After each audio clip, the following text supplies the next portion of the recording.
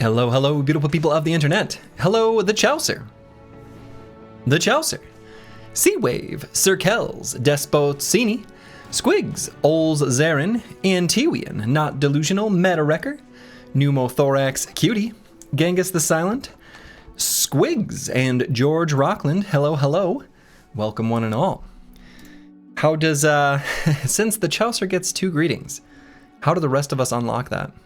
You know, I think I did it by accident once, as I go through the list of people who have spoken and acknowledge them, giving them a good hello. There were like at least a time or two where the Chaucer was like early on when I started the stream, and I was like, shit, did I say the Chaucer yet? I'm not sure. So I would greet the Chaucer again. And he's like, well, I've come to expect it. But now, it's a thing. But I don't know if I can do it for anyone else. Who's ready for some rootin' tootin', scootin' and shootin'? That's what we do here, Dr. Vishnevsky. Welcome, welcome. And Fulio, hello, hello. Love seeing the cucumber water and spear walls, as always. So, yeah, and I like Olzren saying it's midnight and I should have gotten to bed hours ago, but it's Slurgy time. That's right. This is the run.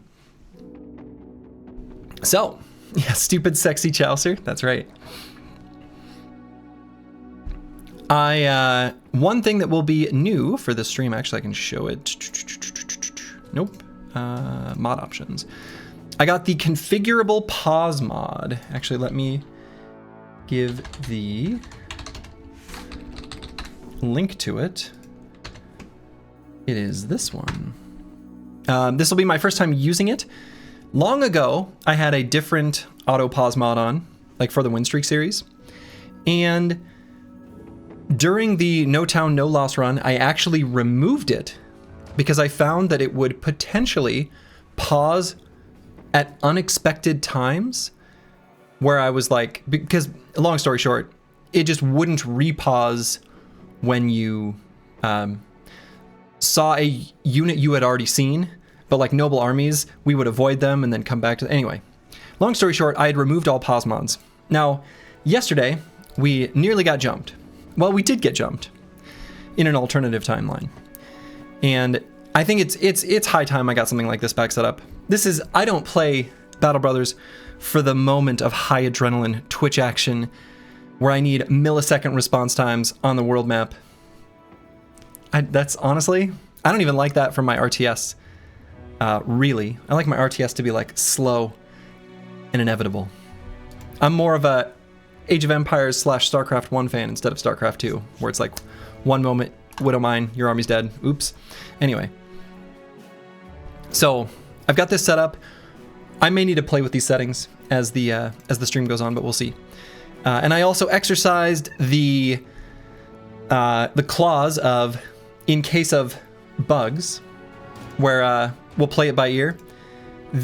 Specifically, this version of Hardened that I am playing incidentally adds, let's see, what was it? Yeah, Gash, Slash, and Thrust have a hit chance bonus that's not supposed to be there. All versions are subject to a certain amount of bugs, so I'm going with like one that I know that's stable. And so we ran from a fight where we wouldn't have gotten hit, had the pokey ability, Thrust. Had Thrust not had its bonus hit chance. So we have exercised this option. Plus, realistically, that ambush wasn't in the spirit of what I'm trying to do here anyway. So, whatever. I might have just Alt F4'd it in any case. Not something I would do for normal bad luck, but it's different. You really need to try Beyond All Reason? I know, I do. So, with that out of the way, that'll be the new change. So there'll be some auto pausing. Might need to play with the options to get it tuned just right. I'm dancing away in a town near, well, where are you? That's the real question. Make sure you're in the queue, if so. It looks like you're not. Oh, you are. Never mind. I just don't know how to spell. You are. And actually, let me real quick. Something I forgot before I went live. Okay.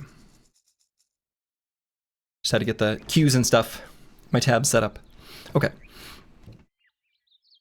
So, We've had a lot of events proc near both Tarwa and Karakan, and we are yet to find our belly dancer. You sound a bit winded. Did you run to make it to the stream? No, I am a little bit winded because I was cooking some food and I'm like hot. So I am just very slightly winded. Making some food to bring to holiday adventures later this week. Went straight from upstairs to down here and started up the stream. Corvus Korak, thank you for the potato. That's right, I do need to click the blue skip turn button, but I refuse. So, I don't know that the team needs any adjustment at the moment. What I think might be a good way to proceed would be explore some of this area of the desert and probably sweep it to try to return to Karakan around day 59. I think that'll be the plan. Hope everyone's having a wonderful day.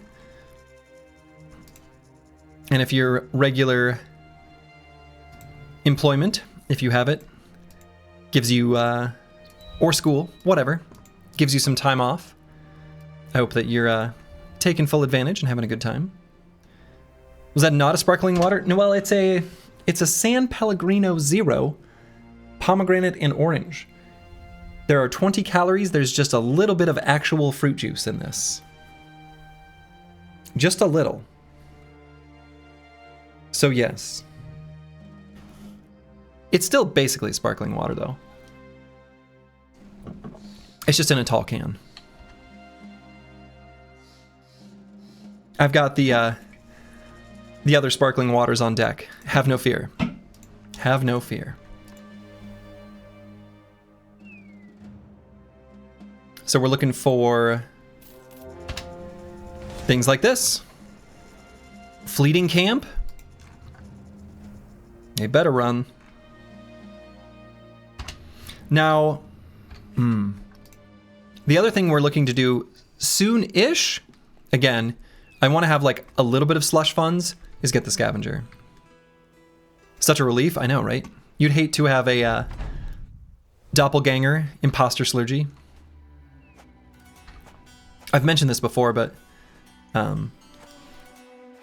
was at a Mexican resort, I guess like a couple years ago now, and I had a German doppelganger named Jakob. Even his family thought that he looked like me. It was creepy. Oh, look at that. Confident. Oh, that was nice. Like when we'd go to the buffet area, his family, like his children, would like follow me around. Some of the people I was with, like my wife's family, like would go to sit down and like go to sit at his table and be like, "Oh, I don't know the rest of you." It was very weird.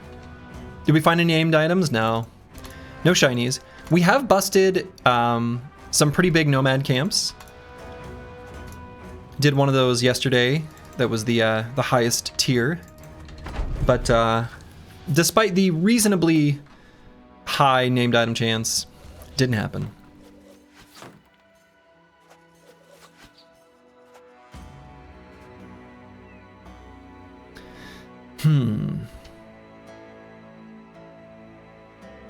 They're being pretty passive. We may end up needing to push forward. We'll see.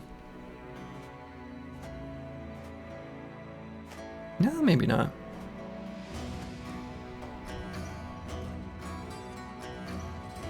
Sorry for asking. Oh, you don't have to apologize for asking, and of course you don't have all the time to watch the VODs. There's a lot. So you got nothing to worry about, even in the slightest bit, Corvus Korak. Let's see. I might make there be melee contact by just rotating Dr. Vishnevsky in. I think I'm going to. So I'm going to leave this enemy, this foe, alive on purpose. And I'm going to move Kristoff up to here, specifically, since he's got Battle Forged and will take a little bit less tools damage. So I'm going to attack other enemies with these boys.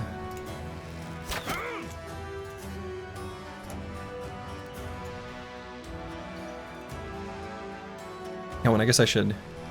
May as well press the blue skip turn button. Since we didn't move. Scared of signing up to have a brother named after you? I don't want to let the squad down. I'm a lover, not a fighter. More of a supporter of my fellow bros. You can enjoy in whatever way you see fit. If the pressure would be too high, don't do it.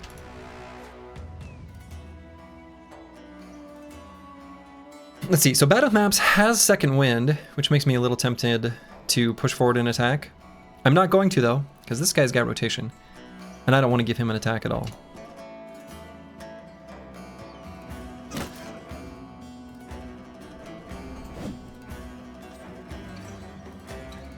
Still counting 11?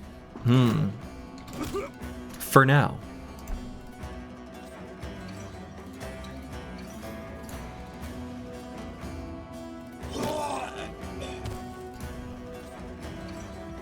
That's right, become a Bannerman. Bannerman is safe. Right? Right. Oh, we get 2 attacks now. Oh, buddy. I forgot about that perk we took right at the end of last stream. We got leverage. Second time's a charm. That perk's very strong.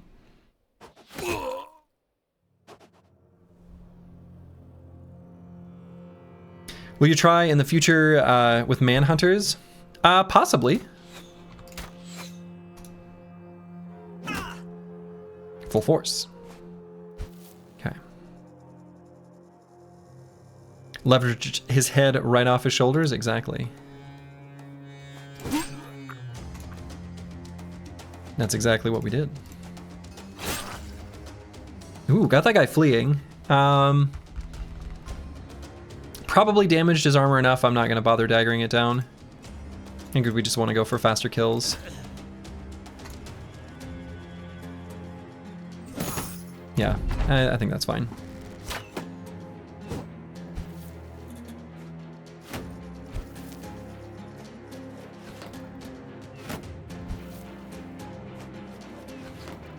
Okay, this looks like it should be pretty smooth. I think one of my low-key favorite Reforged / Hardened changes is giving all humans recover. Seems like a nice quality of life change. It's a perk you don't want to waste a point on in vanilla, but it's nice to have so you can give it on everyone for free. I 100% agree. It's a way of like encouraging using the interesting fatigue-related skills in a way that naturally fits the way Battle Brothers already works. So I agree. It's understated, but it's very good. It feels right. It's an excellent change.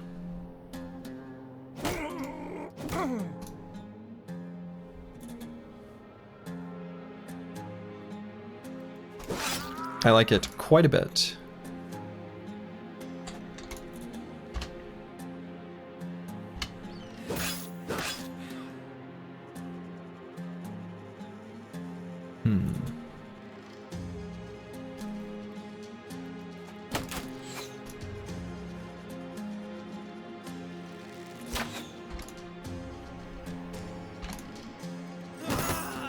Okay, so now we just gotta clean up these last 2 fools.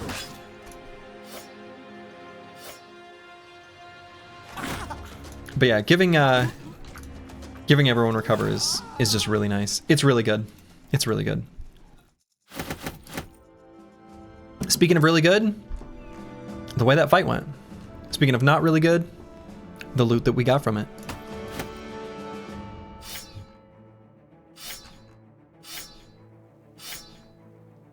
Okay.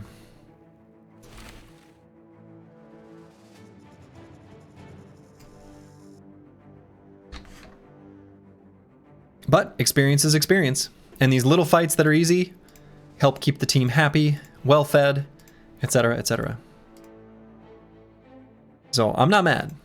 Those fights are excellent. We want to fill the campaign with those. Yeah, exactly. Farming camps gives us money. Yep. Money, which is, of course, very important. Okay. It's probably about the limit of the distance I want to get away from our friendly southern town. When we return to, with our belly dancer, when we return to like regular road fights, I'm hoping we can get some new weapons and such from,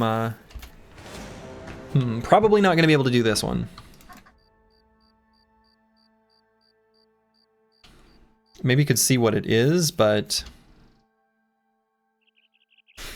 nope. These are way stronger than you might think from vanilla. This is a big fat NO. Yeah, this is like no chance, exactly.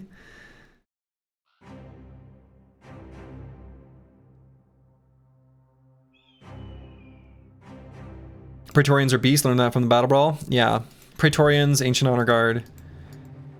They're pretty cracked. There we go. Another cute little nomad camp. We'll hop right to it.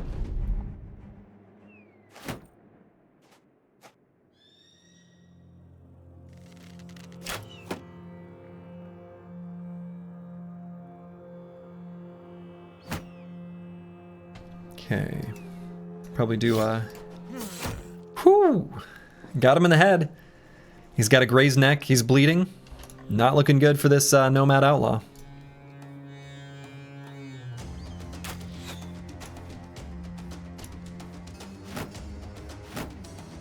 Okay. Let's make sure we're shield walling in case they got more archers back there.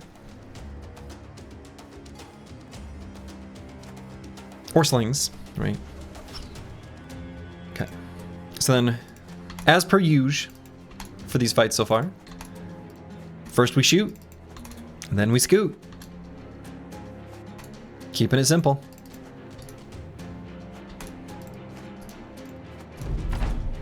Second turn tends to be just a recover. At least that's what we're experiencing so far. And then third turn we push forward. Seems to be the cadence. And, you know, I think it's been working. Okay, we're gonna wait here for a moment.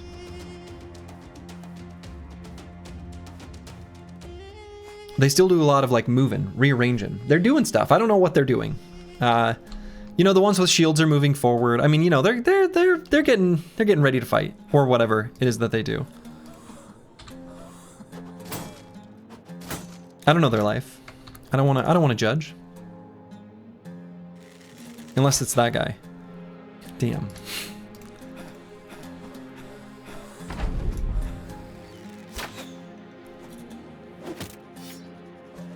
Their hit chance back there on the on the range bros is not bad on their archer.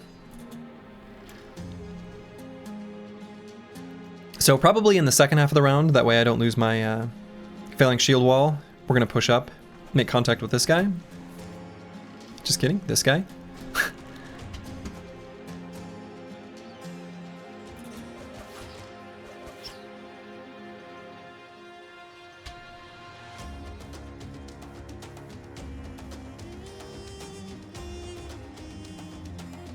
I mean, technically I could peel away from the edge, right?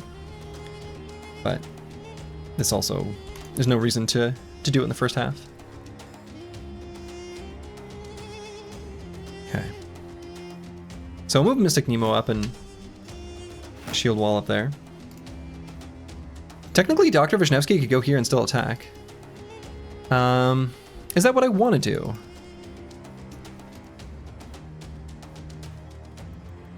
I mean, I think it's fine. I want to make sure my archers are still in cover, considering that's where all their ranged units are attacking. That was pretty good.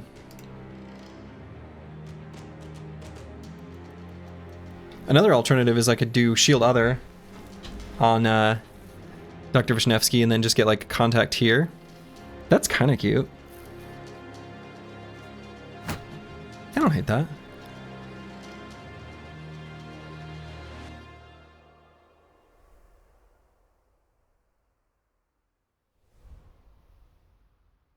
Do it like here with Antiwian.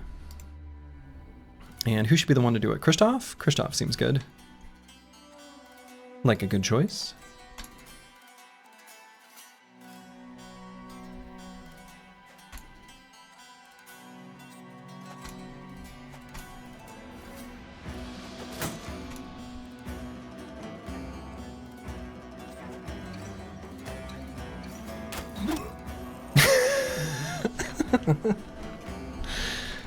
Exactly who I aimed for. Nice one, curse word. Just like we drew it up.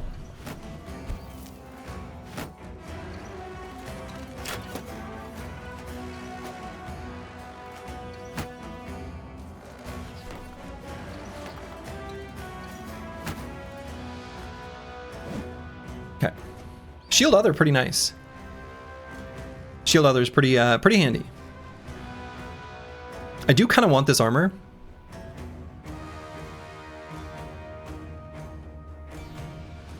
So what I'm going to try to do is just kill all the enemies around him. And then hope. I think that's basically it. If I can get one more dude next to Dr. Vishnevsky, he gets 2 attacks. So I'm going to hold. Then No Man 1220 move in. We're going to be pretty crowded, so hit chance won't be great. But...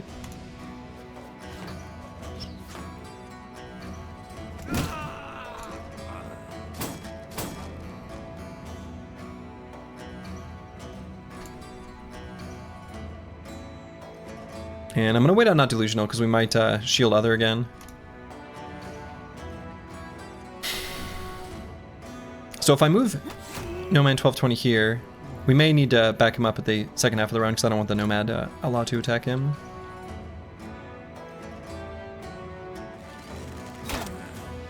Here we go, get him in the kidney.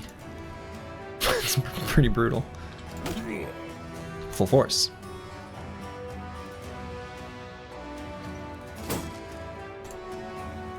Alright, so we get 2 attacks. Okay. Holy bow damage, Batman? I know, right? It's pretty high.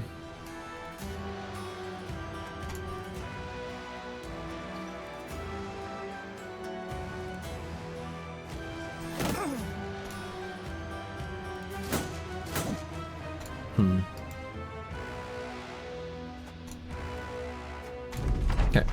Then we move the ranged boys into cover. I suppose this guy shot here, huh? Huh. Interesting.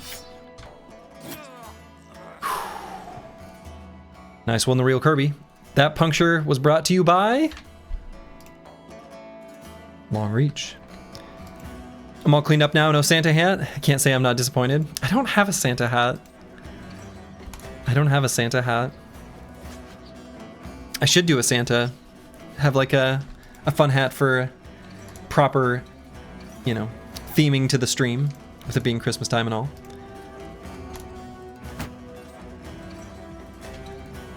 It'd be a really funny Halloween costume. Just go as Santa.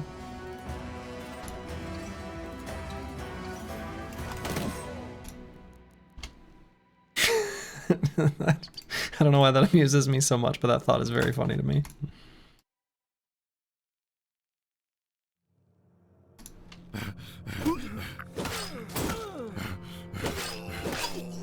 All right. Most of them all taken care of now.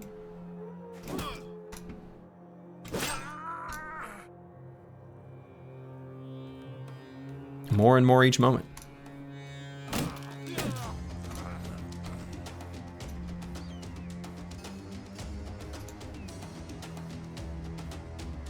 And actually, I'm just gonna... You know what? They're gonna try to run away anyway. Yeah.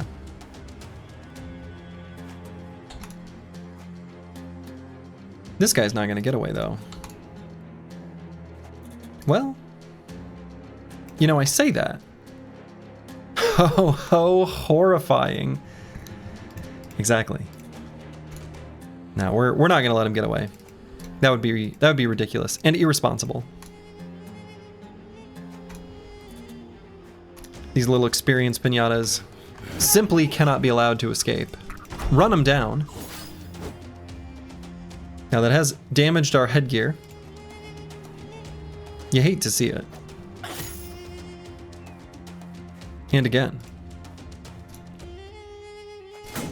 But you know, realistically, as long as they're damaging like one piece of armor, we can just replace it completely. Guess that's not so bad. Good boy, George. Hello, hello. Hope you're doing well. All right. Other than Dr. Vishnevsky and Antiwian taking some hits to their otherwise previously pristine headgear. That was pretty smooth. Ooh, the paint set. Paint set is actually really good. Paint set is really good. We can give a heater shield +5 resolve. That is excellent. Not something I would normally be looking for in a loot screen under normal circumstances like in vanilla, but here we are. Yeah, +5 resolve is a lot, right? So I'm just going to go ahead and paint it on the shield. We've got a heater shield. Boom. And suddenly, not delusional, taking a little time with some arts and crafts, paints on the company's banner, our insignia, our logo, right onto the shield, gaining +5 resolve. That's a lot. That's a lot. Yeah, 77 resolve at level 7 is really good. It really is. It really is. All right, so we're going to replace a couple helmets and this body armor. Let's replace it with, I guess, the padded leather, and we'll fix it up. And then this helmet, we'll just replace with a better one. Same deal here. Not too bad. Not too bad at all. Mystic Nemo has leveled up.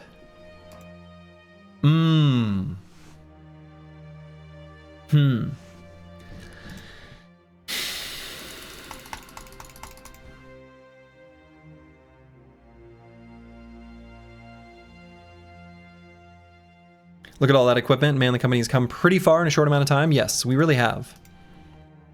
The one thing that I want to improve more than anything else, though, is this little number right here. There's a little tiny 11 right there.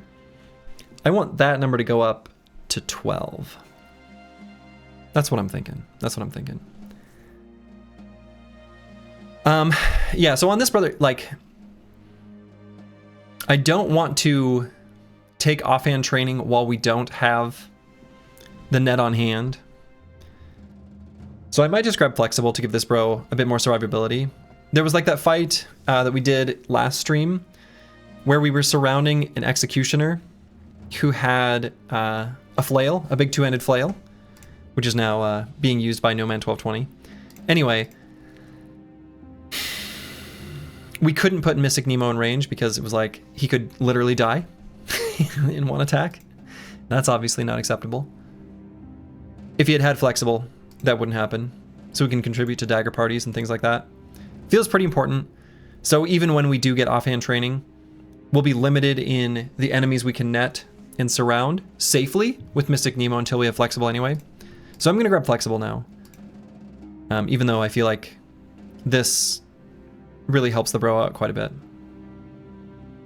In any case. I'm going to grab initiative because that helps this bro in many different ways now, especially with flexible on lock.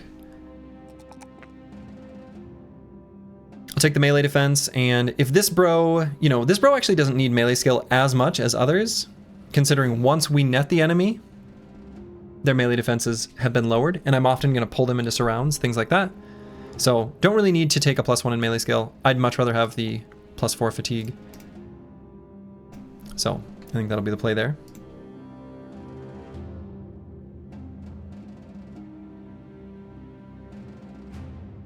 The last night guy you had blew through fatigue so fast. Yeah, yes, exactly. Right? Yeah, it was Fulio. Fulio from the Dawnforged Champions.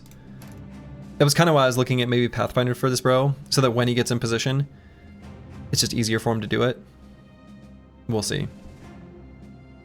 Last night guy also had combo. Well, that's true. That's true. Battle flow helps a lot. Yeah, except that I don't know that this bro is going to be necessarily getting the kills. You kind of have to set that up. Because it's not like, you know, if you have a Katal, for example, you can at least recover some of that fatigue from the end of the combo. I doubt Mystic Nemo is actually going to be the killer in a lot of cases. Because without Dagger Mastery, you know, we're only going to get like one attack. And how often are we going to net an enemy and either kill him with that next attack, which is pretty much never, or try to set up Mystic Nemo to get the kill? Pretty unlikely. Swords can do killing. I mean, they can, for sure. But could you go Sword Mastery and give him Reproach? I mean, well, we could, right? Certainly we could.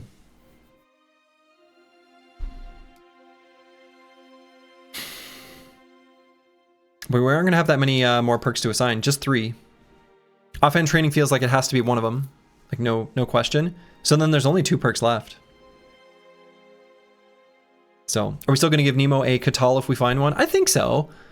I think if we find a Katal, it would be worth giving to him, right? So if we fight an assassin, just for Death Blow, unmastered Death Blow, pretty expensive from a fatigue perspective, but it's still a lot of damage. Sword perks will help in regard to being a killer. I mean, not really. They help preserve his fatigue though, which I mean indirectly, yes. So yeah, we just don't have that many choices. Realistically, like this bro, you know, keep in mind we've only got 3 more perks we can take. And Duelist should almost certainly be one of them. So then like choices are pretty limited.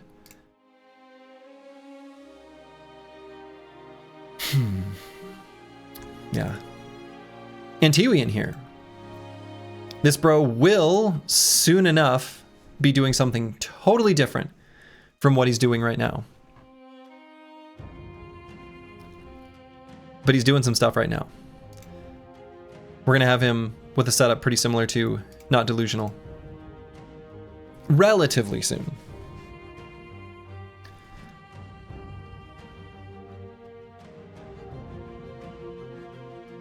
Used a normal Reforged, doesn't Riposte help with scimitar-like weapons? Yes. What do you mean? This can't use Riposte. This doesn't get Riposte. But one-handed swords, other one-handed swords get Riposte, yeah. En Garde, yeah. En Garde's good. Right? But there's nothing that this weapon gets anything from. Really, not meaningful, not good enough.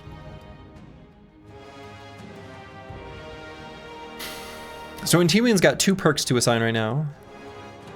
Chat filled with green names. I think you can change it. There's an option to like change it in the bottom right. You can give yourself a new color if you want. Do you consider Reforged much harder in this type of run than vanilla? I actually think, so I'm only playing Hardened, which is a sub-mod of Reforged. I suspect we'll see how the scaling goes. Right now, I would say that it is easier. Right now, I would say it is probably easier. You're purple now? That's the spirit.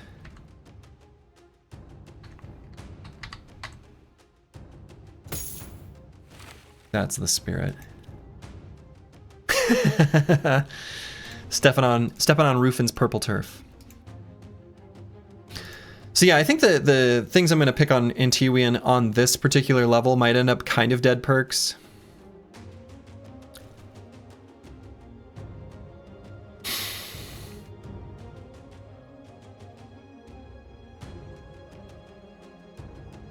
Because yeah, I don't think we're going to pick any of the ones in blue here. We're going to go with the ones in green. So I can grab Indom. Like, Indom's still fine. It's pretty goofy right now with his current weapon. Everything is goofy with his current weapon. But again, this isn't going to be his long-term prospect. He's going to be rocking a heater shield, locking enemies down. With one with the shield and Indom, he'll be a safe boy. Yeah, Indom can still be an emergency button, exactly. So that's why I'm looking at Indom, and like honestly, even Rebuke. And those are probably actually, hold up. There's a perk I gotta cut from this. From having taken Mace Mastery. Is there any way I can not take I think it's either... No, I really need to take Rebuke. I guess I don't get to get Bulwark on this, bro. Maybe shouldn't have grabbed Mace Mastery. Oh, I had to grab Mace Mastery when I did. Yeah, to get the next row of perks. That's right. Right, because I had to take Student to unlock this row, this to unlock this row, this to unlock this row, and I had to take some other perk in this upper area. That's right. Can you remind me of the World Scaling and Hardened? It's directly tied to Renown now. Contract Scaling is tied to Renown. World Scaling, I think, is just time-based. But it seems to be more... It's different, and I don't exactly have a great way to articulate how. But it's a bit faster. It seems a bit faster and a bit more... lifting up the low tide as opposed to raising everything up. Like, one thing I noticed from the last campaign was that there were very few lower tier camps once I started just like clearing them out. Something there is very different, and that's something I'm nervous about as we get into the later stages of the campaign. So, you think Resolve is sort of overrated? There are no fearsome enemies, and you get crazy Resolve from strength and numbers. This bro is going to be a lone wolf, so he doesn't have strength and numbers. This bro is going to be pushing off formation. So Resolve is not underrated on this brother. So anyway, I'm gonna grab Indom and Rebuke. What am I missing? Because I must be able to do... Oh, I see why I can mark 11 perks, because one of them is Student. Good lord. All right, I can still get Bulwark. Because he's gonna have Helmet of the Age Rock. All right, this makes sense. I can take that. And will. So I'm gonna grab Rebuke and Indomitable. I realize how awkward and weird that is with the bro in his current form. And do I want Fatigue or hit points? Definitely it's Resolve. I'll do Fatigue. Yo's marked Student blue so it's not confusing. That's a good idea. Have I marked? Let's see. Feels like I'm just not marking it, but marking it blue I feel like makes more sense. Marking it blue just makes more sense. So, yeah, this bro will eventually reconfigure him. Anyway. Alright, so let's take a peek on Mountain and see nothing. So I could check out these little areas and go here. I think that puts us back to Carcon. Let's see, it's day 57 morning. Oh god. Did it unpause? Oh, is that because I clicked? Okay. Auto pause mod. Figuring it out. Alright, I guess I'll do that. Because I clicked and started going that direction.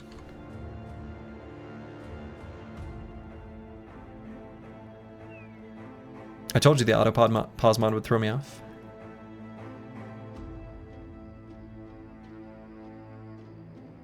In Reforged, On Guard has, with less than 10 weight in your offhand, Southern Swords retain their double grip bonus and use Gash as their primary attack instead of Slash. Ah, I see. Yeah, a lot of the perks were reworked in Hardened. Mostly to make them, for the most part, it makes them weaker and simpler. Which, generally speaking, I think is a good thing. There's our auto pause. Very nice. And I don't think there's any reason to fight 7 to 10 hyenas. There's no reason to fight 4 to 6 hyenas. 4 to 6 maybe. I'm not going to chase them though. 4 to 6 I would fight. Yeah, they're free EXP. But that's all that they are. The 4 to 6 I think I'm pretty happy to fight. The bigger group, maybe less so.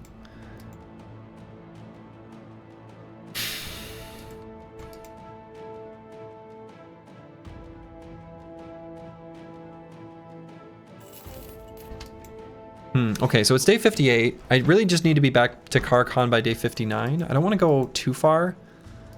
Maybe I just do like a quick sweep here, even though we've already been there.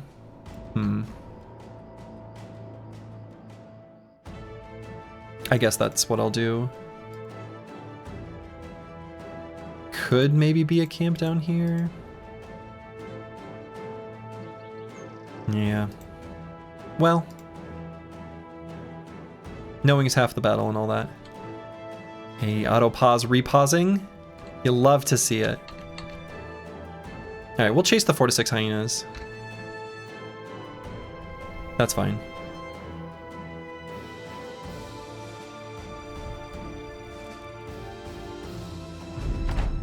We'll see if there's any frenzied hyenas in here. Hopefully not. Might grab these high ground hexes.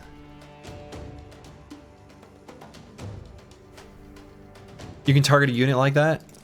Yeah, I think you can even in... That's... Yeah. And that has nothing to do with the autopause mod. You can just do that. That you can just do.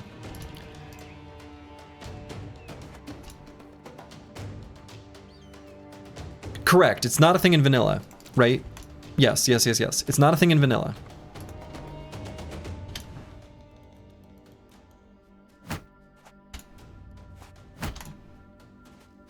But it is a thing in, I think it's probably a Reforged thing.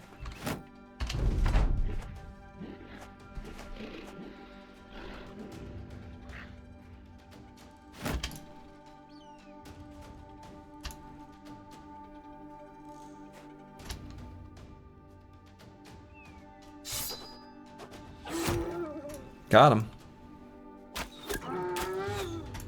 Got him.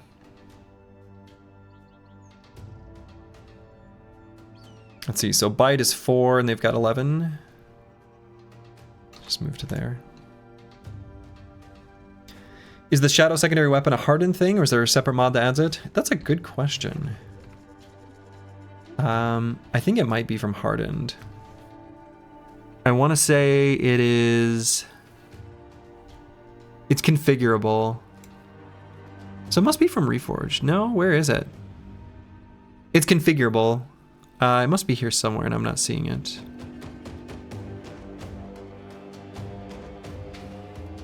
Oh, it's probably under... Yeah, there we go. I had to click one of these submenus.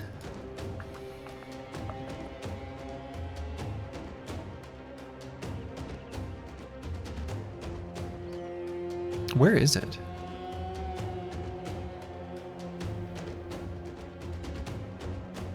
In combat up top.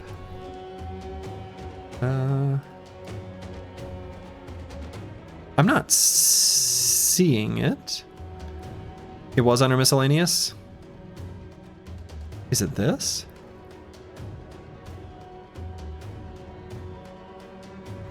The bag silhouette? Is that it? I guess so. That must be it. That's the closest to accurate description, I guess.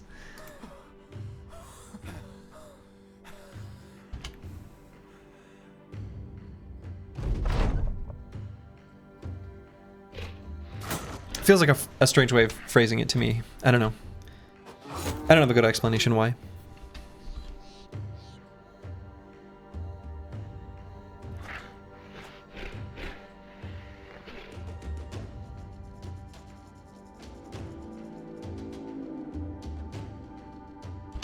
Okay, we're just gonna stay right where we're at.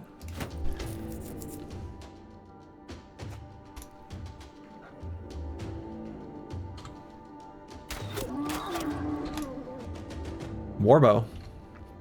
Never leave home without it.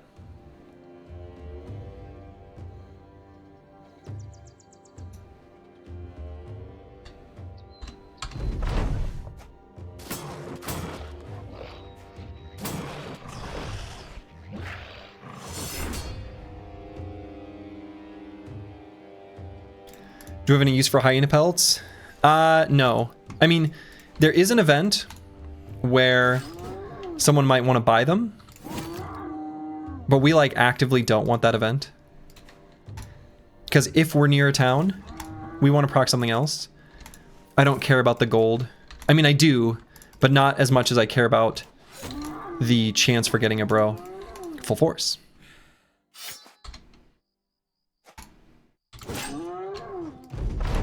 So technically there is an event, you know, where there's like the wandering merchant or whatever who will buy like beast pelts and stuff from you, but I'm not gonna even grab them because I don't want that event in the pool. MSU settings are tough to create from the naming/no/US perspective. It's hard to set up something helpful that actually makes sense to the masses. I find myself changing the names constantly. I remember the minutia of the spacing in the named item chance mod that you were working on, MetaWrecker, where everyone and their brother, including me, had a different opinion on it. That was pretty funny.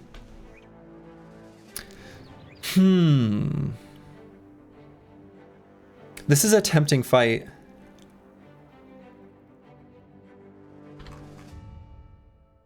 Conscripts are pretty serious, right? This can be a way we can get a sword lance for Dr. Vishnevsky, which would be really cool. I feel pretty good about our weapons to be able to fight them efficiently, though, because we've got a lot of hammers. And they've got medium armor, so we just destroy the armor, then go straight to hit points.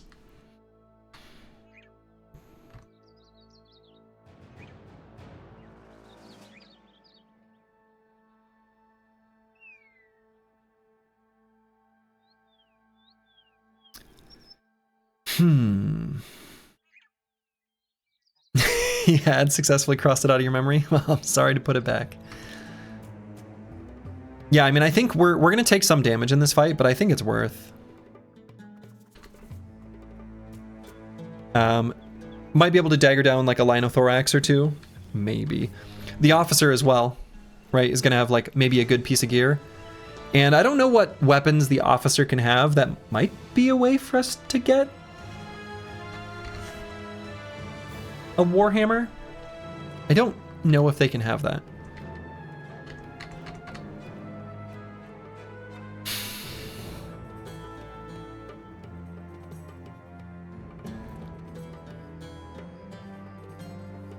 I wonder if it's worth to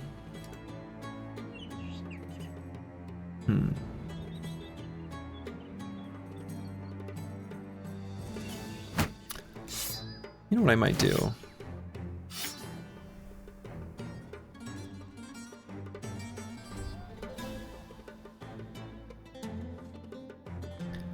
I think Antiwian is ready to lock down some of the units. Not very many, but some of them within Dom. I guess maybe not.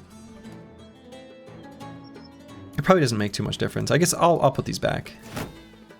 We're like one perk away from doing that. No deaths too much in Reforged? No, I think it's fine. I think we could have. It was more just to make it a little more...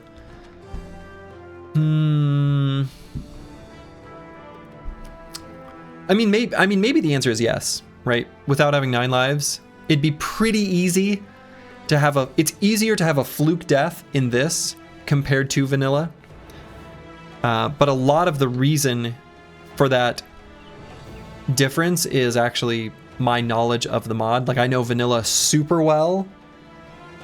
I know it really well, and I understand the scaling, I understand the fights, I understand all the enemies, I know what they can do, I know their behaviors. This, less so. So I dialed it back a little. Anyway, I think we're gonna try this fight.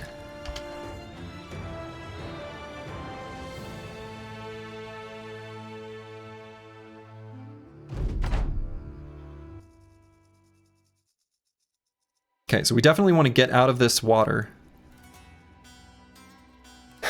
Or do we? Maybe we don't scoot and shoot and we actually just stay in it. Because they have to move through it too. That doesn't seem quite right. We can only back up 1 hex though. No, I think I like the water. But what I'm going to do, what that means, what this water does for us is make it so that we can create a welcoming party where they can't surround us with their superior numbers. Now we have range advantage, so they're going to run at us. So what I'm going to do is have like Antiwi and run back to here. Kristoff's going to hold the bottom flank, and honestly, he'll be just fine. Back up and to the left. Yeah, but we can only back up 1 hex. Just 1. And still shield wall. Hashtag Pathfinder my beloved. Down and to the left? Nah, but I don't think we want to do that, because then we can get surrounded up here. We don't have to shield wall in turn 1. We don't have to. I mean, we could do it in turn 2, too. We could do it in turn 2. But I'm okay standing in the shallow water. The thing about the shallow water is that, unlike the swamp, this does not negatively affect our stats.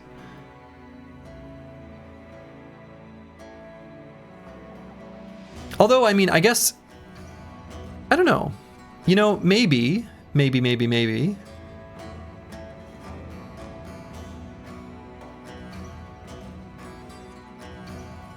With all of these tiles as water...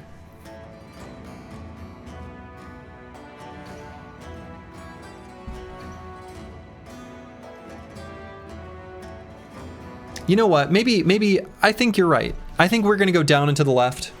We're going to put the pool of water between us. I think that's fine. Except I am still going to have Antiwi and run up and around like this way. Notchasin, thank you for the Prime sub. So I think you guys are saying something that's right. I think Chaucer, you're right. Let's go down and to the left. You're right. You're right. Let's make it so they have to go into this water. And we can actually back up in a way that we retreat this further, and they try to meet us like right at the water, and I think that'll be really good.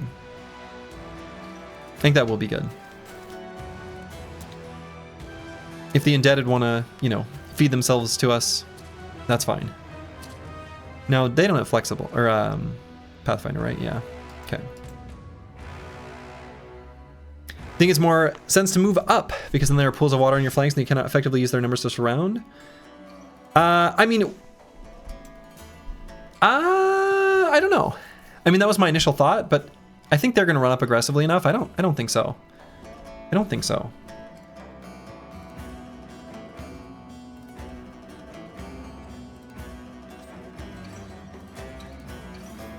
I think this will be fine. Water rusts your iron-based weapons and armors, effectively costing you more tools. Something like that.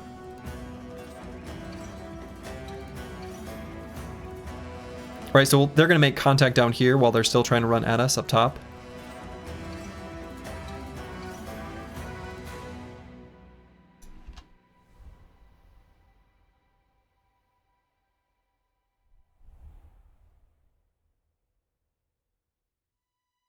What's your take on Pathfinder Vanilla? I really hate playing without it. Yeah, agreed.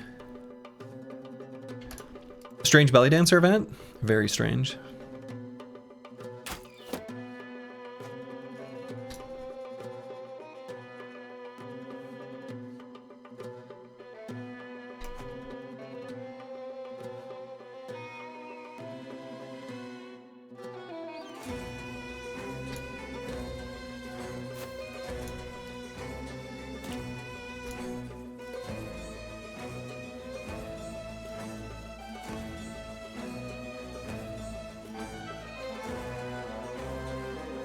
And I think I'm going to run Antiwian up to the top, because I think...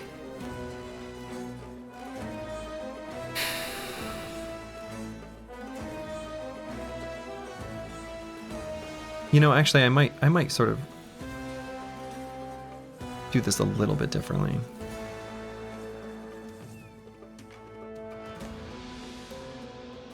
Top picks in Vanilla are Pathfinder 9 Lives Gifted.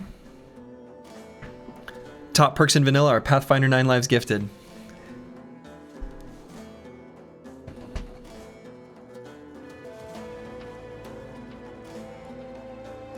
No, I think there's going to be a few enough enemies back there.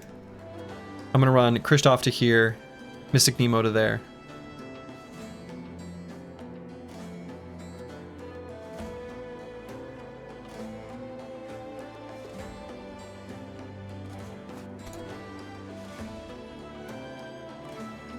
Put the Chaucer here.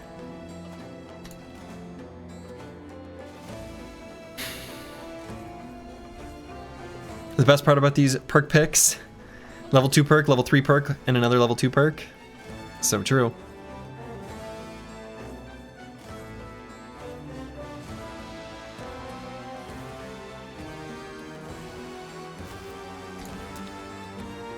There's our officer. Shamshir and a Sipar. And some delicious, delicious armor.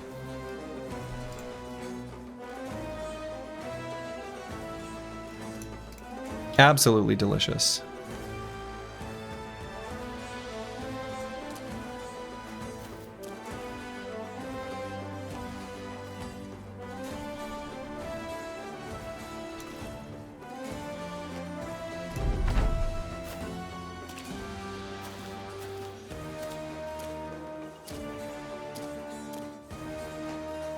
Okay, so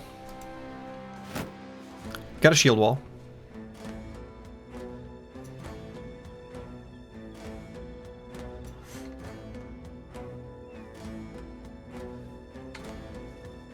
I think we just smash this guy's armor right now.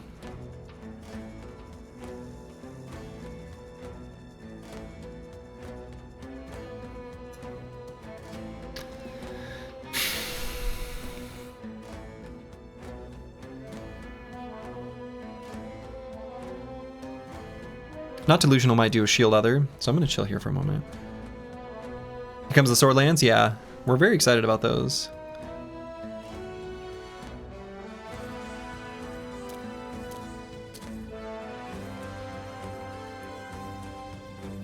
Okay, Dr. Vishnevsky's probably going to attack him back up.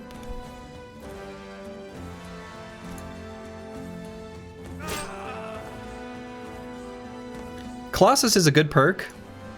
But I think you'll find you probably overestimate Colossus if you are the average person. It's still great. It is a great perk. I'd never say otherwise.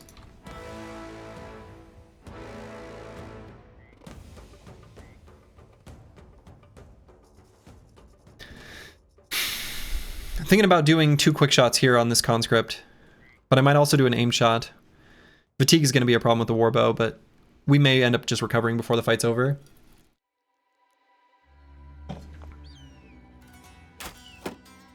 Ah, he's in cover. I guess I knew that guy was there, technically. I saw him go there. Okay, tricky.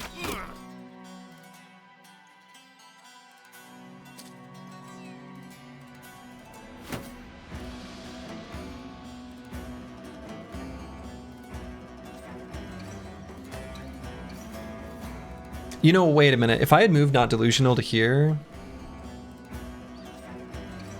I could have moved here, attacked for 2. Okay, no, I still wouldn't get 2 attacks. All right, good. One away.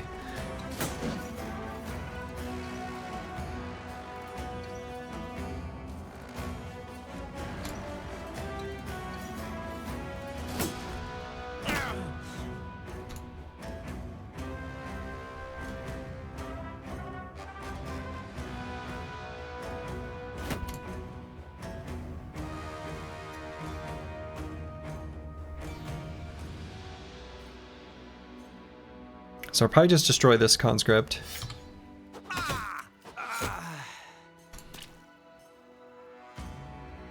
And do just that. So I'm going to shield ally, and I think we're going to shield here. We may reposition him later. Not Delusional is probably not going to stick around there. So everyone's been shield walled up.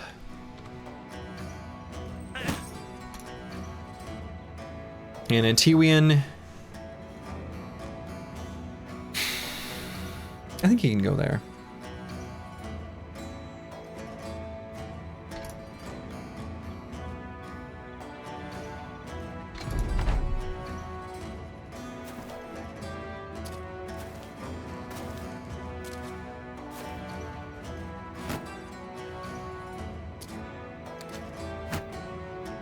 Okay. A lot of adjusting, not a lot of attacking. If Dr. Vishnevsky... Gonna wait here. I'm gonna see if we can get this guy's armor a little bit stripped off by the Chaucer. think that'll be the play. Then we'll do 2 attacks with Dr. Vishnevsky. And then Tiwi will move in the second half of the round.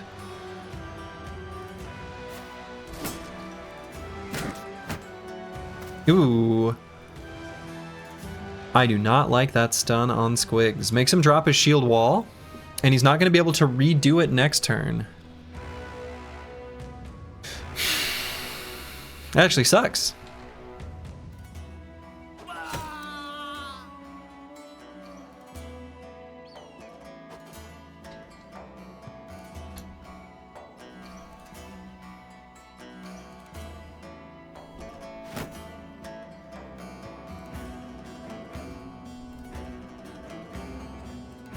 Why did I lose? Maybe I didn't ever shield wall there. Oh no, Mystic Nemo's. I'm thinking about a different bro. Good lord.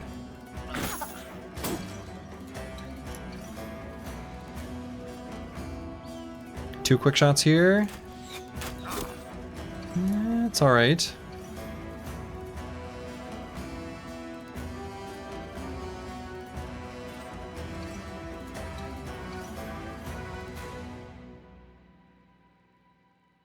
Wait, I'm not delusional. There's our officer.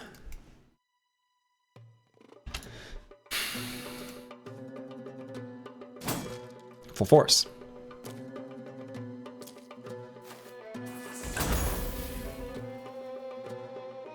Alright, so we do our 2 attacks. Made in Tiwi and confident. Might do armor destroy on the real Kirby.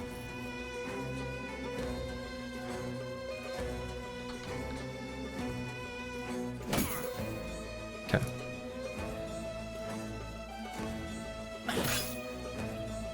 Mystic Nemo's actually like, I don't really like him there.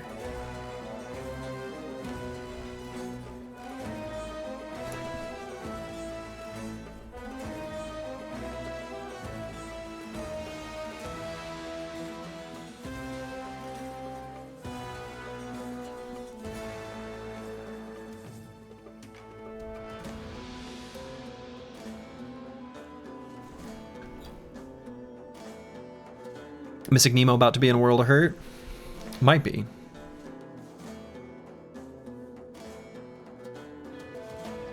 I think we do this. Gonna get sketchy pretty fast?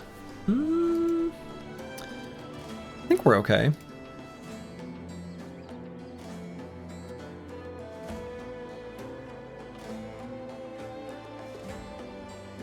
I don't think I push in Tiwi into here.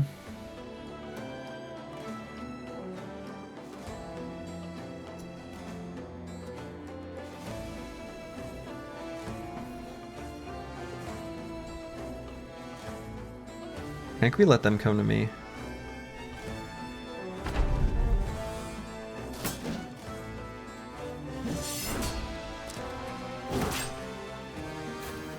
I think I just hit his ally.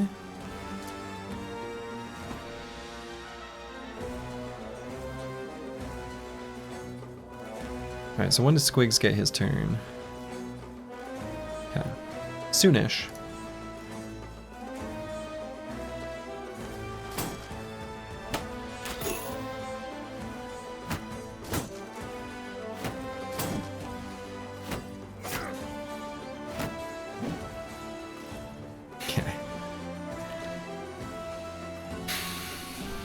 So let's blow up this guy. Or, no, I just go for the higher hit chance. I mean, obviously. I just hit this guy. Oh, I need to re-shield wall. I need to re-shield wall. No, no, no. No, no, no, no, no, no, no, no, no. Squigs re-shield walls for sure. And Tiwian just takes this guy out, or we see if the officer move all the way around to here. He might. Then we go for the stun. Okay.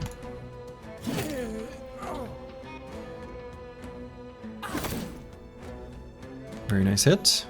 Hit the 25%. Just like we drew it up. Full force. So Mystic Nemo has to manually shield wall again.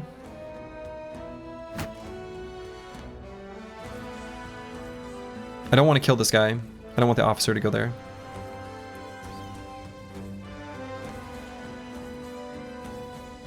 I'm gonna wait just a moment with not delusional. Okay, wanted to see where that guy goes, so actually I might move not delusional and Intiwi in there.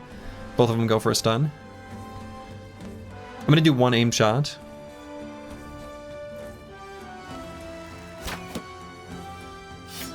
Pull out the company's colors.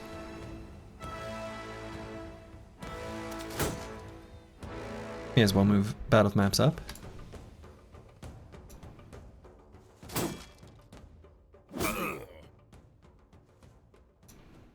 Shield ally would be pretty gamer right now. Shield ally would be reasonably gamer.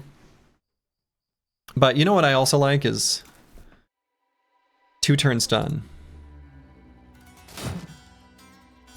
A 2-turn stun.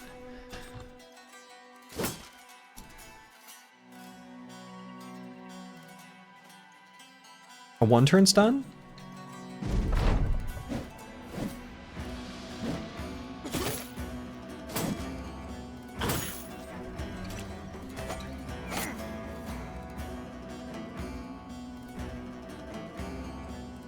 Need that pedal replaced? Need that pedal replaced.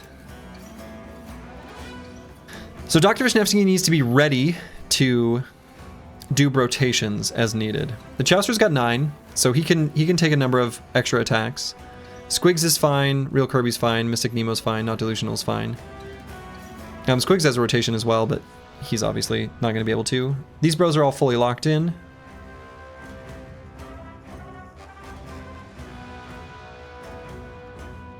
Really need this guy to die.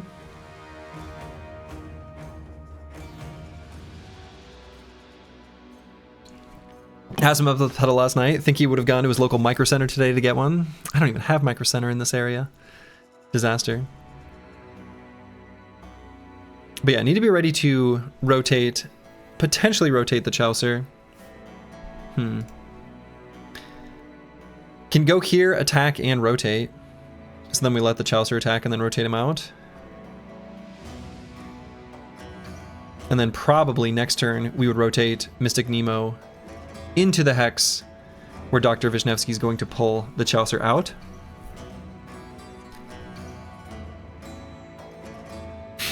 That feels probably correct.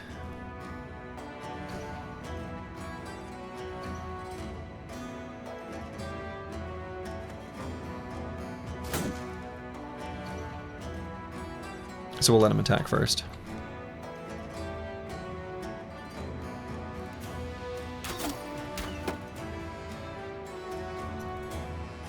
And we're gonna let Christoph go first before we go with Battle of Maps.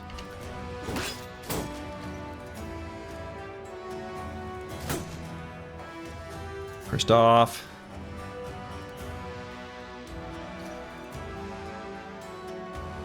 Squigs we try to just kill here.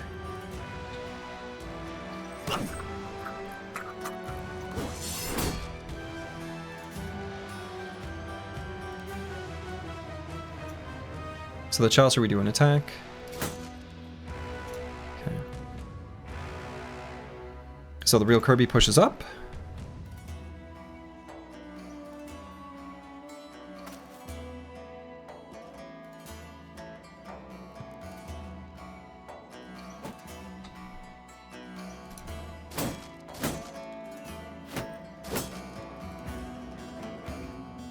Still go for 2-turn stun.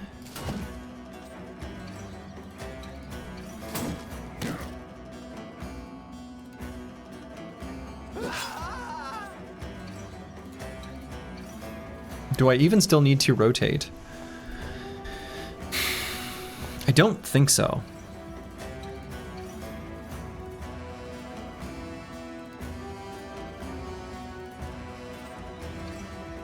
Nah, I probably do.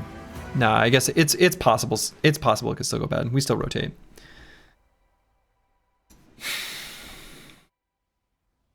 I don't think I put Mystic Nemo here though.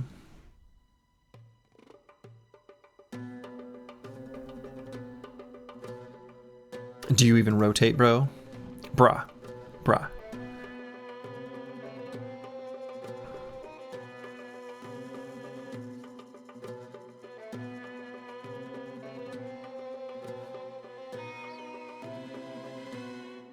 No, I don't put Mystic Nemo there. Yeah, he's just some flexible guy. I think we go here and try to... I don't know what I do with him.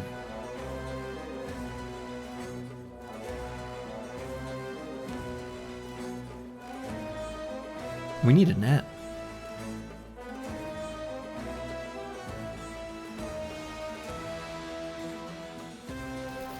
Just leave him there. If we swap weapons with the curse word, do we still get to recover? I actually don't know.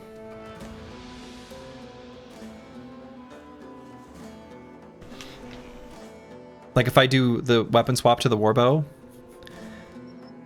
does that count as having used a skill? I don't think so, right? Because it technically increases our max fatigue. I actually don't know the answer. Aha. Got him.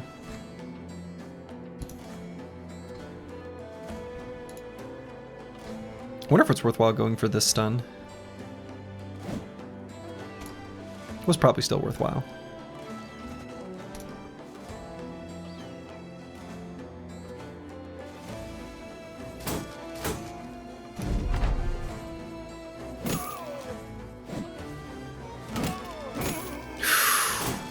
Oh.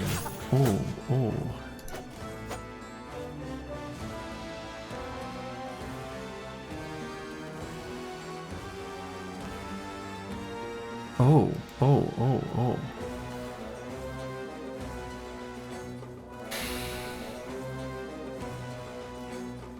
He will not be able to rotate himself out.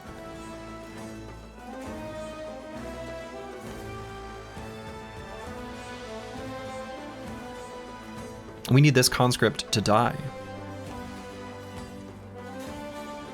So I am going to move Mystic Nemo forward. In the end. Okay.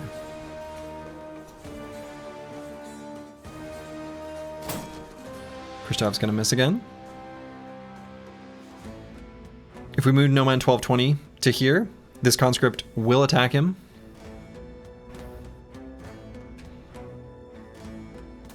So we want that instead of attacking Mystic Nemo.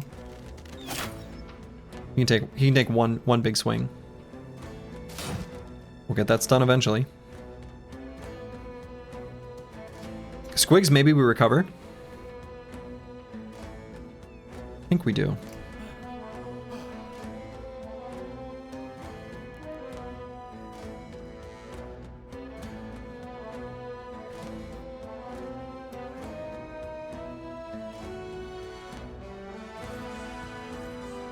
Let's see if the real Kirby hits this guy. If so, I'm gonna have Curse Word shoot him.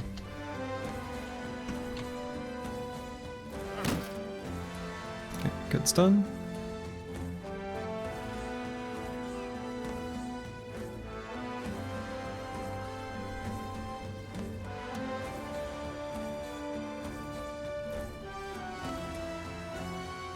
Only get one attack.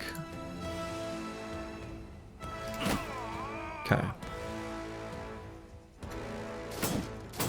Oh, you need a stun? I thought you said stud. You stood up there and looked. Got him. Okay. The Chaucer I'm going to have recover here. He can stand right where he is. That's fine. Dr. Vishnevsky is going to back on up.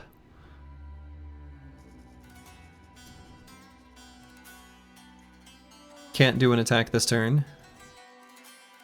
Can eat one more attack from this pole mace.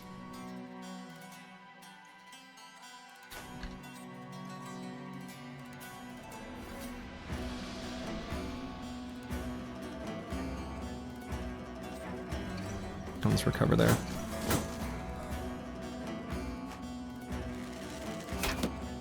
Okay, really wanted that one to hit.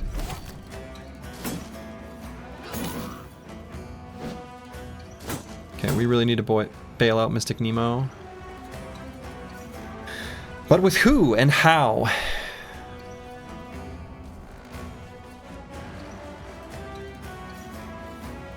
We're really bogged down against these conscripts.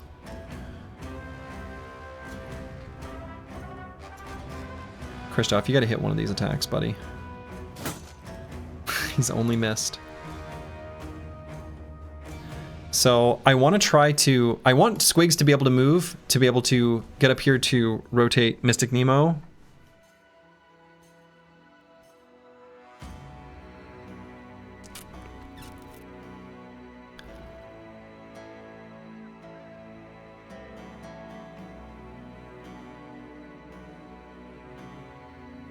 I mean, we just kill this guy.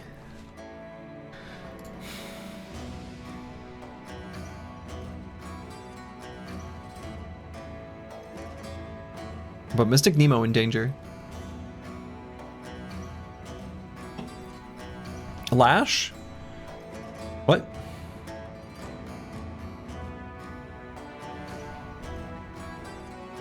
What's our chance of going here? 27% chance to be hit. That's not bad.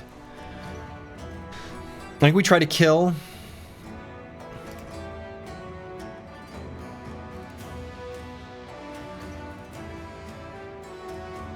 Yeah, this guy's got a pierced hand. I think we try to kill this guy with the bows and then move Squigs out and rotate Mystic Nemo away. Or actually, we go here, into here. Well, I don't know. No, we don't. I don't know. Whatever. We have to wait. We have to try to kill this guy. Unfortunately, we're going to give him a turn. He will not get a stun, though.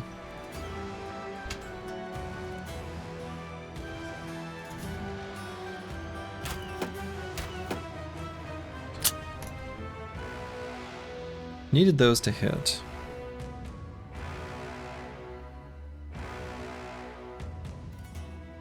Is there anything I can do with the Chaucer? No. Antiwian stun? Okay. 2 quick shots here.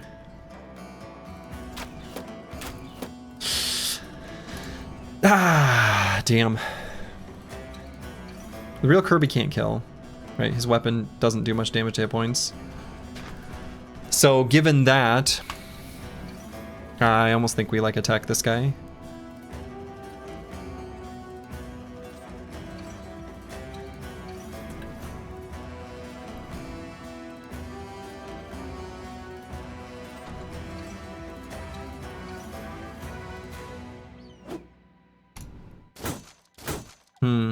This has gone worse than I would have guessed. Alright, we're gonna recover here, not delusional. We wanna just do more stuns.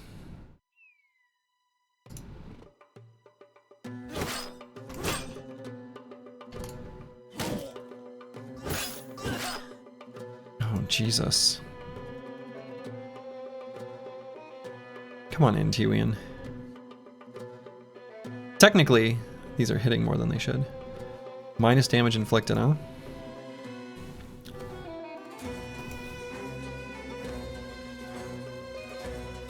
Shit.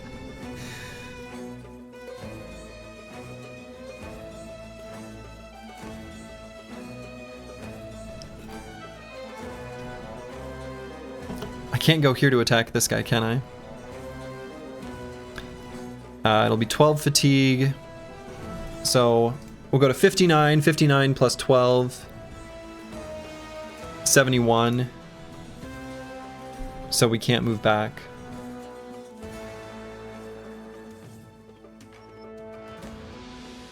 Extra sword hit chance bug is rough here. Yeah, it is. It is.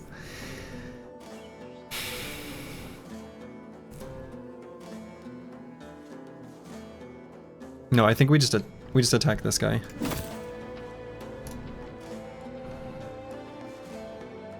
And Mystic Nemo just recover so we can shield wall. Alright, we do end up just killing that guy. And Chaucer's gonna go here and shield wall. He's still got 9 to proc, so he's more durable. I could move him up to here, but that doesn't... I don't feel like that's correct.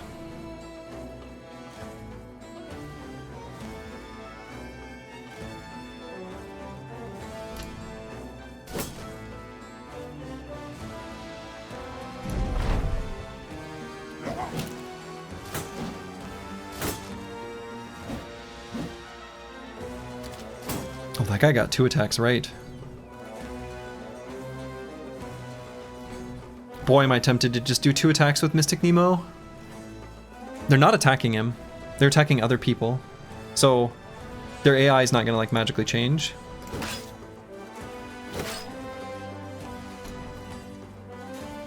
Kristoff, it's time. Actually, I'm gonna go for the Armor Destroy because this guy's got a lot. Oh, full force. Not delusional, you gotta hit this stun, buddy. And T-Win's gonna get a chance as well. But we're gonna take both. This has to hit. And it does. Whew, okay. How come the Pole Mace gets 2 attacks? This guy has Inspiring Presence.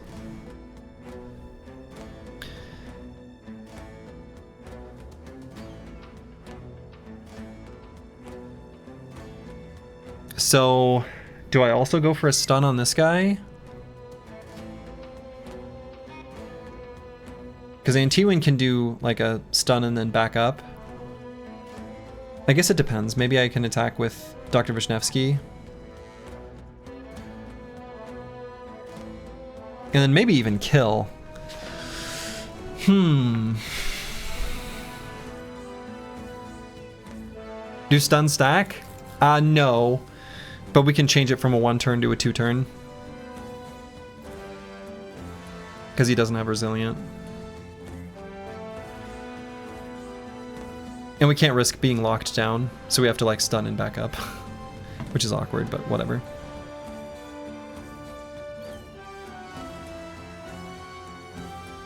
Mystic Nemo's faster than him, so Mystic Nemo can kill him next turn.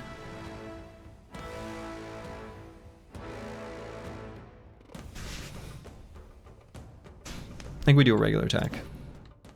Okay.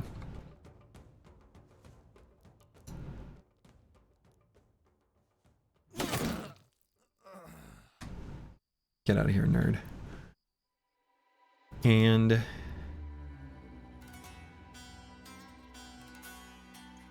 Dr. Vishnevsky cannot die from a strike either. Is that true? If he hits him in the head with an 80, if he hits him in the head with an 80, it becomes a 120 times 0.4.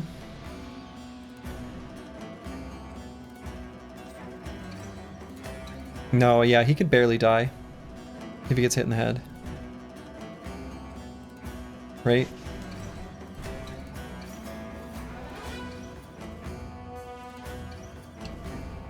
Essentially, we could take a 110 damage to the head. Yeah, 48 for max hit. Yeah, exactly. Just barely kill him. It'd be extremely unlikely. Like, he'd have to max roll damage and headshot and hit him in the first place.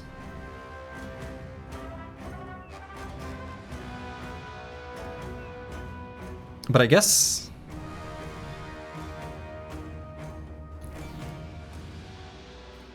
we take those game. I mean, we might actually. What might be better though is the Chaucer can take exactly 1 attack because he has 9. So I might put him in a bait hex, like put the Chaucer here. This guy will attack him because he wants to get the finishing blow.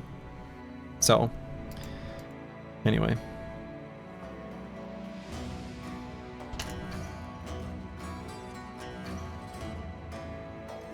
Alright, we don't have enough for 2 quick shots, but we got for 1 aim shot here. Seems worth. And we are out of ammo? Out of ammo.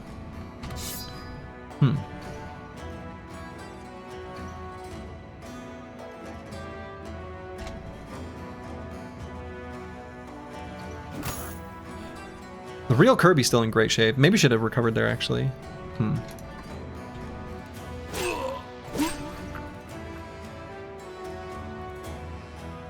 Bad with maps, good with swords.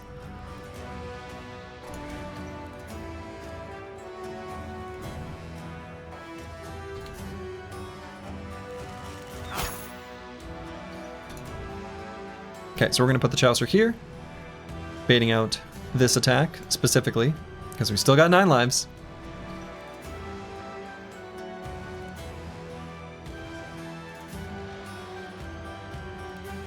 Squigs can take 2 attacks and live. so I'm just going to recover. And Tiwian going to try to up this to a 2-turn stun, because we can still back away.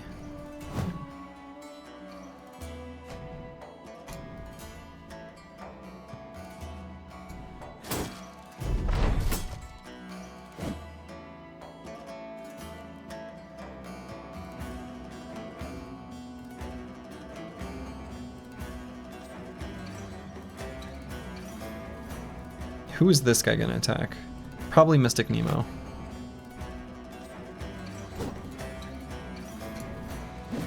Yeah. Okay. Didn't even proc 9. What a nerd.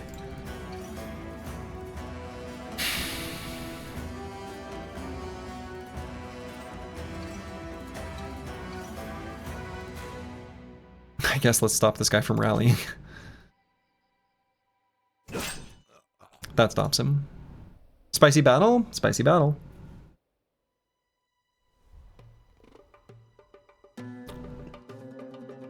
Might end up needing to go for a shield push on this officer. Obviously can't do it right now.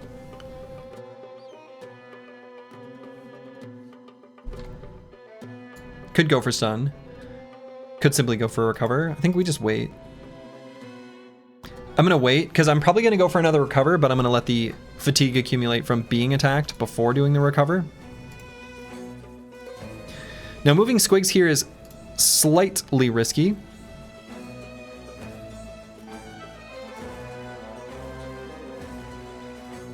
We got our shield wall adjacency. We'll have it from Kristoff as well.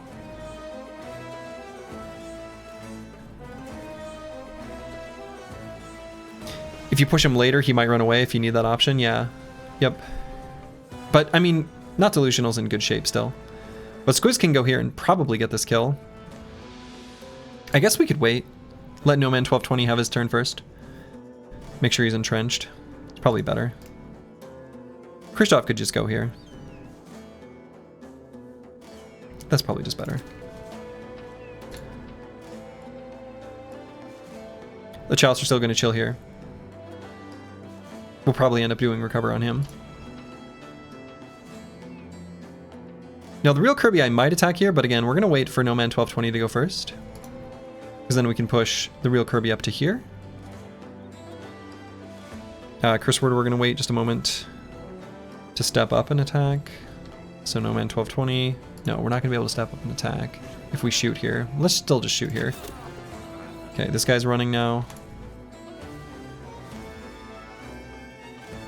Dr. Vishnevsky's probably just going to recover. Can't imagine we would do much else with him.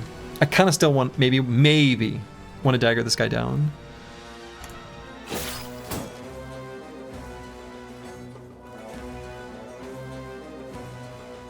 Just recover.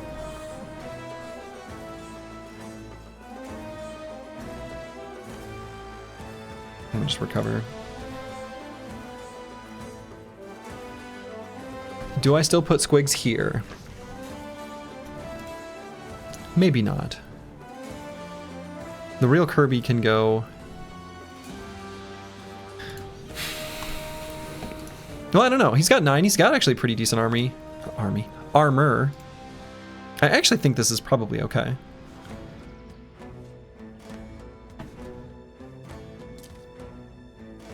We have an attack too.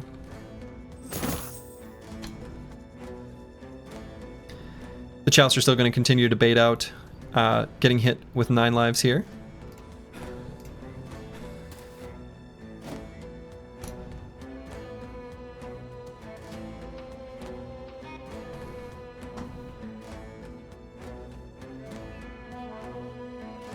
And if this guy wants to attack Curse Word, that's fine.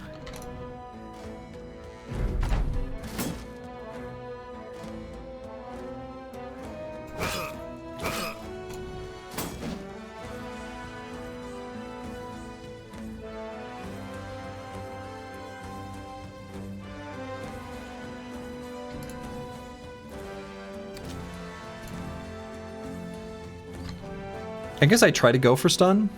This is like a may as well. move the Chaucer here. Give a space for Dr. Wisniewski to maybe get an attack. Potentially, right?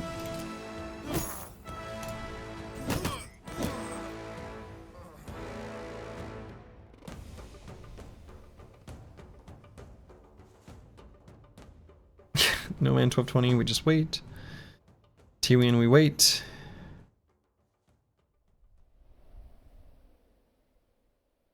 Cursewood, we just kill him. Alright, and we're gonna dagger this guy down. You knew it was coming.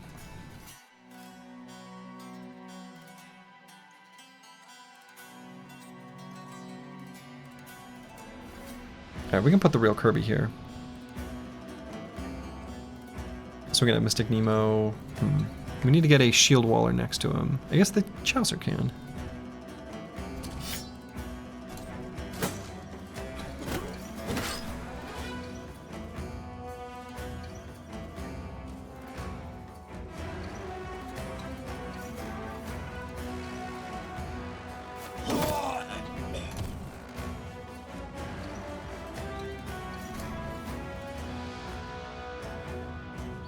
I can't get the... Well, is the Chaucer faster? He won't be if he goes here.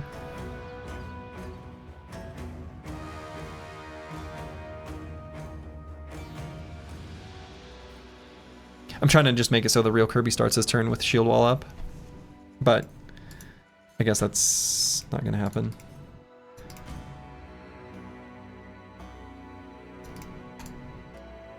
Just go here.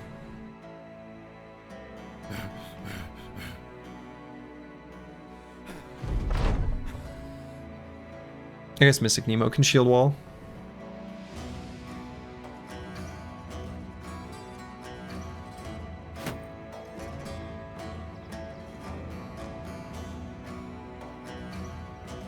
So I'm gonna wait on Squigs.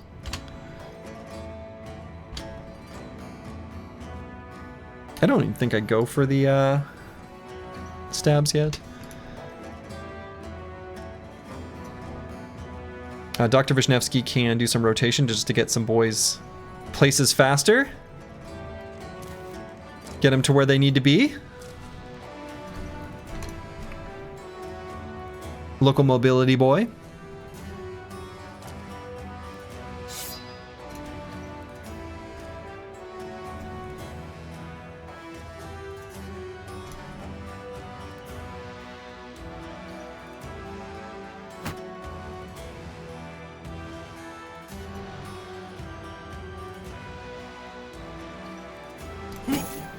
Look at that stun. Too easy. Too easy. Why does the top of the screen still say 4? 3 donkeys. There's donkeys back there.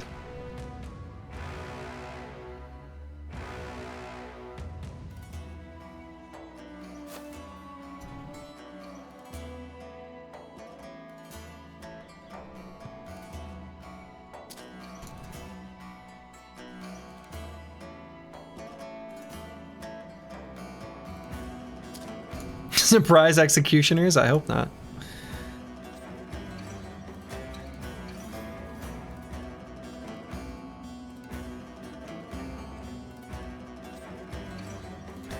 Squigs have 9. A little spooky to bring him up to there.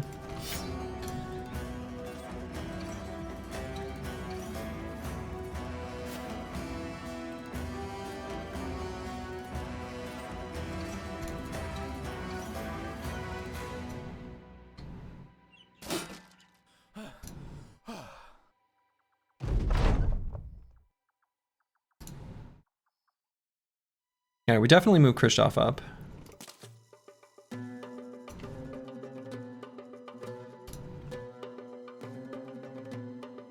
Bad with Maps definitely participates in this.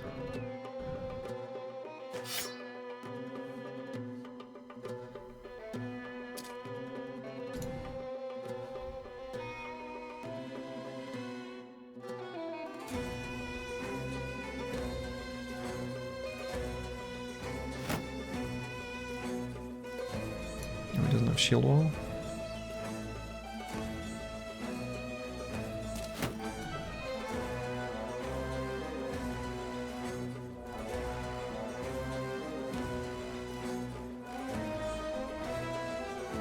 Okay, we'll let him have his turn. Ooh, he's starting to lose his fighting spirit. Classic Brood War map.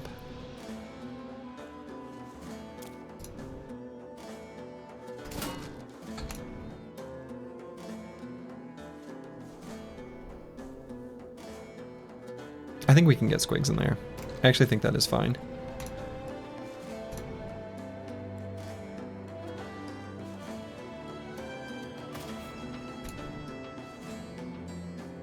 The Chaucer, definitely not.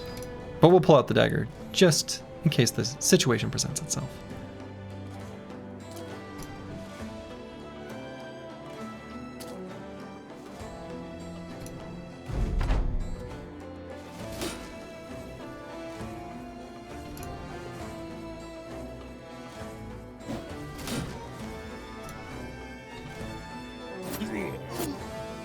There we go.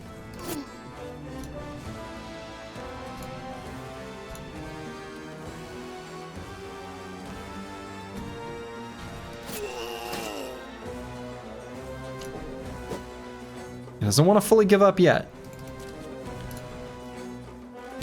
He still thinks, maybe I've got this. The Chaucer technically can still proc 9. He only gets 1 attack, right? So actually that's fine. If somehow he procs 9, we'll rotate him.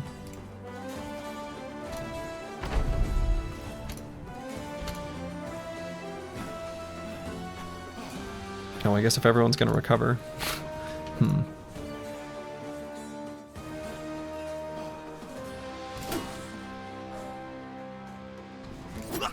The Chaucer get the finishing blow. Woo! What a fight.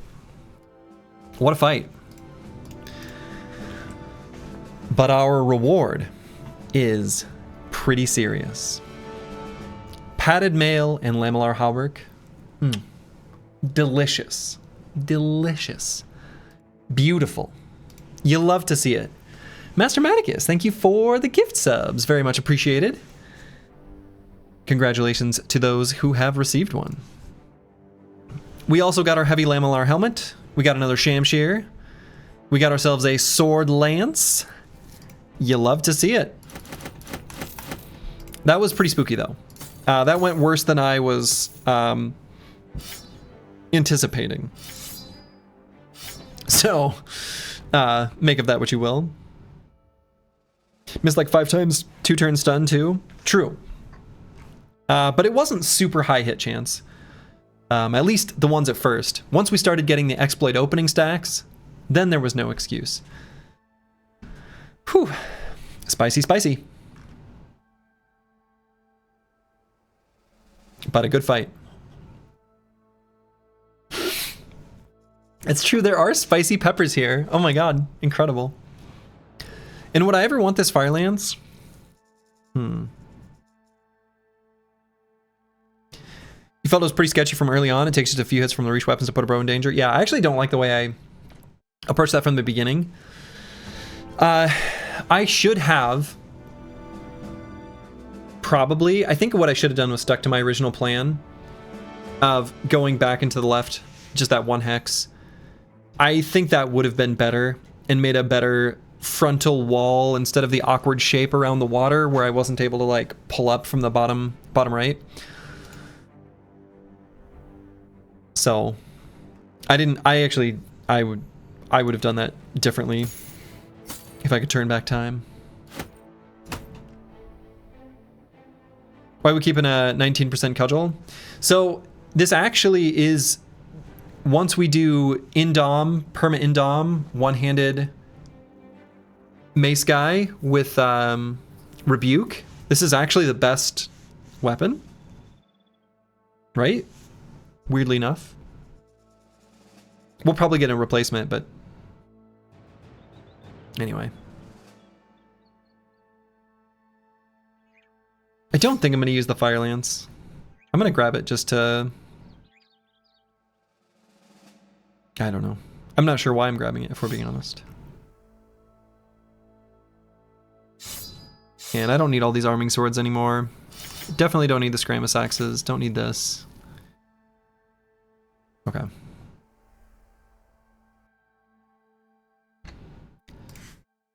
So we can't quite use the sword lance yet. 6 durability is not enough to not enough to use it, basically. Anyway. Yikes. But we do have this fancy new armor. Now Squigs took a little bit of a beating.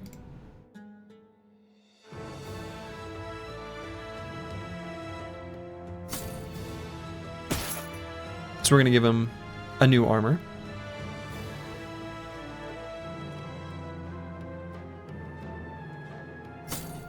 Yeah, we'll do it like this, I guess. And so Squigs is going to need a different weapon. How convenient. Thanks for the Christmas streaming, Slurgy. Well, you're welcome, Zumbazlaya. You are welcome.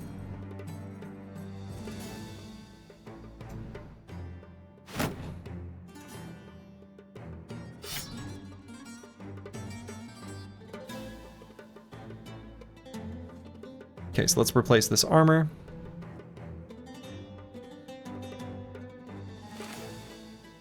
We have no tools right now. 0.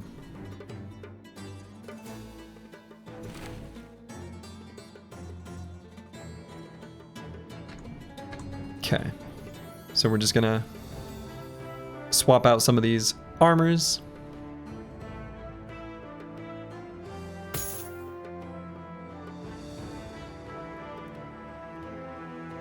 That's why we carry spares.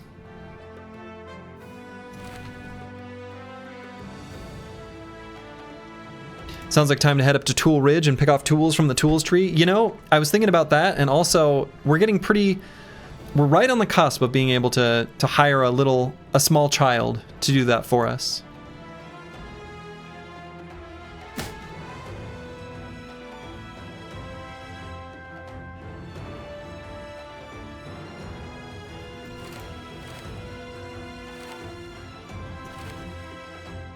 How do you manage to get enough tools to keep afloat in a run like this?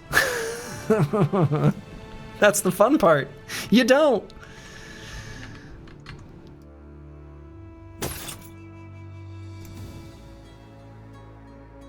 Scavenger will help, but it's yeah, but you also bully a bunch of caravans. Yeah.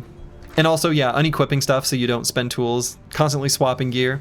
It's pretty hardcore. It's a run that don't mess around. It's a run that don't mess around.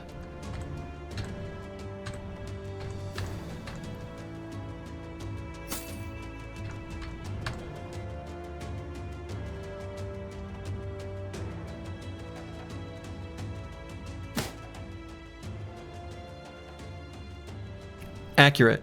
Your response is completely and absolutely appropriate, Wolfthal.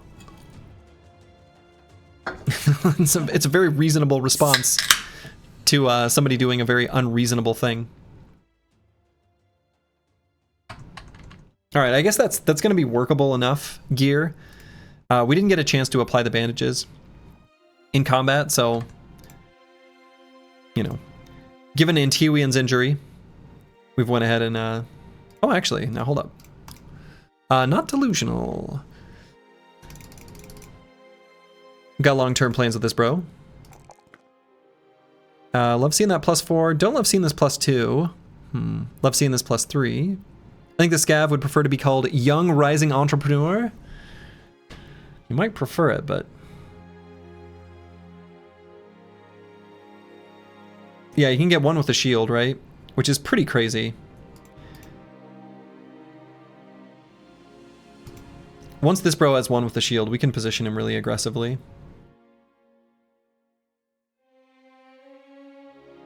Indom being the other pretty important component, but... I'm gonna grab one with the shield now. One with the shield plus Steel Brow plus Nimble. We can be more aggressive with Not Delusional now. I'm gonna grab the +4 HP. And... man, I don't know. I don't know if I take the fatigue or not. How do you get +2 melee attack with 2 stars? That's how, the stars are reworked in Reforged. Instead of giving, instead of increasing the minimum range, they do minimum, then max, then min, then max, then min, then max. Initiative? No, this bro doesn't need initiative at all. We're not going to bother with initiative on this brother whatsoever. And I still don't want to risk resolve checks as he gets surrounded, because we're going to let him... He's going to push off formation a little bit. Not to the same amount as the other tank. But I think I might still grab a 3 resolve. So yeah, this brother doesn't need initiative at all. He's not going to have access to like flexible or any of the initiative related things.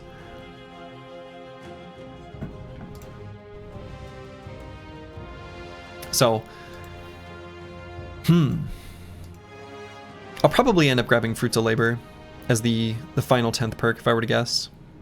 Just because of the boost to all the important secondary stats for this brother. Spicy and spooky fight.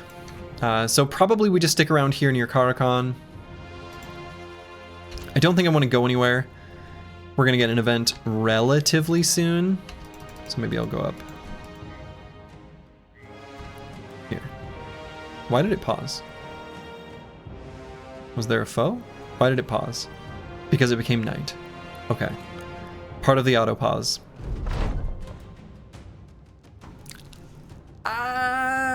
Are we technically on a road? You know, this isn't a... I mean, it's fine. Let me put it this way. Of all the events to fire, sure. However, I think that can only fire on a road. We are technically on a road because it's leading to the resource, probably. Last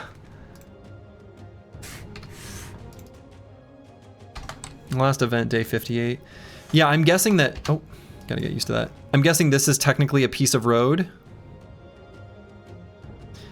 And I just sort of didn't realize that we were on a road. You can kind of... You can see because the icon changes too.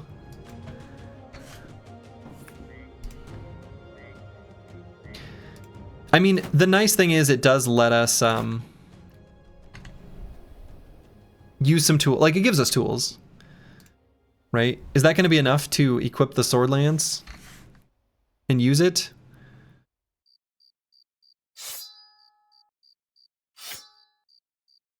Unlikely, but I'm going to equip it.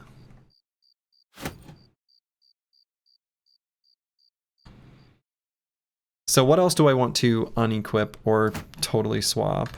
Probably a lot of things. So we'll get to that in just a second. So those who are asking about how do you conserve tools, you do this, and you only spend tools on the very specific things that you want to spend tools on. And you might ask yourself, wow, that looks painful. Do you really do that every time? The answer is as long as I forget, or remember, as long as I don't forget.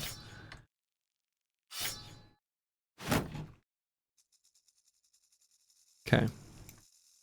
So now what? Do I try to get another attempt at the belly dancer? I kind of want to, but where to go? It's true, as long as I don't press that pesky sword inventory button. It's so tempting. I just want to press it automatically. It's like instinct. Yeah, I'm not sure the best way to go from here, right? It makes me tempted to hire the scavenger. Do I think I can stay afloat? Probably just barely. This is why the Northern Raiders challenge run was nicer, less micromanagement on the 12 plus peasants. Yeah, yes, for sure. I think I barely have enough runway where I'm okay getting the scavenger now.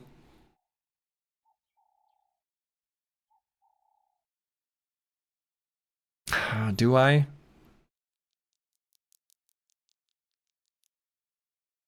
I mean, the nice thing is we've got good mood, so we can take like a missed payday. The problem is if you miss a payday, you still have to get like out of the hole, so it can get desperate. And I don't want to be in a situation where we're desperate. You know, crowns have been on the up and up, but not so reliably on the up and up.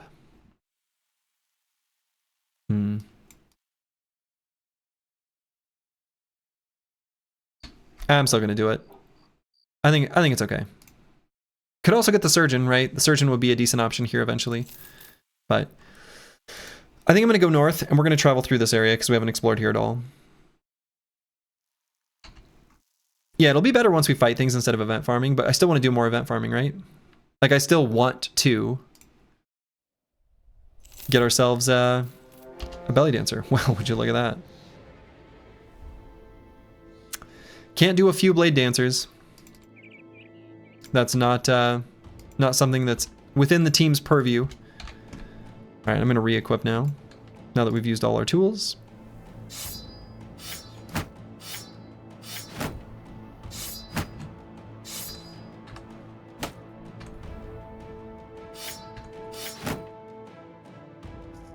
Okay, let's make sure we got bandages on everyone with a free bag slot. Okay.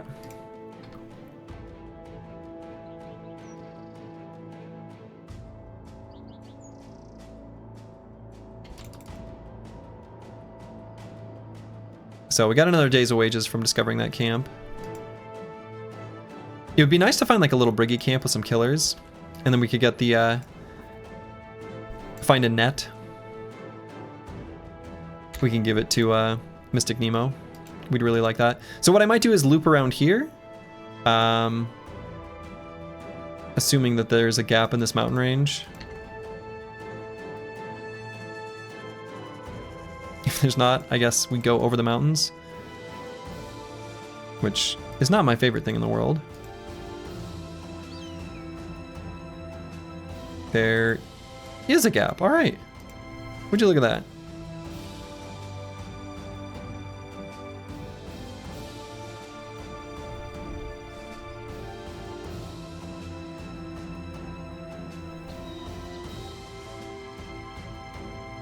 Conspicuous emptiness? Yeah, it kind of is.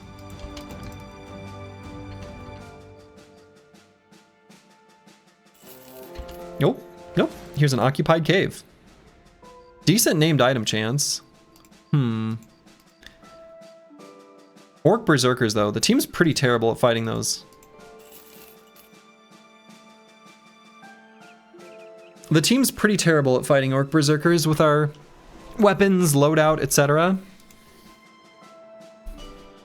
Like, I actually feel like we're really bad at that, right?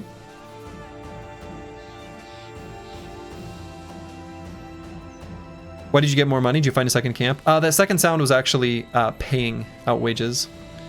So there was one, the time when you pay out wages is different from vanilla. In vanilla, it happens at midday. And for whatever reason, in, this is probably from base Reforged, you pay out your wages right at sunrise. Whatever. But it went from 250 to... Yeah, it's just slow to update. It's slow to update. So we did get... I don't know. We got crowns from finding this, and then we had crowns that we paid. So that's why you heard the 2 ticks. So it was an increase because we discovered this camp, if that's what you're asking about, from the cartographer. Yeah, sorry. I didn't know how many... I didn't know which parts to explain. Lack of 9 lives makes the chain scary. And we got lots of nimble. We have nimble and 9. It's more just like the tools cost. We have 9 on a decent number of bros. Not on the real Kirby, but if you have nimble, you can take a hit. If you've got 9, you can take a hit. The hammers are terrible. We would swap them out for the scimitars. It's much better this way. Now all the daily things happen when the day rolls over. Yeah, I suppose. It's a bit smoother. Yeah, I don't think I do this camp. I don't think it's worth fighting the Berserkers. So unfortunately, we move on.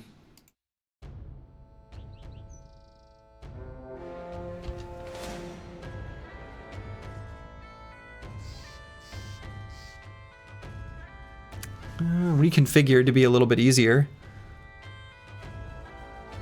when they spawn their patrol.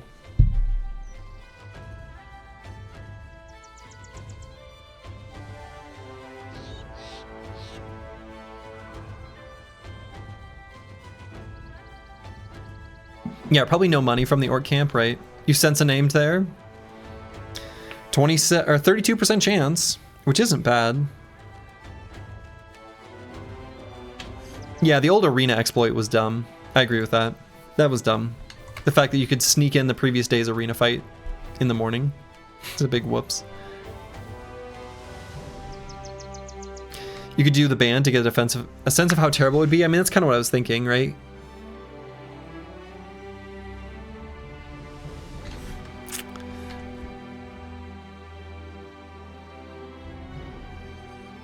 Actually should have kept maybe a couple more scimitars. Didn't think about the fact that we would maybe want to fight some completely unarmored foes. Or more or less unarmored foes.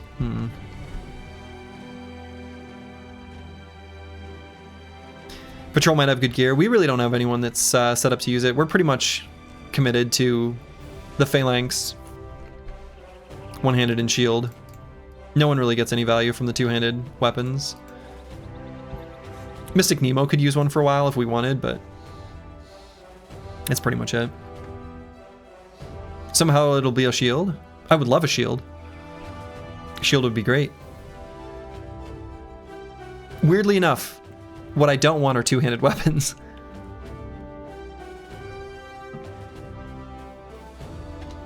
Nah, I don't know. If they're gonna run off to that mountain, I'm gonna let them. I'm gonna leave the orcs. They don't. I don't think the value prop is quite there. Whoops! I just farted. Could you hear that? Let's see. We got necro. So this must be a necro camp.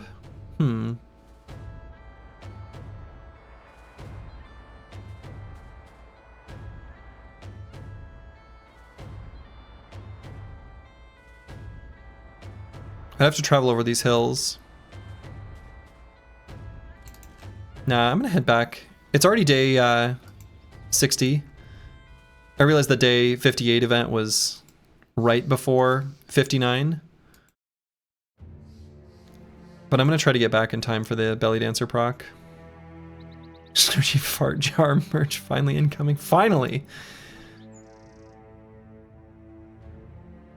As you've all been waiting for.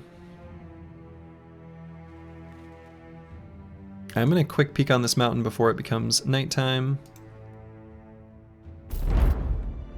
Aha! The ancient temple. We're gonna leave that. Not gonna grab it quite yet. Day 58 event was right before 59, Liturgy 2020. Now, to be fair, what I mean is, it was hours before, not 24 hours before.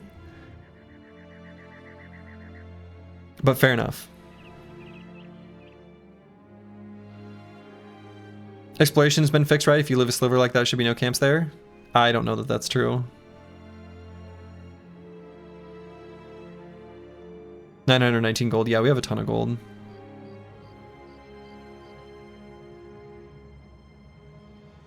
Yeah, we would love a big fat fallen hero. It's true. All right. Well, this is kind of sucks.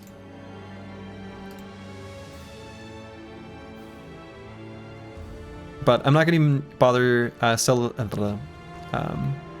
up there. Let's just go down south. Oh. No, a few desert stalkers? I don't think so. Yeah, gold from the legendary location. Super nice. So we just got a ton of gold from that little exploration. Yeah, I don't think so. I don't think so.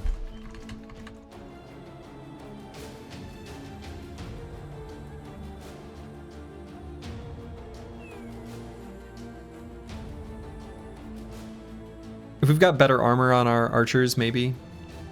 But just head back in time for the event. What is the best build a player can learn and why is it? Lone Wolf Adrenaline Runner. Why is it? That's a good question. Not sure how those fights can ever be done with the ranged AI. I mean, you just have to, as they hit a unit a bunch, you just gotta run back with them.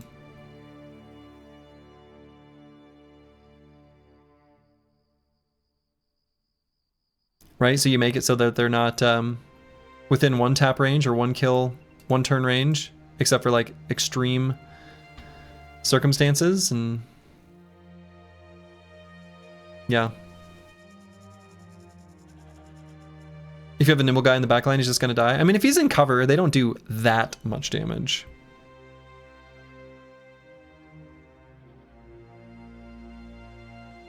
All right, Belly Dancer. Who's here?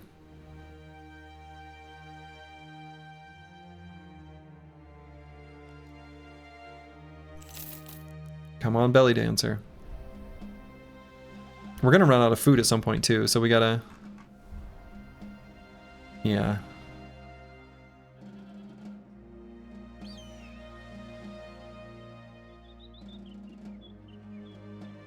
Come on, event. Event, hello?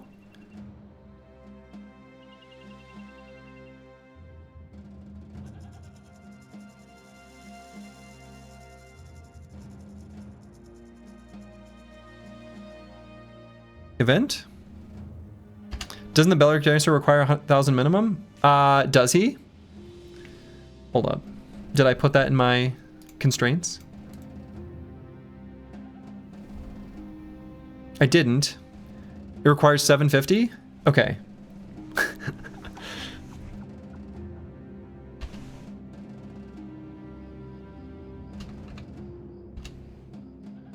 So we have 750.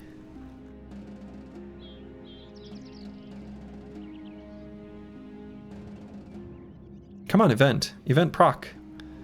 Go event proc. Is that one of the events? All right, let's get out of here.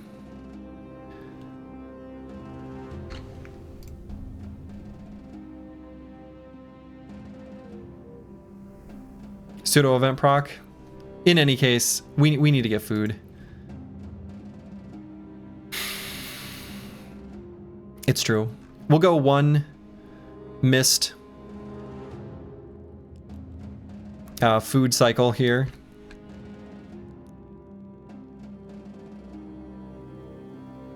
Which is going to hurt the mood real bad.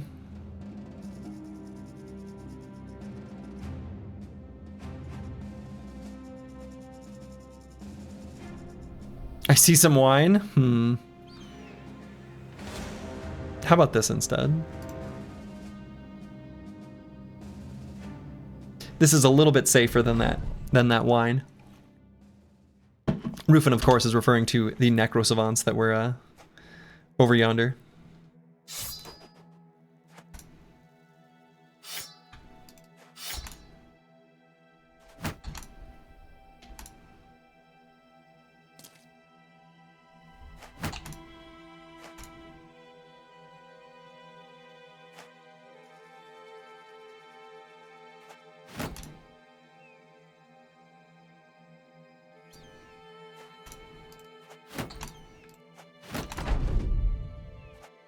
Okay.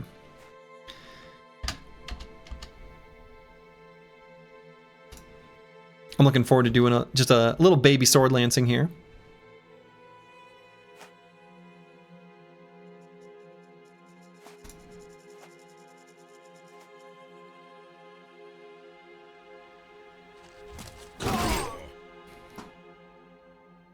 Okay. That was fun.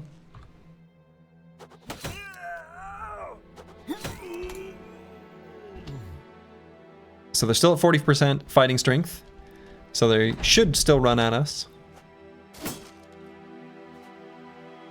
Lovely.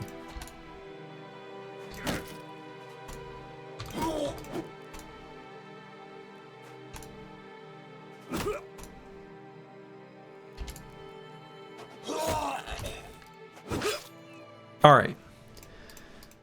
Food. Not very much food, and one consolation tool. Still, the dried fruit is enough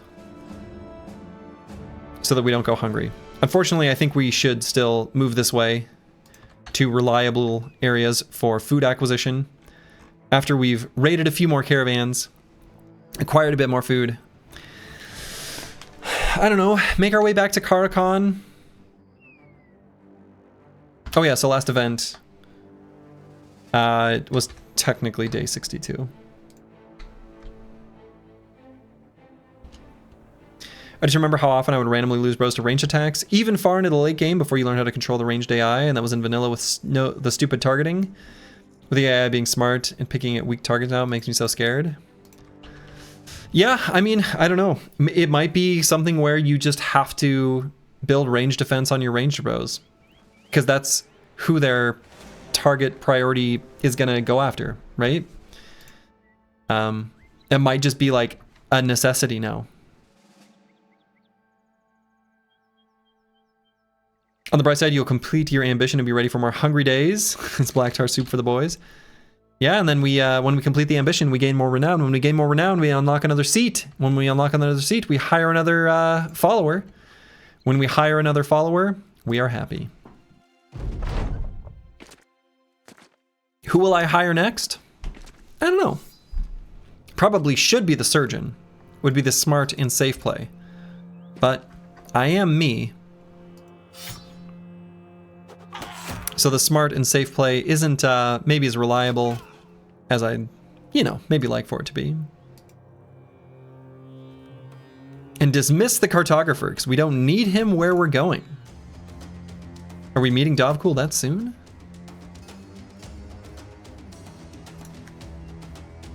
You believe the only solution is range defense on your entire team, which is sort of stupid? I don't think that has to be part of the solution. I think their target priority is going to more highly prioritize your ranged bros than you might think, Rufin. And I only say that because I think the like query value target whatever function in the code is also the one used by melee units, and man, do they highly prioritize going after ranged units. It will include hit chance as part of it, but not a huge part. Right? I don't know. I'm not ready to reach any conclusions until I've really played with it and experimented with it.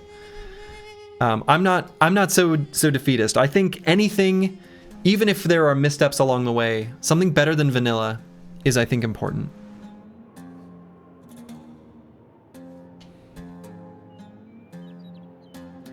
Because the way it's done in vanilla is just not good. It really isn't.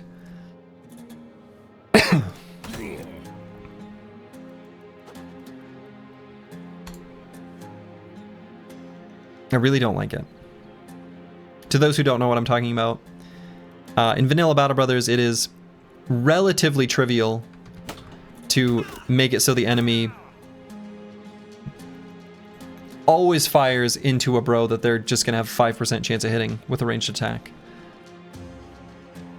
There's this conspiracy, or I don't even know what to call it, a belief on Reddit, a commonly peddled piece of misinformation, that the enemy AI in vanilla Battle Brothers simply target the bro that is, the most likely to hit, and that's just simply not true. And I've been fighting that misinformation campaign for ages, for eons, and it's a losing battle. And I'm never gonna win.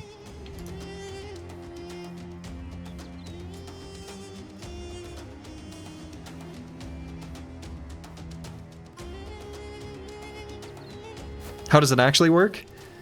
It's basically broken and they only target clumps.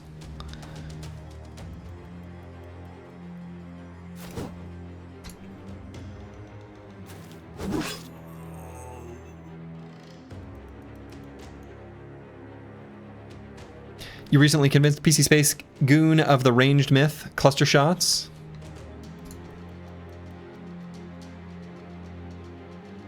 Yeah, cluster shots is what they prioritize.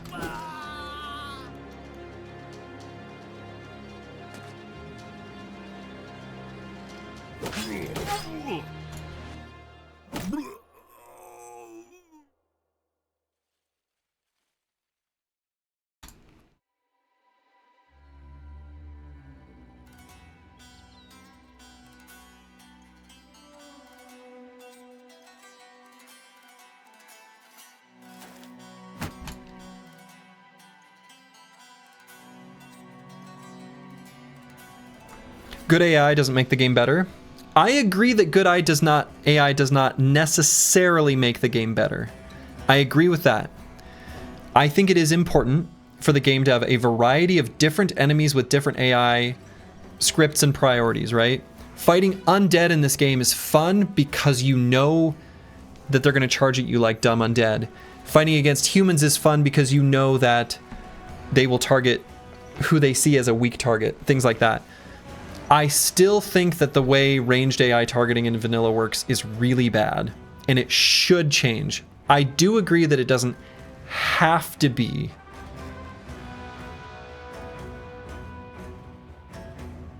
Well, let me put it this way. How do I phrase this? It needs to be different than the way it works in vanilla. And the way Dark Souls has described it working, I think, is more manageable than... I'm not defeatist about it. I'm optimistic that there are ways it can work really well. There are ways of playing around it, though. There really are. Cover is a huge deal. And it might be that, and it actually pretty much already is true, very few units have ways of shooting over cover. They don't have that, like, bow perk. So if you're able to reliably always give your bros cover, you're good, right? And that's a solution.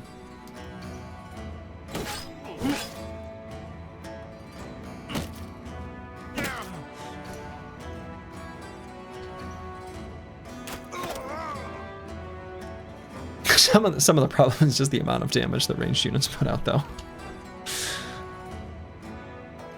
See Exhibit A.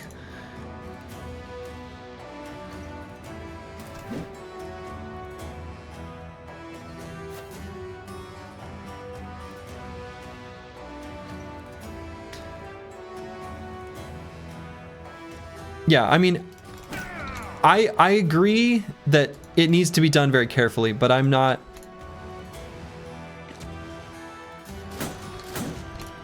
Again, I remain optimistic.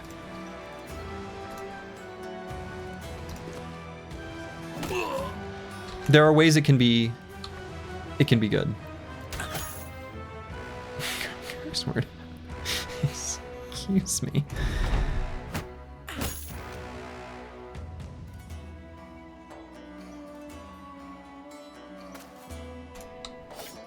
Your issue is that even with cover, it just turns every range fight into an RNG roulette. Hope your bro just doesn't get hit. No, I don't think that's true. I really don't think that's true. The way Nimble has been reworked, if you make it so that your ranged bros, who they are going to want to target because of the way query target value works, and I'm very confident this is probably just going to be true. I guess I don't know, right? If you're able to give them decent armor plus Nimble, you can take a lot of arrows. And you can take a number of arrows that is fine to just eat, and you're in a safe spot to run away. I really don't think it's... I'm not so defeatist about it. I don't think it's necessarily as big a problem as you believe that it is.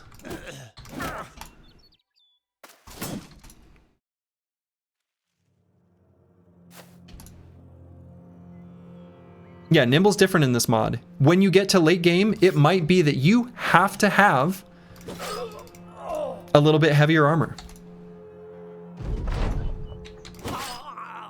And that's fine. If that's what you need, if that's how you do it, then that's how you do it.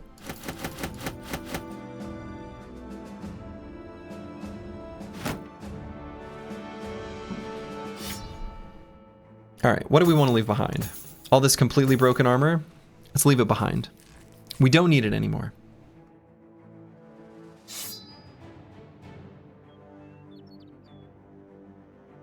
And all they had was one dried lamb. We need more food than that. They were hungry.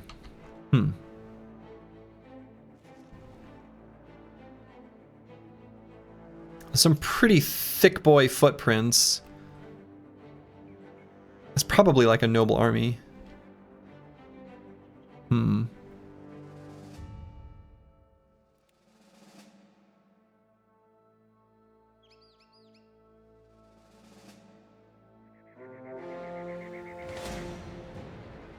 It was. They had a marshal. How are relations? That's a great question.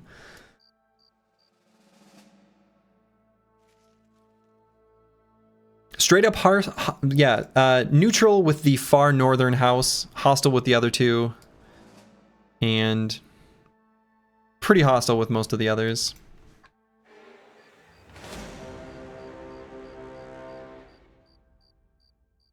Good lord, no. All right.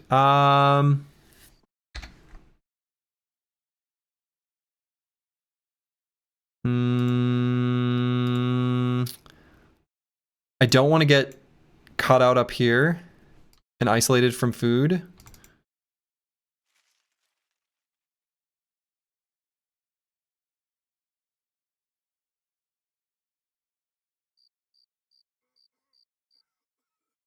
I know this other set of footprints is a noble army. All right. Luckily, we had food at the time we cut over into sunrise, but just barely. Okay. A lot of noble armies moving around. There may be precursors to...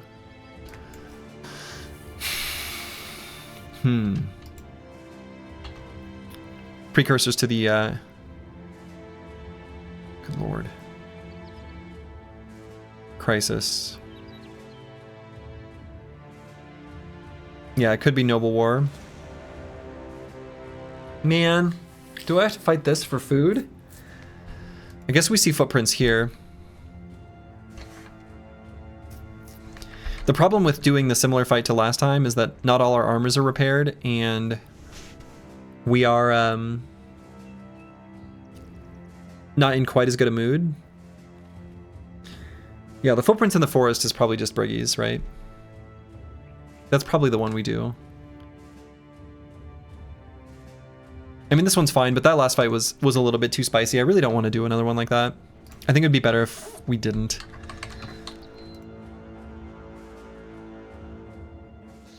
Better to just fight probably these Briggies. Feeling a lot of pressure right now, though.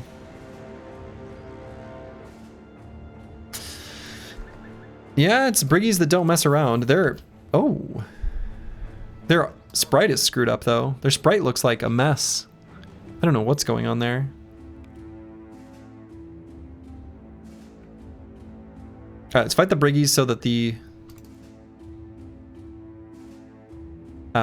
noble army doesn't participate, and then we'll take out the camp they came from.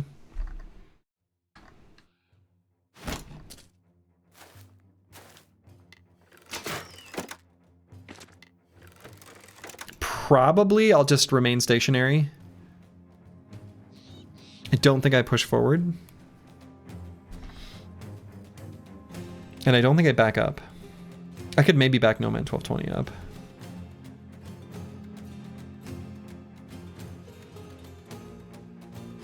I'm just not able to like scoot and shoot nicely. I think I'm happy with them moving forward. These are just light crossbows, but light crossbows are like a little more dangerous than vanilla. Speaking of more dangerous than vanilla.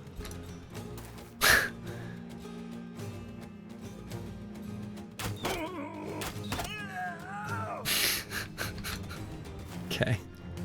All right. Bullseye. The new Bullseye.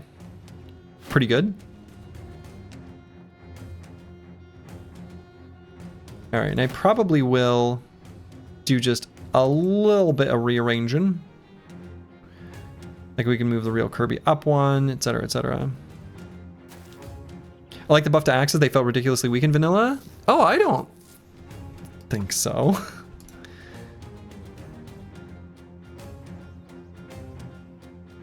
I don't know.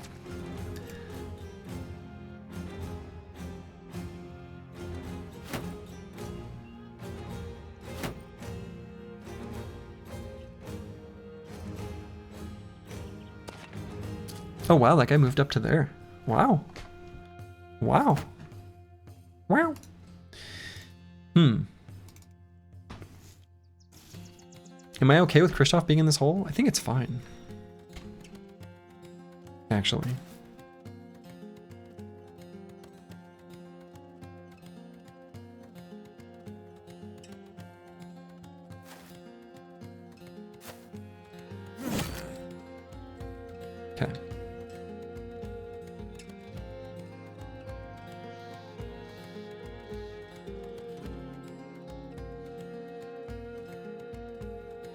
And probably I go for stun. Damn.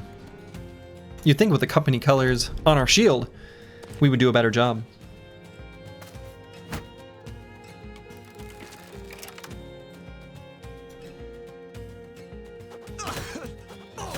Take that, nerd.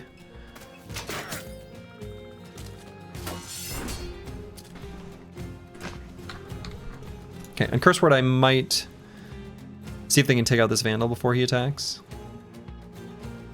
That way we can get the bonus damage from... He doesn't even have Marksman yet. Right. So we won't get it, so we don't care, so we're just going to attack anyway. Might try to get this guy's armor. Let's let this guy move. That way we can attack that hunter.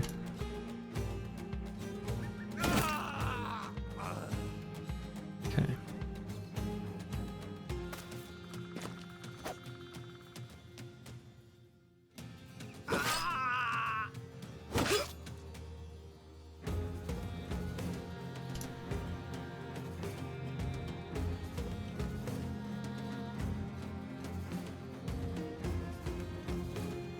I want to dagger this Vandal down, but it's going to be pretty tricky to do so, just based on where he's positioned and where I'm at.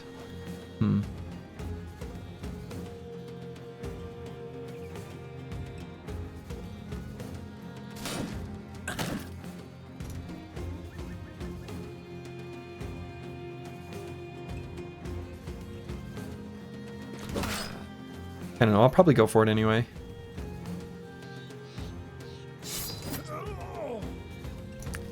He's running. Full force.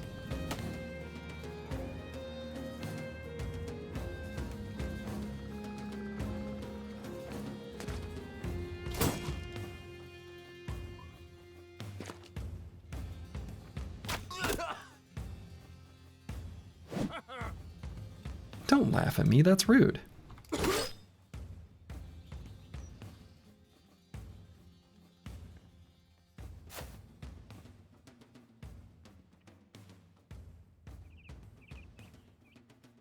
Okay, am I sending the real Kirby over here? I think this resolve check with him wavering. Yeah.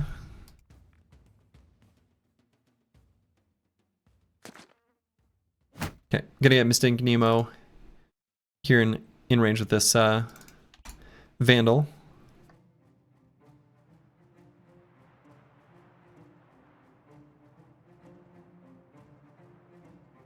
Let's see. I guess I'm just gonna let this hunter shoot at us.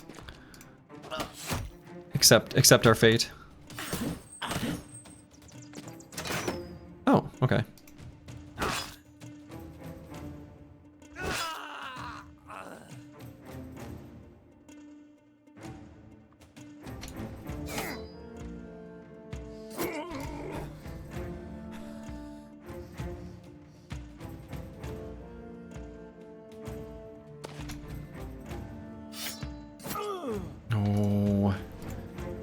No, I want him. I want that armor. I want the armor, but I don't have a way of getting the armor. It hurts.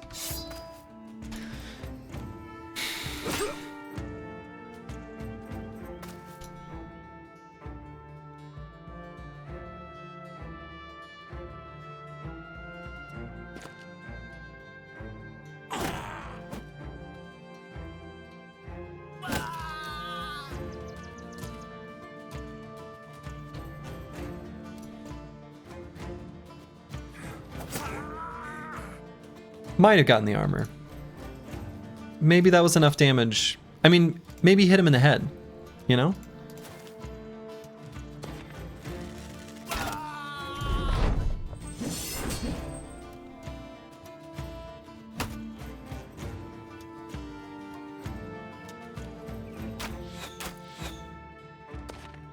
Yeah, that guy's running away. I guess that's fine.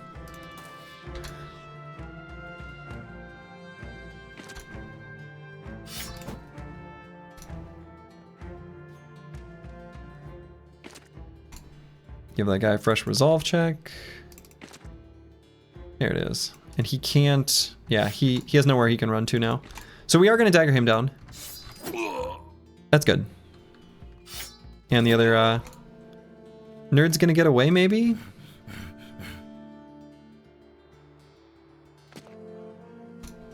probably.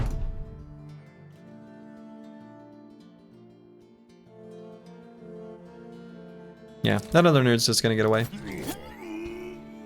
That's fine. Actually, I guess I can... They're running, right? Yeah. It's over. Yeah, such a smug getaway, right? Yeah.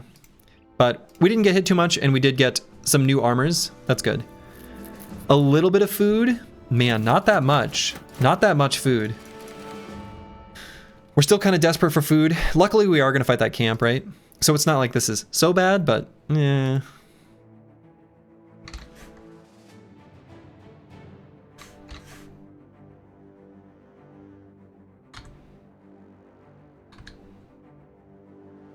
Good thing their camp has 3 units of old bread. We can hope.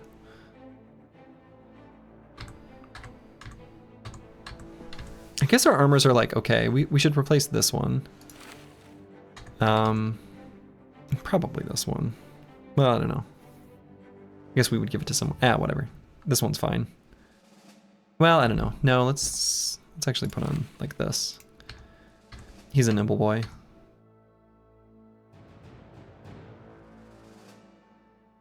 Maybe I do like this and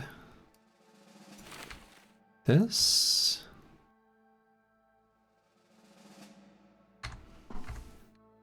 Yeah, something like this is actually okay.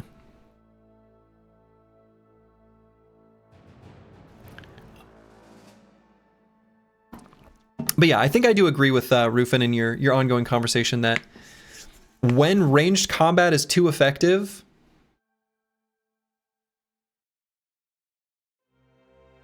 combat is less interesting. Just in general.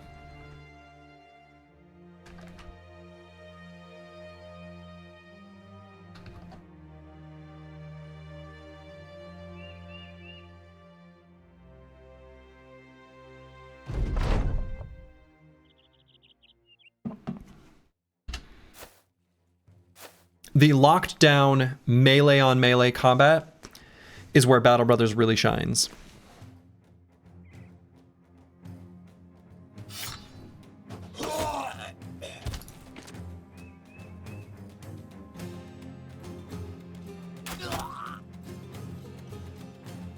Battle Brothers crumbles even on rocky terrain. Oh god. The UI for it is terrible.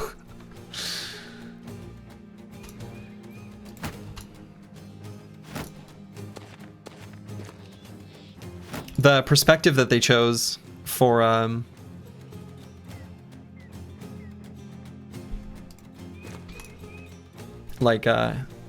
terrain height levels is just terrible. It's really bad.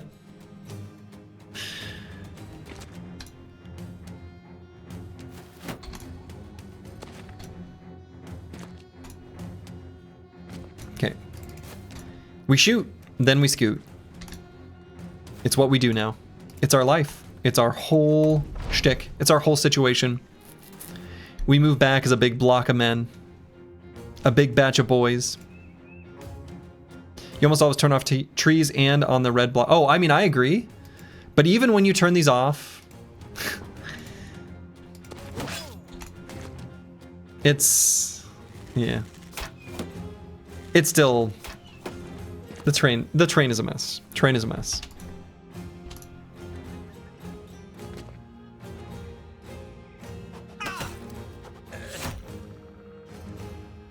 Battle Brothers should have focused on different environments rather than height. Villages, castle courtyards, caves, etc. Yeah. I think I agree with that.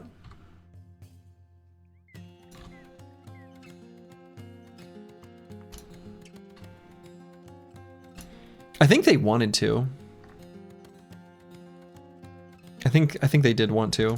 You can see from some like pre-alpha type screenshots that they've got like fighting over bridges and stuff like that. Full force.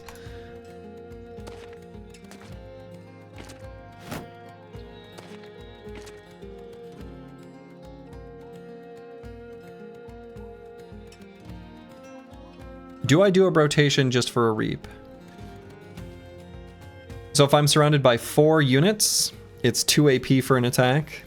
Can't quite do 2, but I could go here and then just do 1.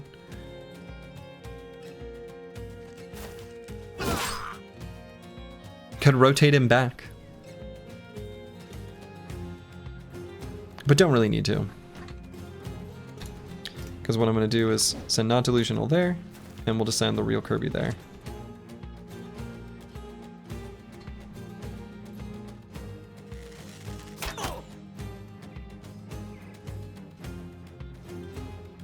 Yeah, they had ambitions that didn't come to fruition. Exactly.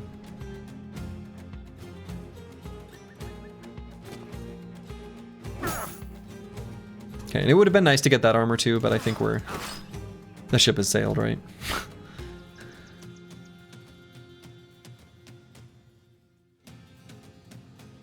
Okay, so going here still doesn't give them an angle. We're still in cover, actually. I guess this guy will be able to move up and attack. Yeah, so I think I'm just gonna leave the Chaucer here. We'll recover, I guess.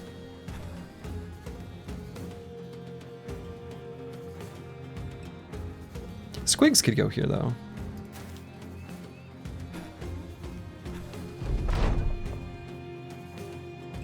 The best part about Battle Brothers is the fight against 3 raiders, 5 thugs with your ill-equipped team of not briggies. Honestly, yes. That is where Battle Brothers combat is genuinely at its best. It's that gritty, you suck, but so do they kind of fights. Those are where Battle Brothers really truly does shine. 100% agree.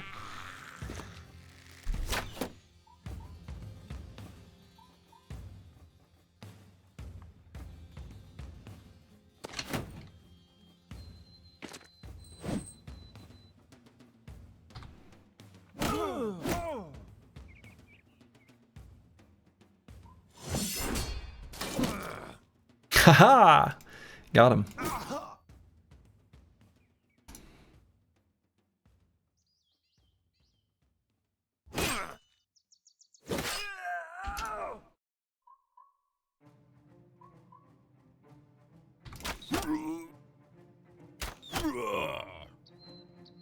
That's pretty good.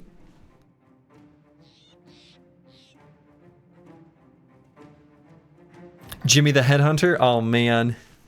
If you've not seen it, the Jimmy the Headhunter video from Feeding Friendly, very good. Not as good as Meet the Fencer, but very good.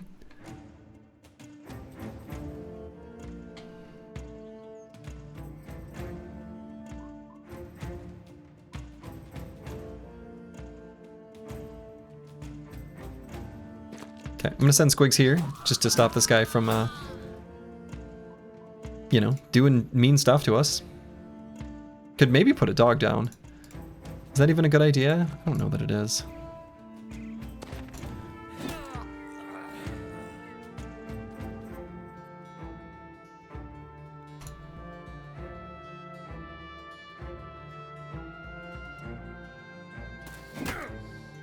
Full force.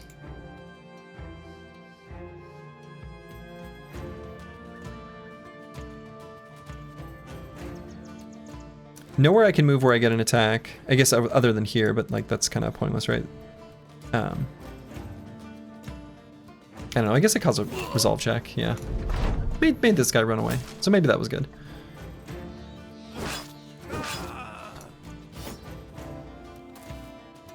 Something that could be done for ranged combat is having armors better suited to ranged protection, as in take significantly less damage from armor and hit points through. Yeah. Something like not additional fur padding. There's the attachment that makes you take less damage from ranged attacks. Could be interesting. Unhold for cloak. There it is. Thank you. I don't know that that's like knock it out of the park solution though, because I feel like it gets you part of the way there. I don't have a great answer for why I believe that's true, but I feel like it gets you part of the way there. But it lets you like swap armors in a little bit more meaningful of a way, just like you swap weapons before different fights, sure. Are ranged units essential to the spirit of Battle Brothers? I don't think so. Battle Brothers is still Battle Brothers without ranged combat. Battle Brothers is no longer Battle Brothers without melee combat. Why do I believe that? I don't know, I just do.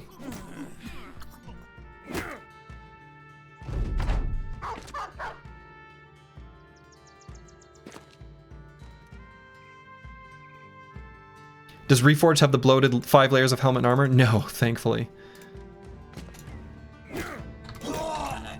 There was a discussion on Reddit recently where people were talking about how much they like the layered armor system in Legends because it's realistic, which is fair enough.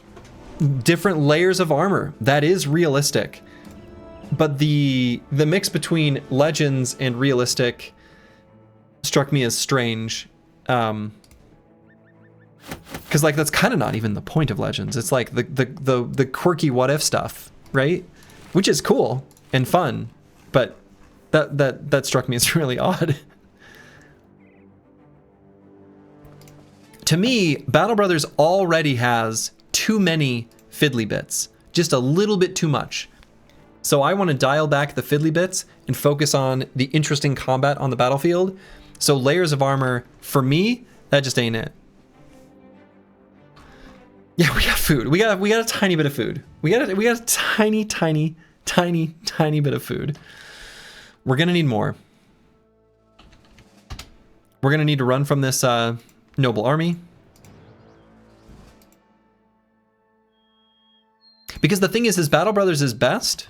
Ooh, what is this? Is this gonna be more briggies? It is. Battle Brothers is best at like a full squad of 12, and as soon as you get a full squad of 12, man, there's so much to manage.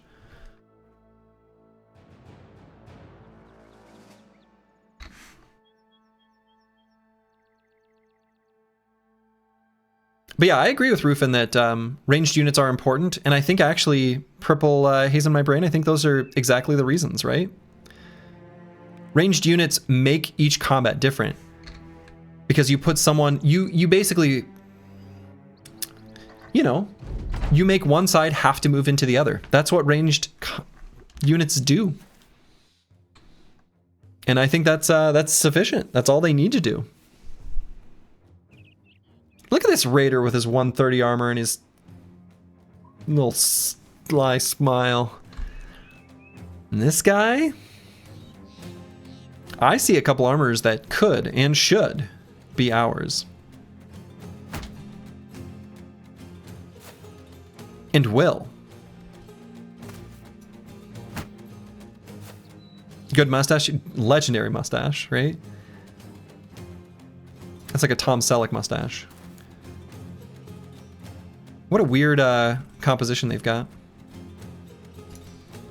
Some briggies are about to find themselves in a London alleyway. You know it. Ah, their robber didn't have a net. Who is Annette and why do we care about her? I don't know, we just do. All right, so I'm gonna intentionally not attack these two raiders. I want those armors. Will we end up getting them? We'll see.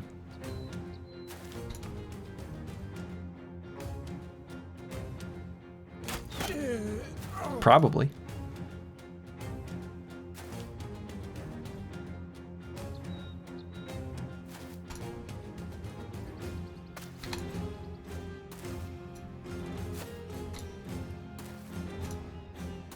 Okay, one of them is going to be unable to resist this high ground. I'm calling it. One of these dudes is just going to occupy this high ground hex for no reason. Oh, come on, don't make me look dumb, okay? When I predict the AI movements, you have to do it. Come on. I thought for sure.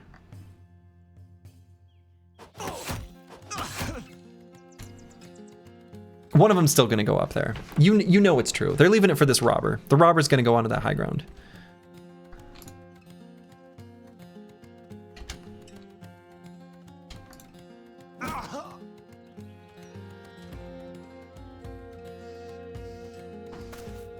No, he went there? There? There?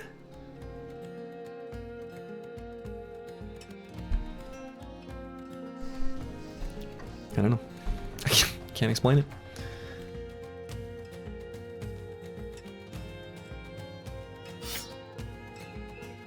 My shield wall just for the adjacency for next turn.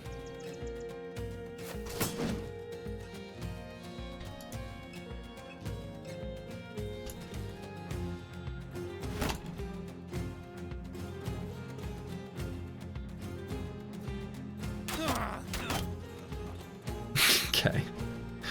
Well.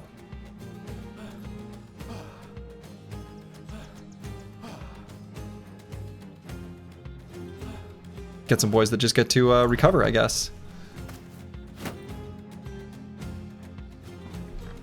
They're making this pretty easy for us. Not gonna lie. Some polearm units have AI that makes them never want to be in front and always wait for some other unit to move forward first. Yeah, but like right now they're just have they even attacked yet? That doesn't count.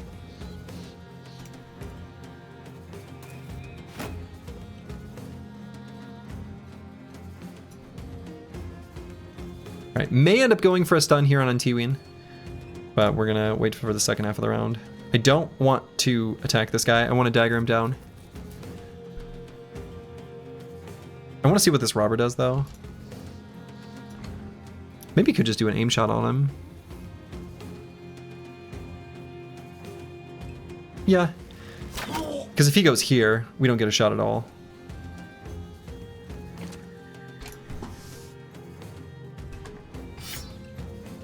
Joke's on you, nerds. I want the dagger out anyway. Okay. Kind of a strange hex for that guy to occupy, but sure. Do I put Mystic Nemo here? We could try to dagger both of them down.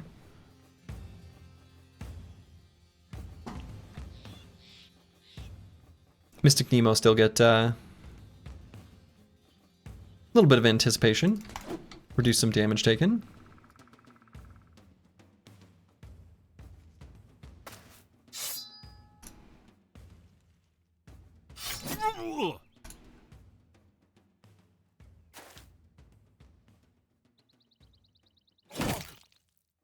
Lovely.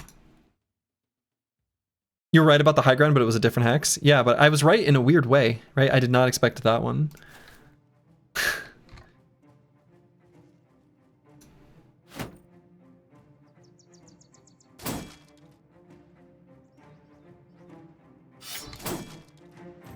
Briggies love high ground.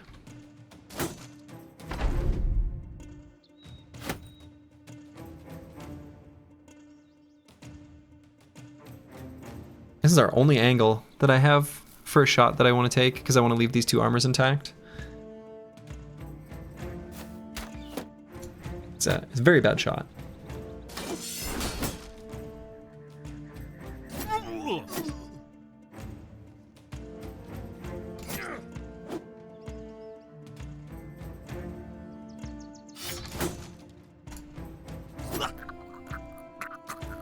Cool.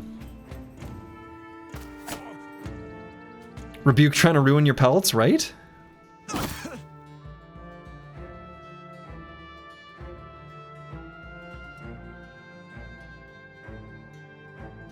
Don't they see what I'm trying to do here?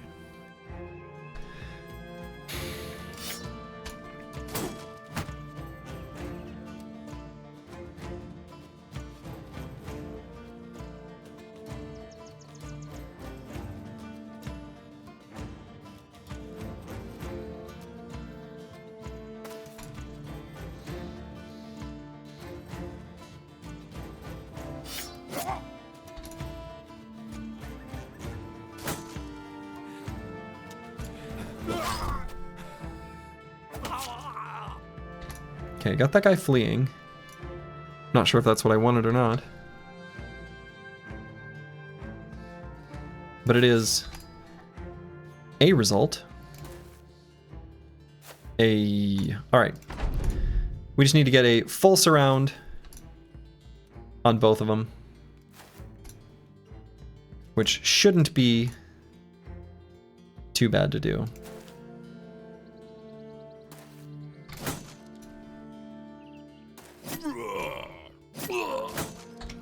Lovely.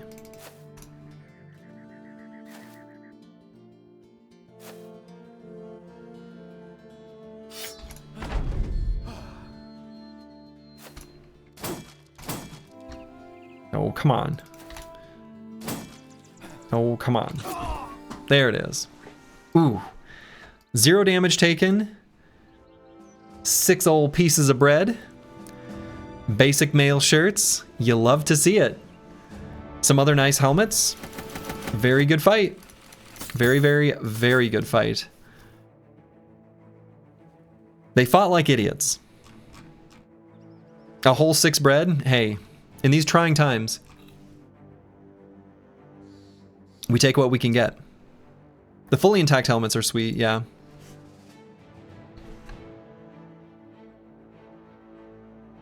So we can equip this basic male shirt at a minimum on someone.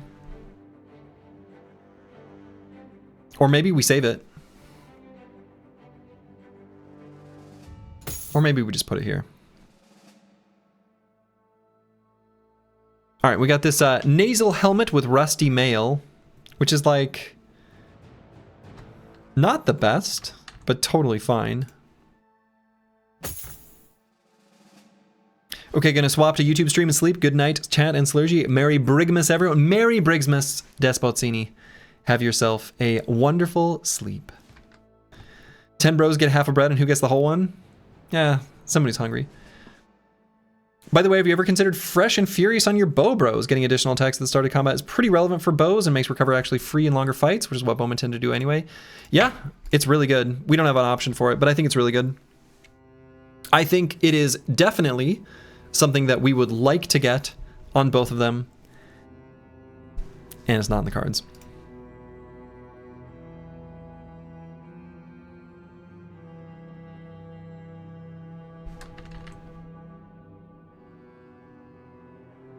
Yeah, back when we were leaving behind rotting food, it was a golden age. It really was. An era of excess food.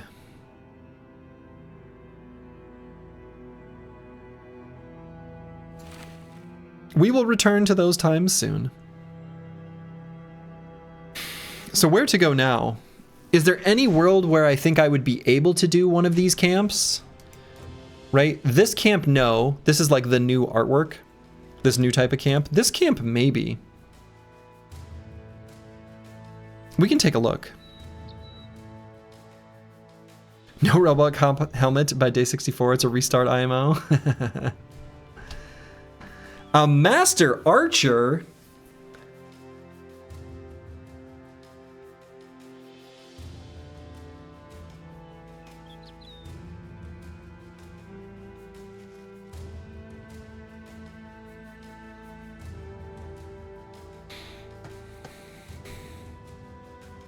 Yeah, it looks tools non-positive, no kidding.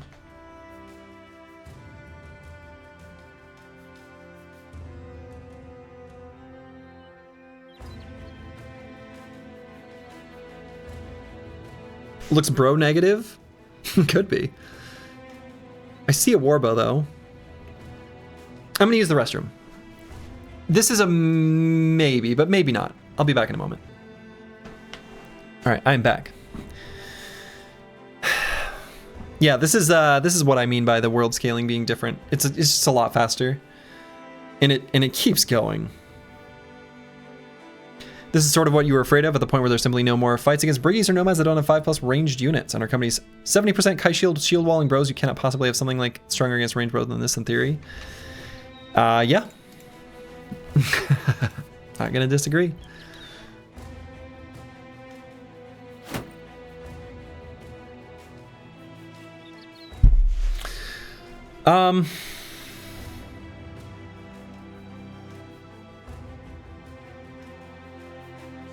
No, I think I don't do this. If anything, I'd wait for nighttime.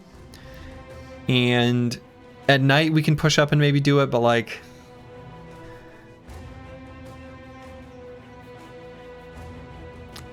It's not too far from nighttime, but I don't want to wait around for nighttime. We need to get food, and we need to get food now.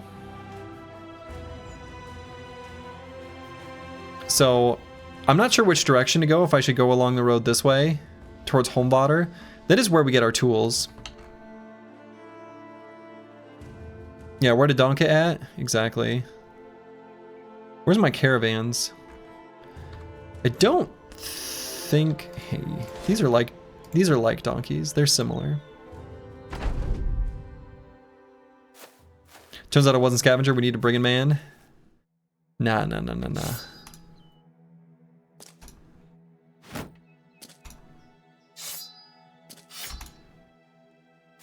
Did a bit of a quick weapon swapping there. Pretty crazy micro. You're all impressed. What I really want is just like some nets. I want to find just like brigand killers, brigands, brigand bandits, whatever the hell they're called. Those are the kind of fights that I want. Can we eat the fellow man? You know, there's an implication about the strange meat that you find in goblin camps that might not leave you feeling too happy or hungry.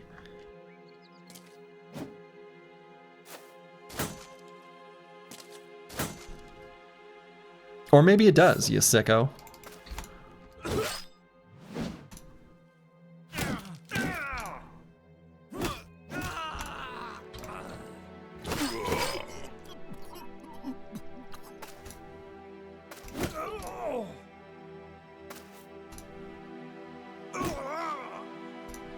Brigand man, take me by the hand, lead me to that land that you understand.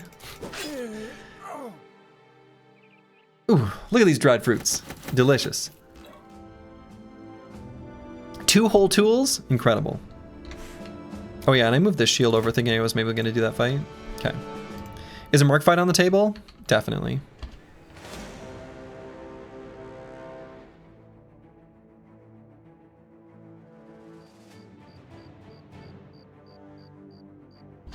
There's no reason to fight those.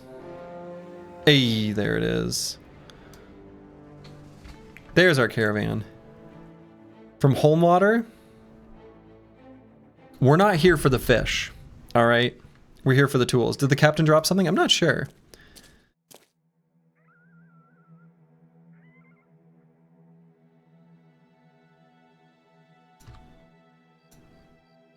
And I think I still scoot and shoot.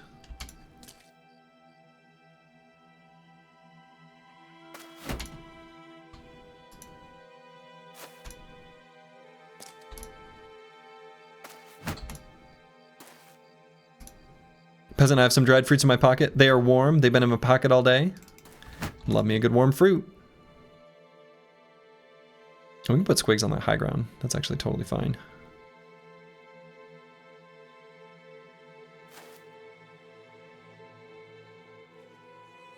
Actually, no, I guess... Don't want to lose our phalanx action. Whatever, that's fine.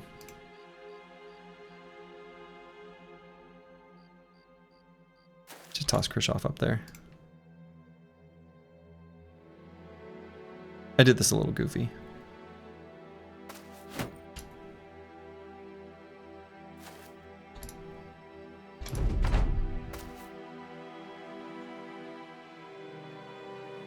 Imagine leaving your walled city for 5 minutes, still in the fields adjacent to the city, and immediately get attacked.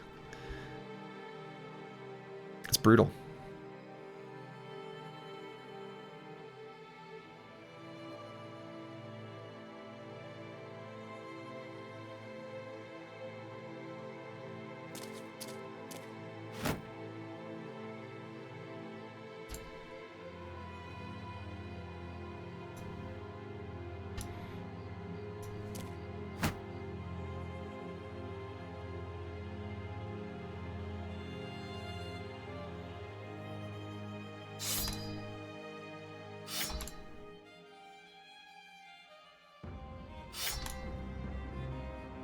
Daggers out, boys.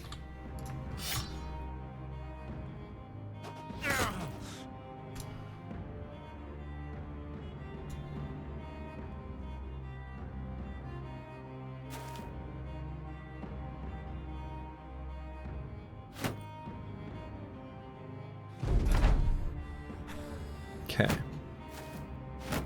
They will be pretty hesitant to engage because that's just what they do.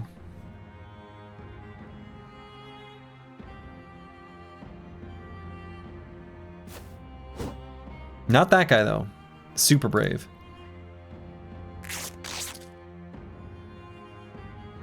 That guy helping his friend? Cute.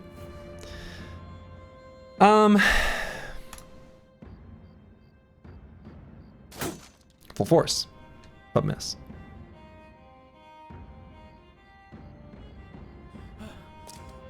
Recover 0 fatigue, because we can.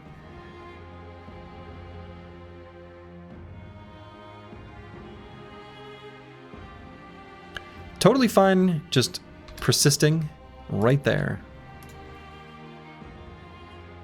Pulsars, thank you for the subscription, very much appreciated. Hope you're having a wonderful time, hope you're getting some time off and such.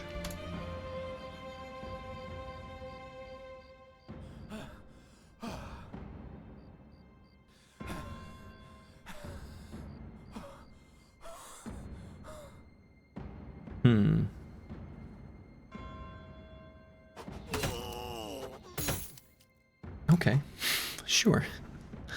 Sure.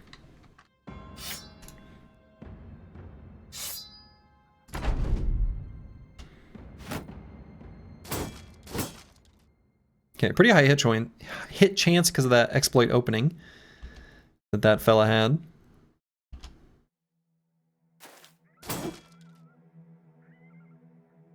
A resolve check. A little bit gross.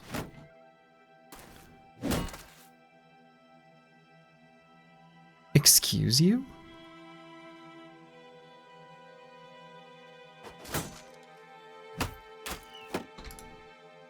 I'm shooting at the ones that I'm not going to damage their armors.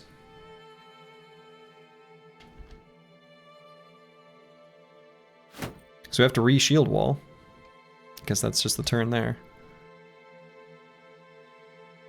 So Mystic Nemo, I might shield wall just so Kristoff gets it next turn. I suppose I'm faster.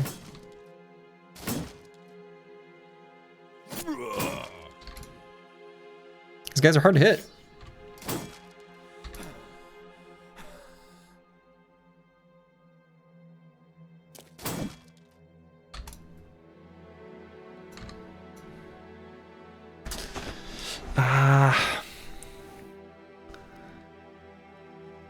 Let's go around this way. Pull this guy over to attack. He's not going to be able to resist. I know my briggies. I know my caravan briggies.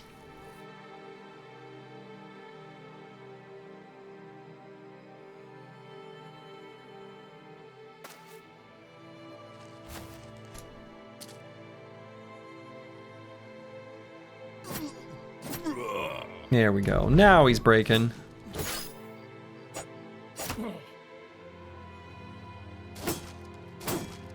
Come on. Good lord. There we go. There we go. Finally.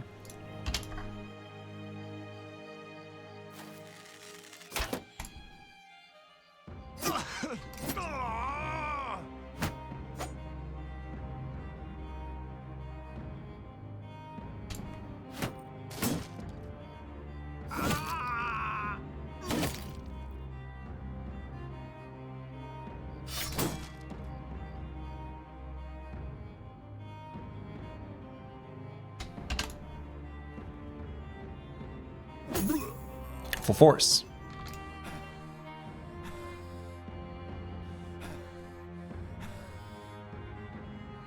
Okay, they are both fleeing now.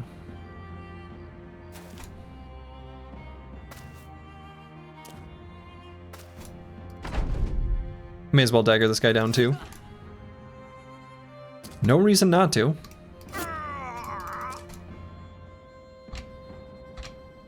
Finally have a free evening, so you're getting the mods necessary to play Hardened. Hey, you love to see it. Lovely. Glad to have you aboard the train. You love to see it. Ooh, okay. Pretty good. So they did load up their cargo with some amber shards. Whatever. All right. We got all the full fidelity armors. We got tools. We got all kinds of treasures here. We got all kinds of treasures here. You love to see it. We're pretty happy with this. But we don't need the amber shards. We do definitely need the tools.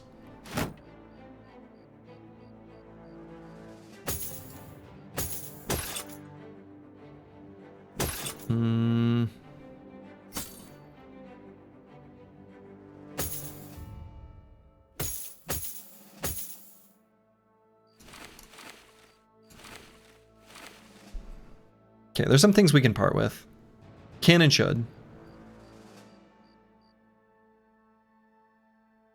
Amber shards are the worst. Somehow Tool Cities always have amber. You hate to see it, yeah.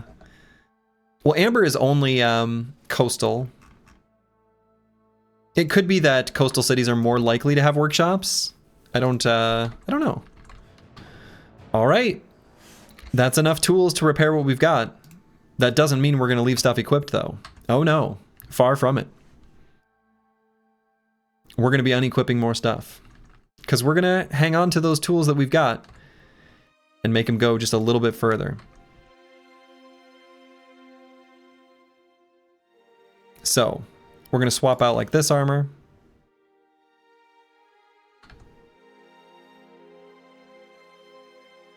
And honestly, I guess this one.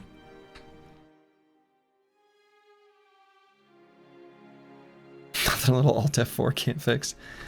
Few things that it can't fix. Alright, so we're going to unequip. Because it's what we do. It's sad, but it's our life. I'm going to leave the sword lance. We're going to fix up the sword lance. So I guess if we're going to fix up the sword lance, probably don't need the bill hook. So I'm just going to replace this with some bandages. We're going to fix up the bows. And I'll fix up the Sipar. Sure. All right, tools positive. And we actually have some food. Some of it is strange meat, but that's fine. Given that Homebodder just sent out a caravan, we could head back. Now, there is this militia waiting for us.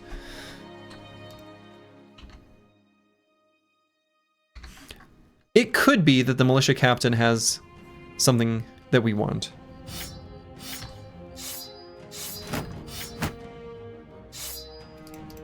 If nothing else, he's got experience. There's experience in them bones. Give fancy mace? Can he get a fancy mace? Can he get a flanged mace? That would be cool. Yeah, I think we do this fight. We're being attacked? But I don't really know. Like, I don't have a good perspective of how strong these enemies are.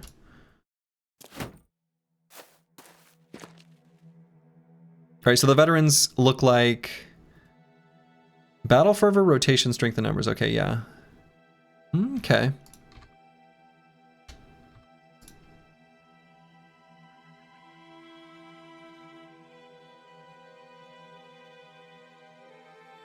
So they don't have like defending, so they're not going to be able to shoot us, I don't think.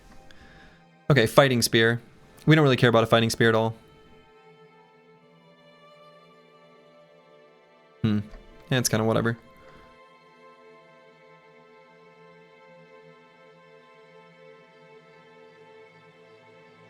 Oh, we didn't end someone's turn, did we? This is our fastest bro, right? Yeah, okay. They seem ready to party? They seem ready to party.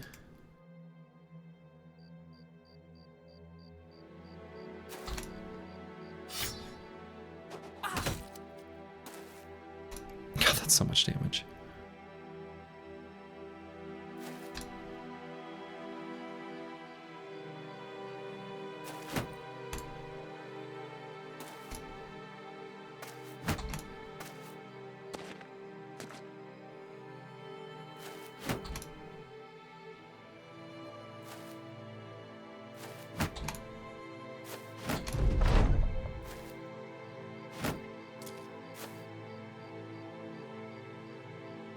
They only come with military cleavers out of shiny weapons. Military cleaver would be nice.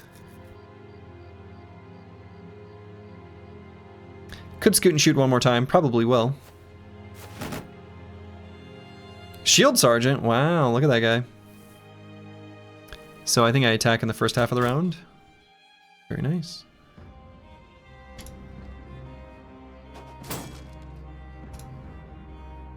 Felt cute, might scoot later. Exactly. It's one way that we can regain fatigue.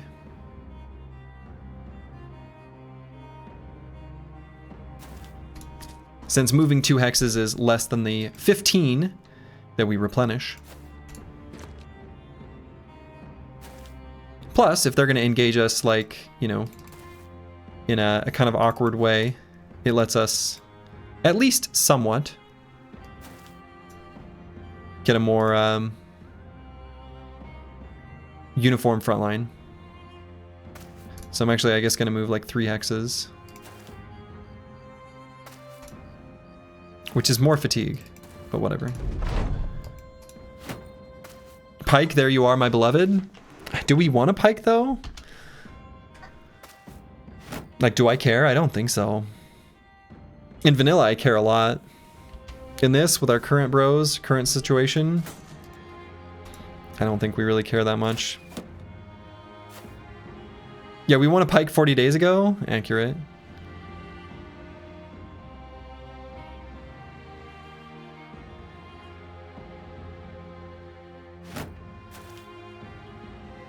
So do I keep scooting, or do I say that this is a pretty good place to stop? Because we're going to be able to recover on the front line. So they're going to be fully regained in their stamina. I like this little high ground hex. It's kind of some awkward stuff to move around with the terrain. I kind of like this little bush here too. I think I like these little terrain features just enough. I want to stay here.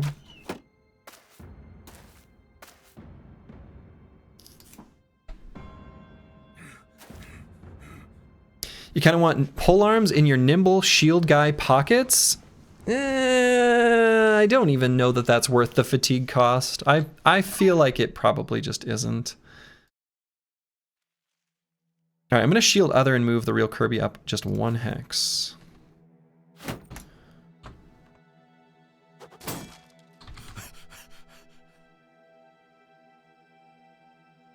Higher hit chance here, really?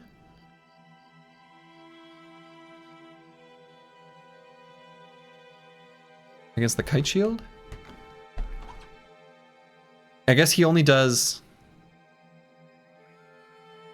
Oh. I guess this guy did the shield wall. Okay, he did it manually. He did it himself. Alright.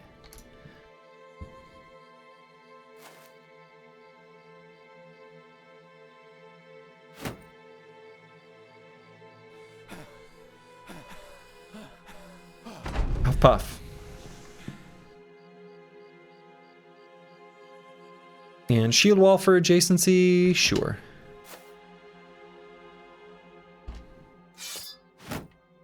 Okay. Oh my. Spear walls.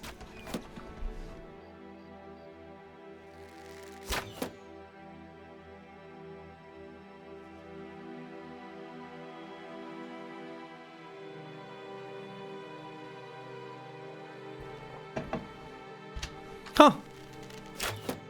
Not what I expected.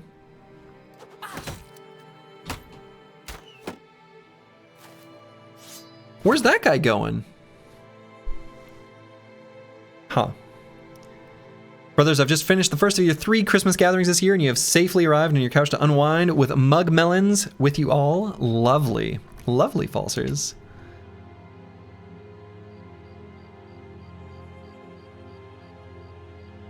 I guess Squigs has rotation.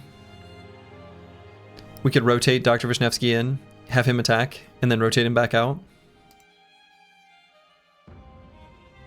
Sure.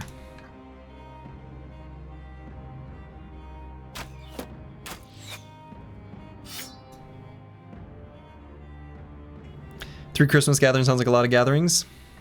I'm gonna have 2. This will be, by the way, the last stream of the week. I won't be back until next Monday. after this one.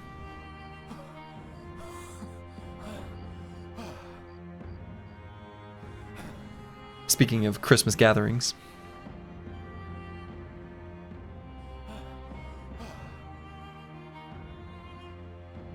How dare you? I know. I know. Very rude.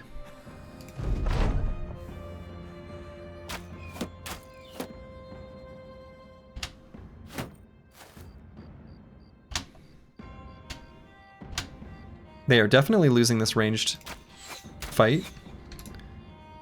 Though I am still doing a good job of missing.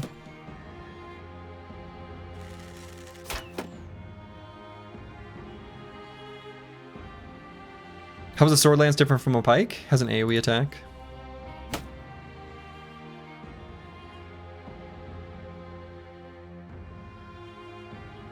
Let's wait. See if this guy still do both.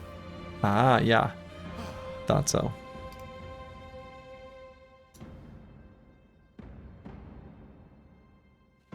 Can move Squigs to here.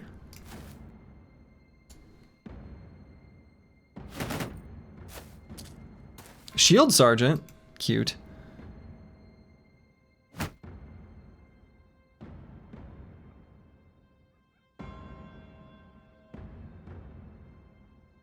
Okay, we're getting some exploit opening stacks, which is kind of sweet. Could move the Chaucer here. I don't really see a problem with that.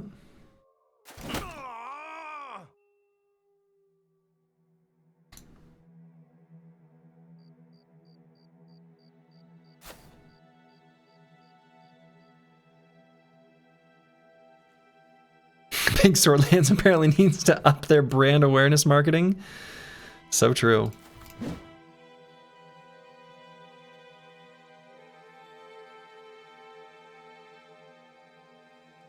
And let's move out of the way. We'll let Curse Word get in here, get an aim shot on this guy. Ah, so unlikely to miss, but it did. We're slower than him. Yeah, I guess he gets that attack.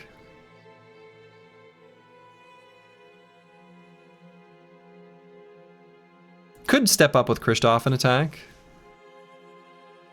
Kristoff with this big pile of armor against Militia Captain, fully stammed out. I think actually that sounds pretty good. Oh, fully stammed out, however, yeah, he gets the free attack. Okay, does this guy have Spear Mastery? He does. Technically can't move here for free. Should say the chance, right? It used to. Huh. Oh no, effect of Spear Wall does not have Spear Mastery. Okay, so we can just move here.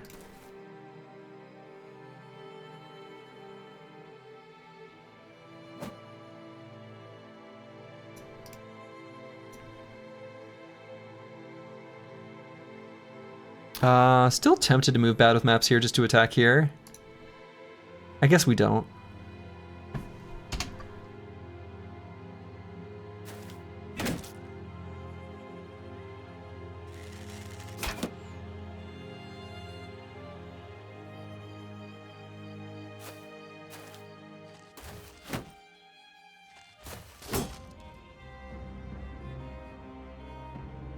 Yeah, not only is there an unwritten penalty to armor pierce percentage on the Reap, there is a lower hit chance on the abilities of the Sword Lance compared to a regular pike, at least in vanilla.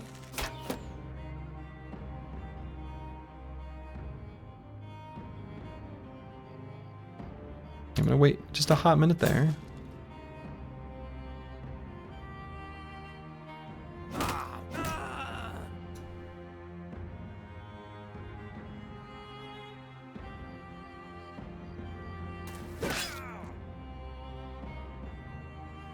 Speaking of reaping, surprisingly ineffective. We missed a bunch. Sad.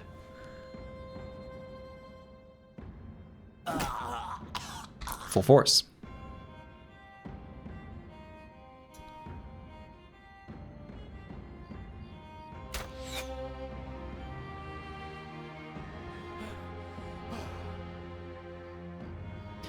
Low stat reaping is sad. Do I put battle maps here? I think I can.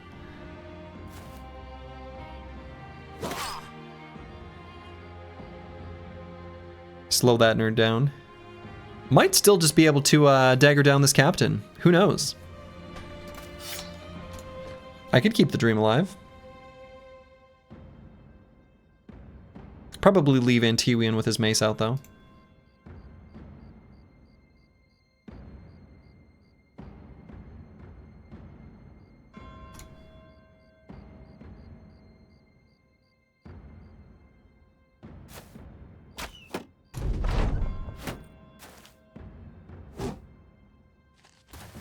Their hit chances are just miserable.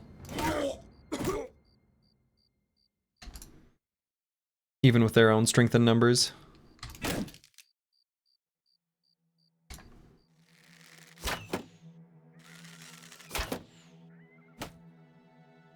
They at least had 23% chances to hit there. That's not so bad.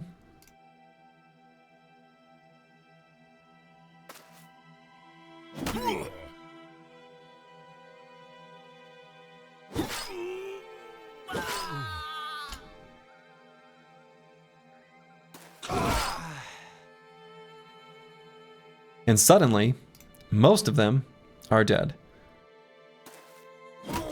Well, maybe not most. A lot of them.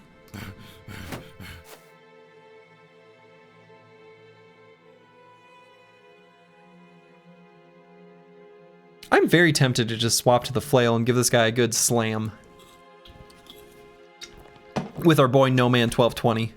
He got pretty good melee skill. That's a pretty good hit chance. I do kind of want this armor though, so I guess I don't. But the temptation was real.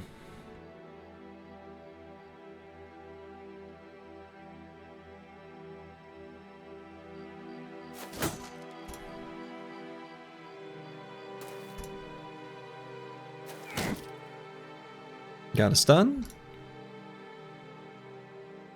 Bad with maps.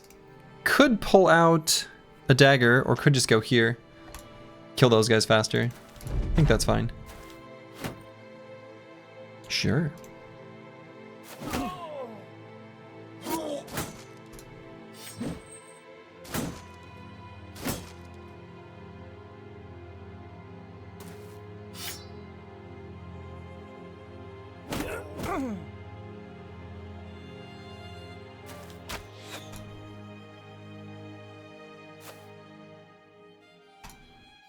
Oh, I guess we don't have as good vision there, huh?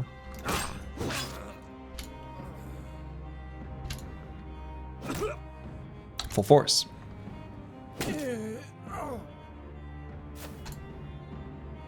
Shall now retire a drunkard? Well, good night, Loxor the drunkard.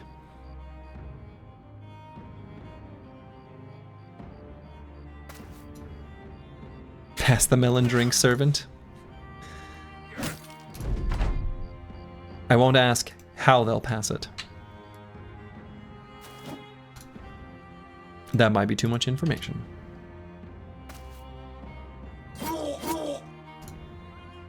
Or what's in the melon? We already know that.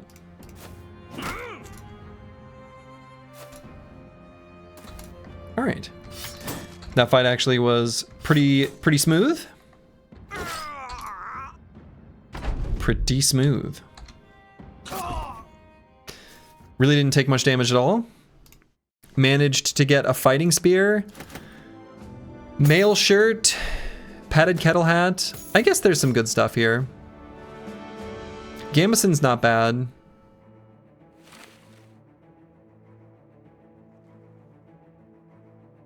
That's where we store the unhold heart juice.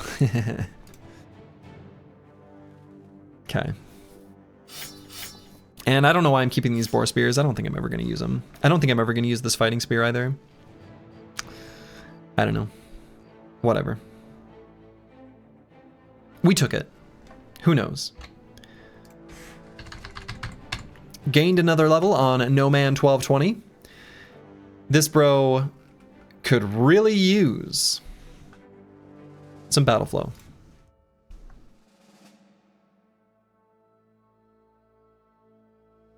Love seeing that +4. Happy to see the +3. Happy to see another +4. Sure. Wonderful. I really want more ranged bros. Because, like, yeah, they're just so strong. They're just so strong. It's pretty easy to make a hybrid. Like, it's pretty easy to make them good in melee as well.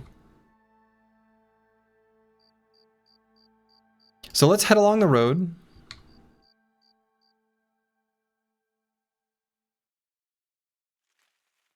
Guy went from a 12 MDef chump to a 23 MDef Chad. Indeed. 24 tools him. Oh, what am I doing? Oh no, I did not equip. I guess the only things that we're fixing up are fine. I can just leave it.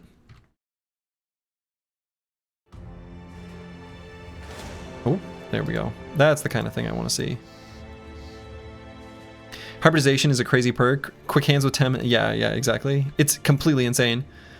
So, like, this is something you would want to take anyway, even on a melee bro. I mean, kind of, basically. This one is also fine, even if you're fighting a melee. This one's insane. Like, if I could build more ranged bros, I would build so many more. So many more. I would damn near everyone. And if all they do is use a sling or have shield and throwing axes, fine. Fine.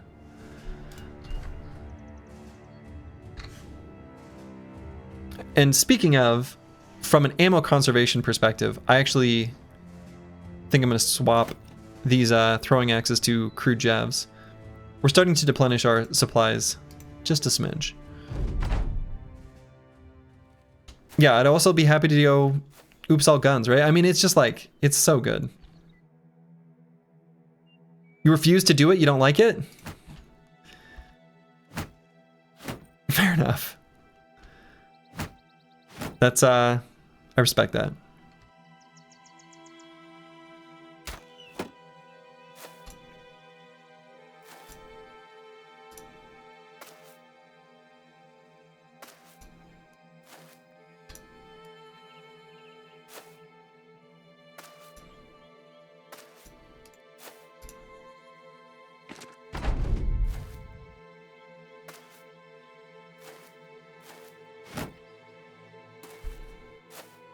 Okay, we might try to get this guy's armor. We'll see.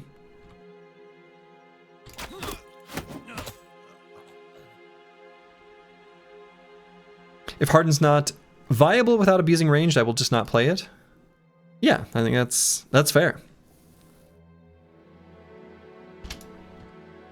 I don't think that's an unreasonable way to live your life. Vanilla Battle Brothers is always there, and it's very good.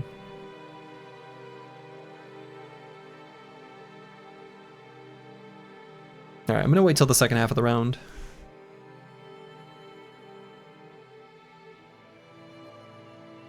I guess I can go here and attack this guy.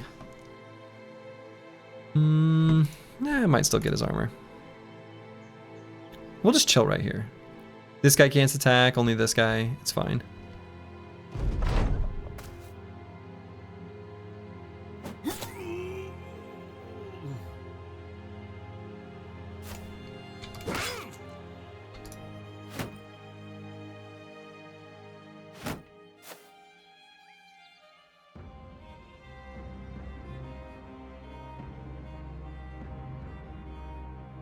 Okay, should I take this guy out with ranged fire? Not sure.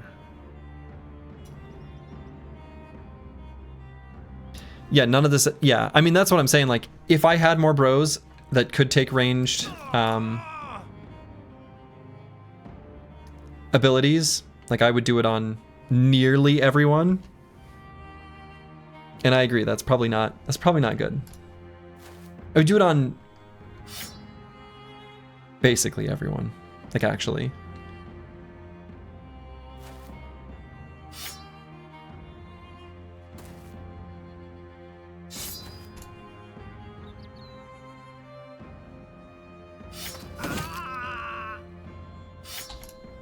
Okay, daggers out, boys.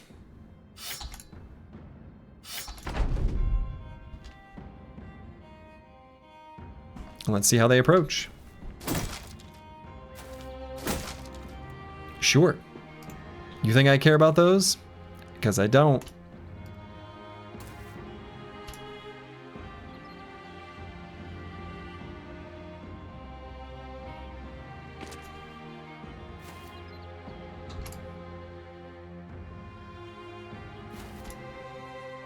So we're getting all our strength and numbers. Rocking and rolling on as many as we can.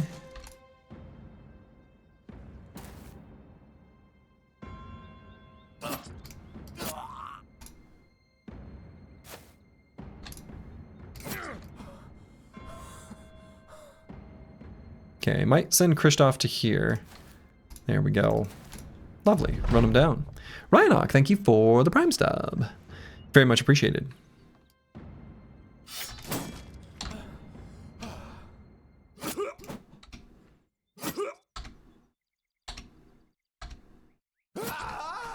Okay, pretty clean.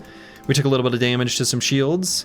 Just some little baby tools, but mostly what I'm happy to see here is food. Happy to see some food.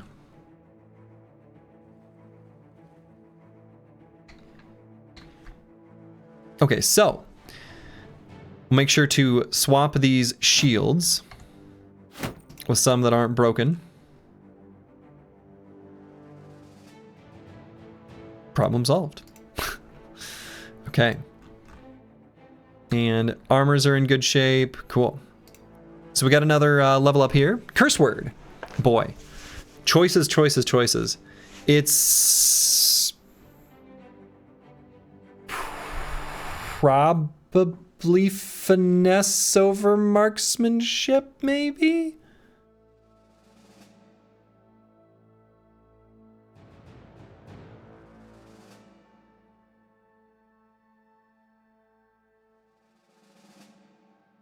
And do I really actually get rotation on this bro?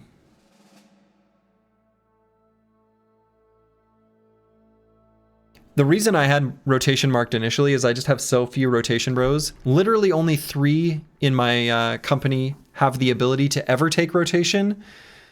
And that felt like too few given the static fighting style that we have. Like, we're really locked in. But is Curse Word really gonna rotate in? Man, I don't think so. You vote bigger damage numbers, your vote counts double. That's true. There's an underscore in the name, so Curse votes for bigger damage numbers, and Word votes for bigger damage numbers. Yeah, I don't know. I don't think I go with rotation. I think it'll be marksmanship, finesse, and honestly, maybe battle fervor. Battle fervor's fine. It is his bro. Oh, that's true. Oh, wow. Yes, yes, yes. I wasn't even paying close attention. Yeah, this is curse word. Yeah, okay. Yeah, that's fair. It's probably it actually, I think, is the right choice anyway. It is the right choice anyway.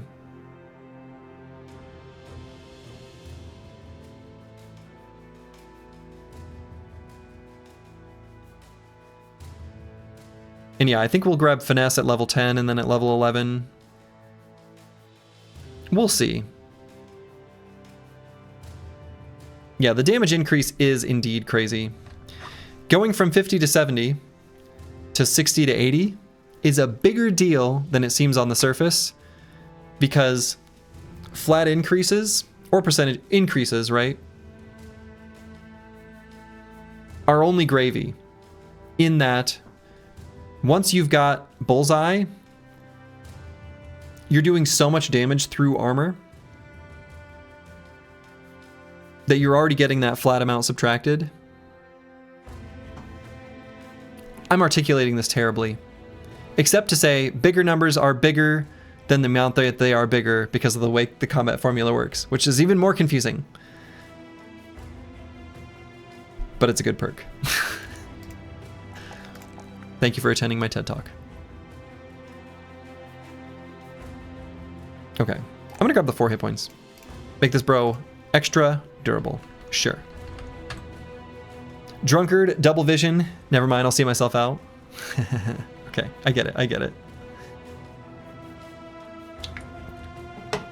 10 plus 10% damage adds way more than 10% actual damage. Yeah, right. Or I could have just said that, but I didn't. That explanation was something else? Something else. It's like increased in morph and PoE? Not quite. I like the comparison, but it's... What are these nomads doing up here? Alright, so let's fight the nomads. I don't know that we're going to fight the supply caravan, but I don't know that we're not going to fight the supply caravan.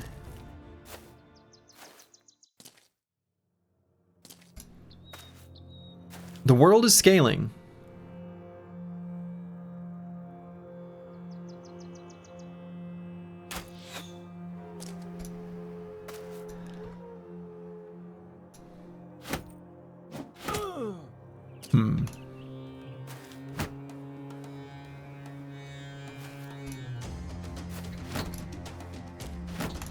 It's like a day one nomad patrol. It is, but it might have gotten attacked by something for all we know.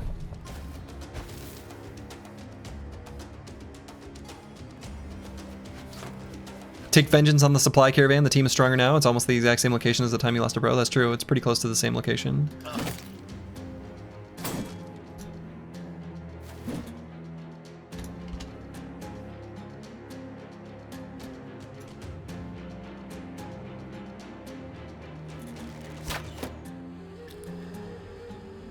What's that guy doing there?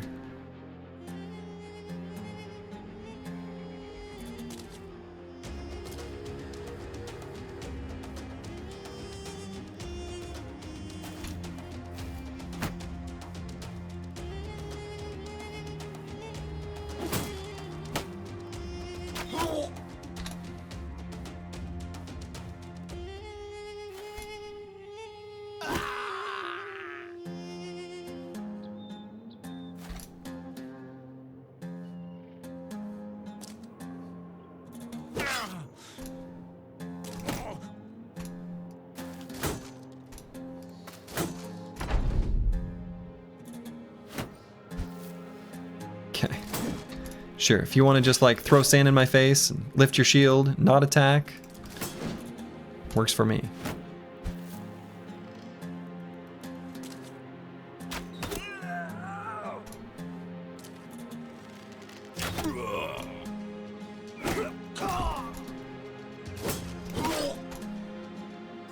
No running for you, Mr. Nomad Slinger.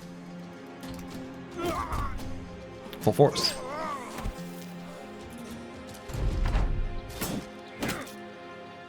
Wow, he hit the stun. Kind of incredible.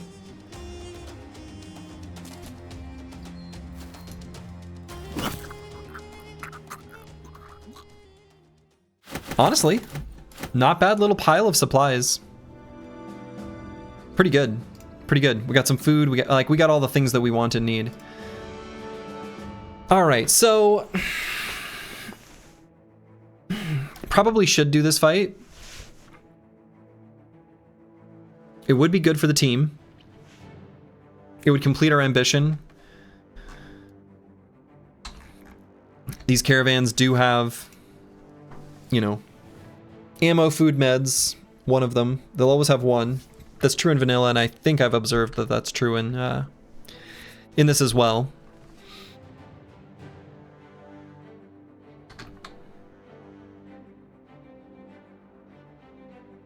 The Nested Tooltips mod is such a cool addition. It really is.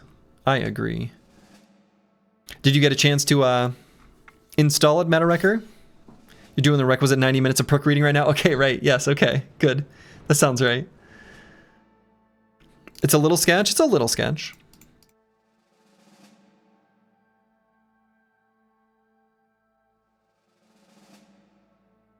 But just a little. Just a little.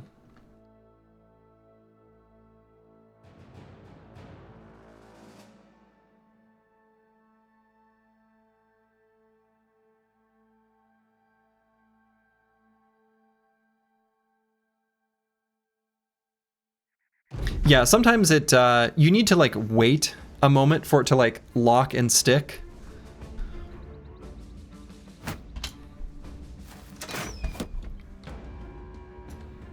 Okay, so we're gonna scoot and shoot, of course.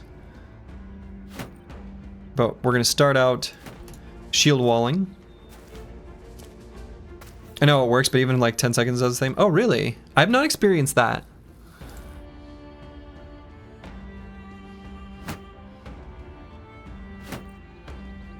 But I have experienced where like I'm slightly impatient with it. All right, so we're gonna go down and to the left too.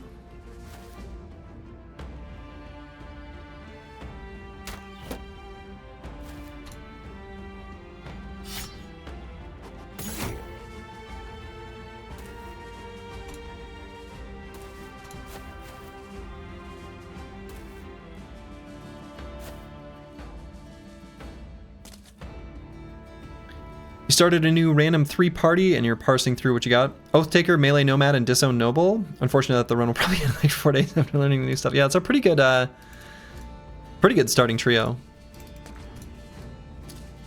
At least as far as the, you know, the classes are concerned. Or backgrounds. Classes? What game do I think we're playing here? All right, so we're hoping we get this Footman's Shield, by the way. And we're also hoping to get these Kite Shields. There's good stuff for us in this fight.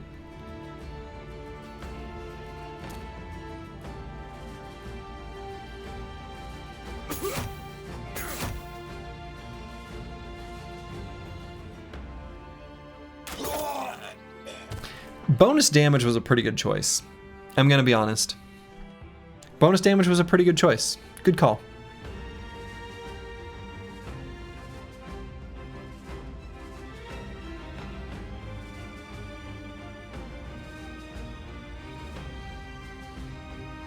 But it wasn't active there?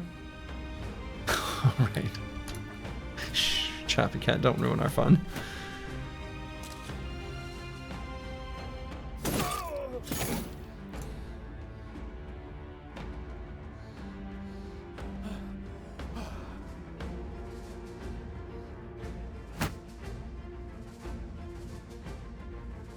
Pat self on back, that's the spirit.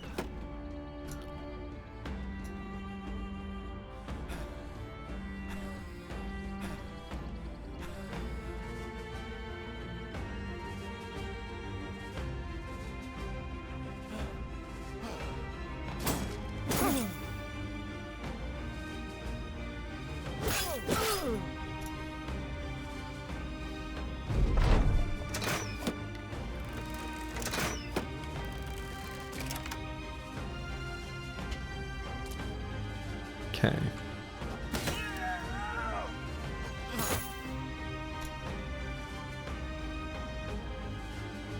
They gotta close on us.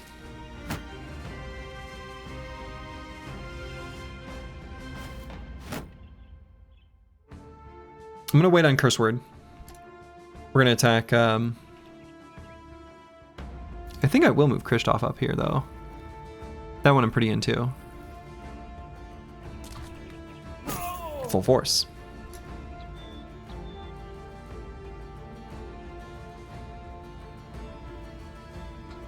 Move the Chaucer up to here.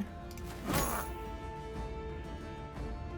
don't think I've ever seen a throwing axe lop a dude's head off like that. Yeah, I know, it's pretty brutal, isn't it? Squigs, we're gonna wait. Mystic Nemo could go here and attack, but then I guess we can't move. Let's just wait.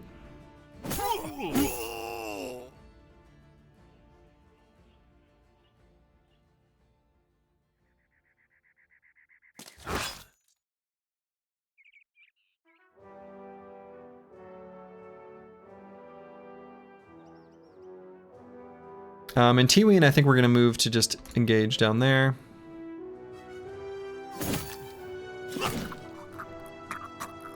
Your company's bad against Orc Berserkers, but super tailored to wrecking guards. Yeah, I think that's pretty much true.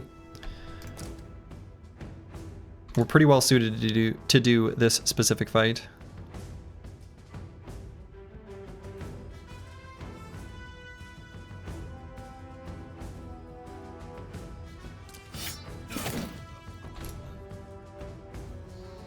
And I don't want to leave No Man 1220 exposed, so we gotta stay here. I guess we can go here and attack.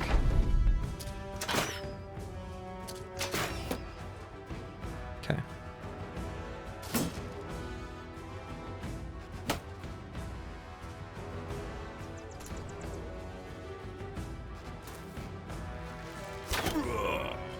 Okay. Reaching so much without even entering cities, you're a monster? Thanks, I think.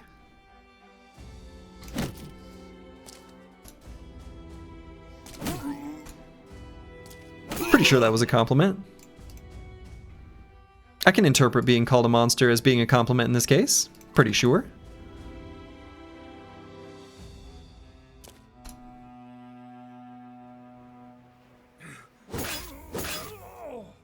If you're unfamiliar, in Vanilla Battle Brothers, actually successfully completed a run with a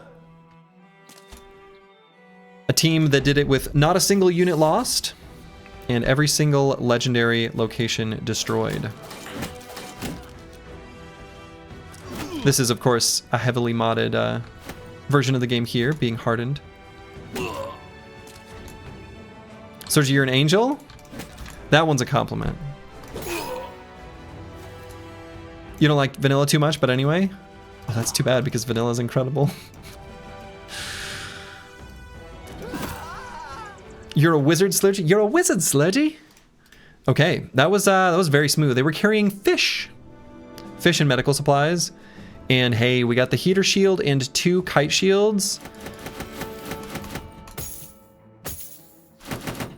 We got another military pick, really low durability. I'm gonna grab it. I don't know that we're gonna spend the tools to fix it up, but I don't know that we're not going to. We have one other bro who we're gonna give hammer mastery to, I believe, right? Yeah, Squigs. Squigs will get it. So he will eventually have a hammer.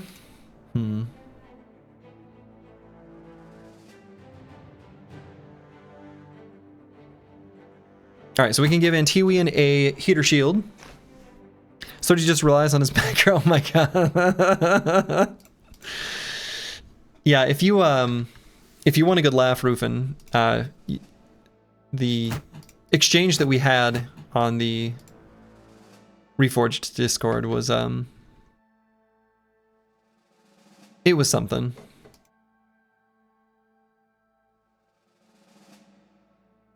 Did we find a name shield? No. Just this Sipar.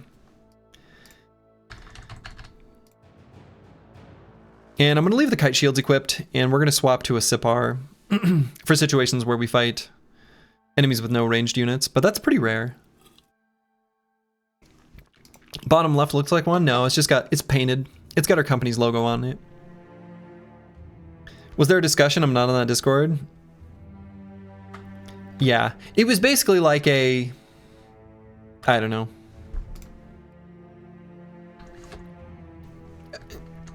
I mean, yeah, whatever. that person's not here, so whatever. Okay, the real Kirby has leveled up. You don't like the fact that most of the brothers are the same in vanilla? There's a lack of individuality in the builds? I mean, there is more build diversity in Reforged for sure. I don't disagree. That part is true. Okay, I probably just grabbed full force on the real Kirby.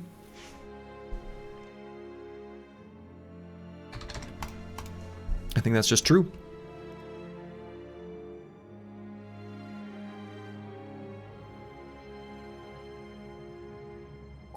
Okay, we take the primaries every level. And on this brother, we really don't need much more fatigue than what we've got.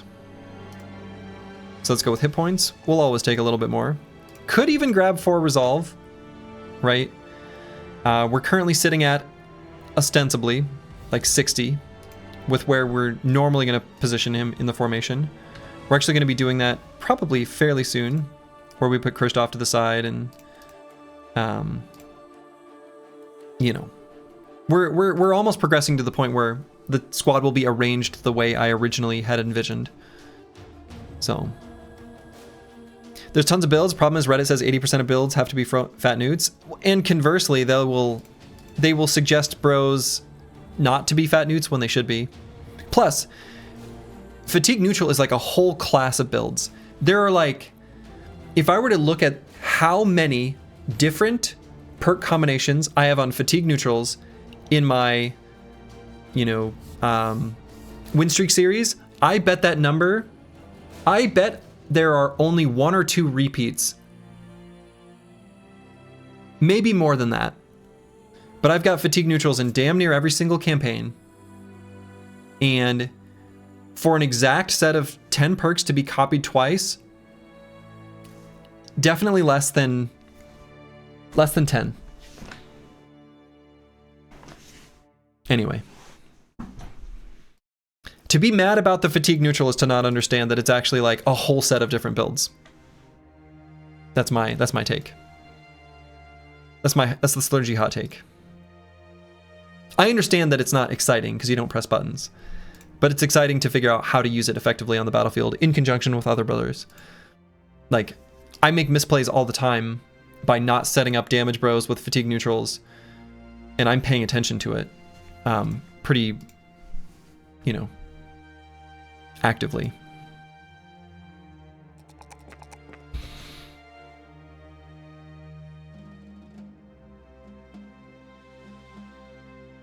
But I want to swing 12 times per turn, Slurgy. Man, in the Dawnforged Champions, we pretty much did have a bro that could do that. Where we had combo and all those other silly AP reduction things all at once.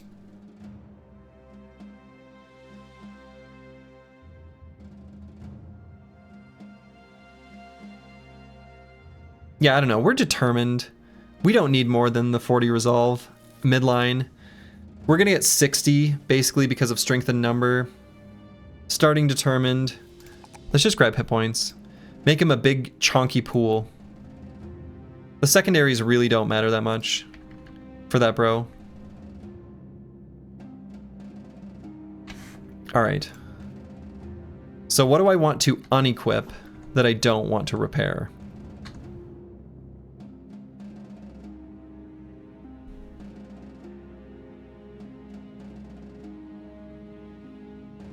I'm tempted to not repair one of the Shamshears and put a military pick here. Is it time to take a dump in the forest again? Probably. It's just about time to get another event, bro. Excuse me, another event, which we're hoping is a bro. We don't want this billhook here on curse word. This doesn't really make sense alongside the banner. We want it to be eventually like a pole hammer over here. Or maybe, no, I don't know, maybe not. I'm not sure.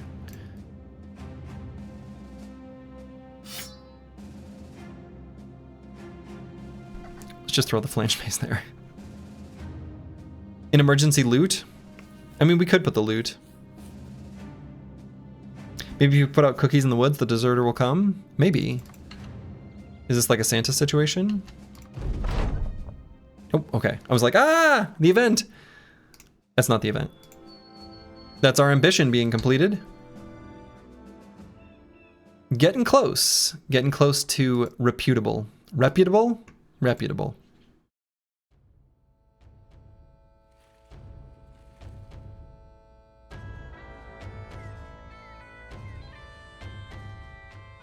Hopefully the event for the poacher in the forest is still on cooldown. I think it has a cooldown of like 30 or something.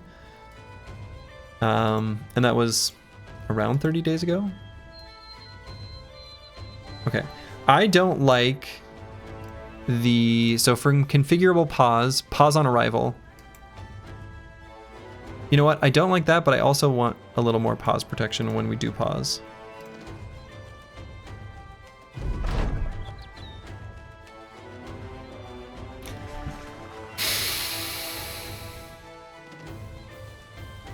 While doing inventory, you ask Curseword to carry over a quiver of arrows. The short, simple journey ends with a man tripping over a rock and turning himself into a pincushion.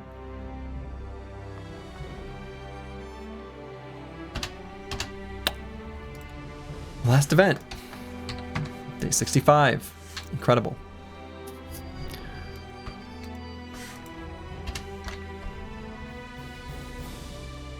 Alright, is this enough food if we discount the strange meat? More damage is not always better. Where to go now? I mean, I still... The thing is we put a few pretty important Southern Town event things on cooldown.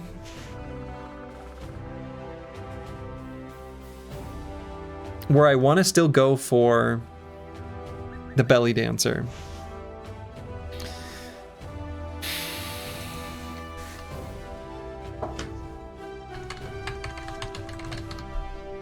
We've got kite shields on everyone.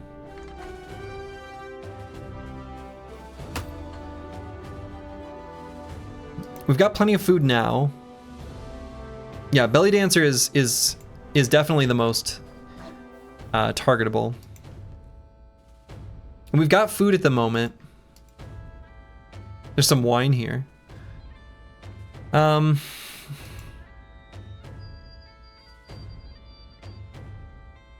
don't know. I guess I'll explore through here. Head back down to Carticon. Yeah, food was our issue why we had to leave previously, and I agree. So it becomes a little easier if you're able to get the cook.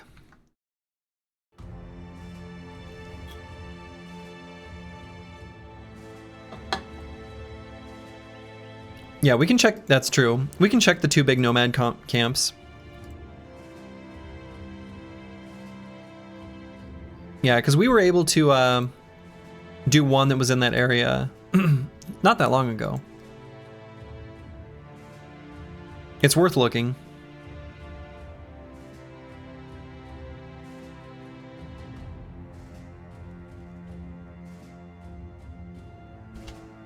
Let's see, do I wait to just see sunrise? Look at what this camp has.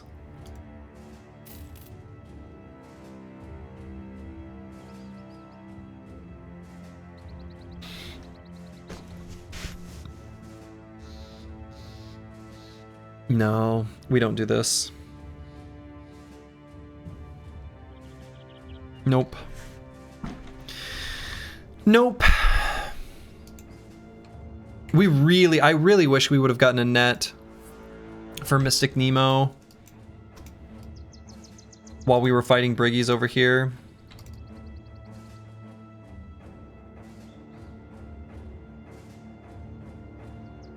Do we know about the crisis? No, but there were a bunch of noble armies moving around. It felt very noble war-ish because they were moving north and not south. But we've received no notification. Oh, this doesn't look bad at all. Well, the 2 to 3 blade dancers, but we can fully surround them. Most of their defense comes from dodge. Man, we don't have any nets though.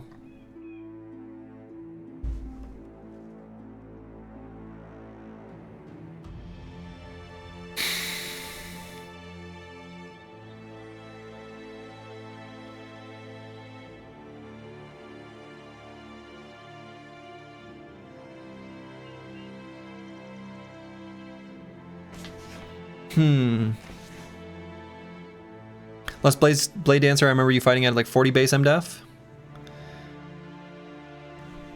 What was the base? No, a lot of it comes from dodge. I mean, a lot of it comes from dodge.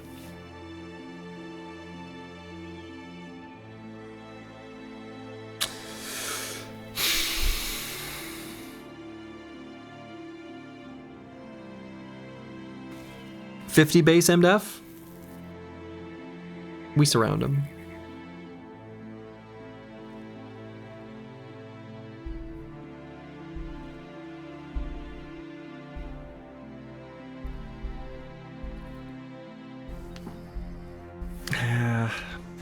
Man, we need a net.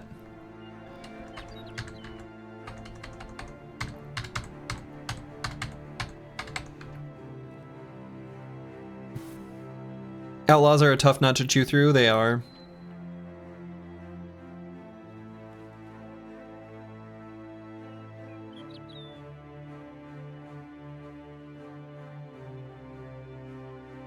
$33% is 100% in your books. For the named item, yeah.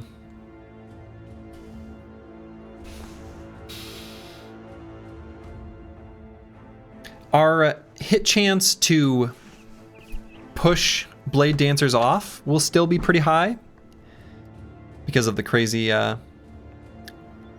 plus chance to hit on knockback. So once we kill the rest, assuming the Nomads and Cutthroats spawn at a high number, if we get enough kills, we just get them below 35% and the Executioner or Blade Dancers run away.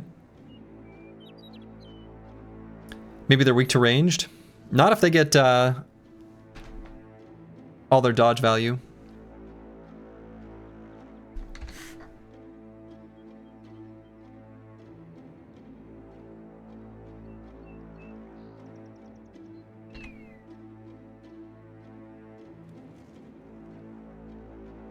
Take a peek.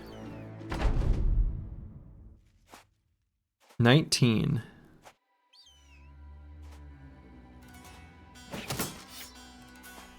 Oh yeah, I've got to consider they've got arrow to the knee potentially. I forgot all about that. How could I have forgotten that? 19 enemies.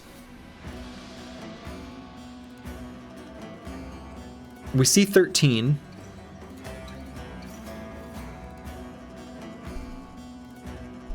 It's a lot of jabs. It's a lot of jabs.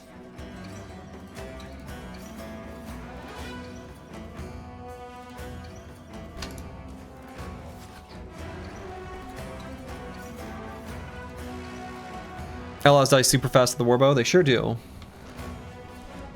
We're gonna start with a scoot and shoot, or we run. Right? It's either scoot and shoot or run completely.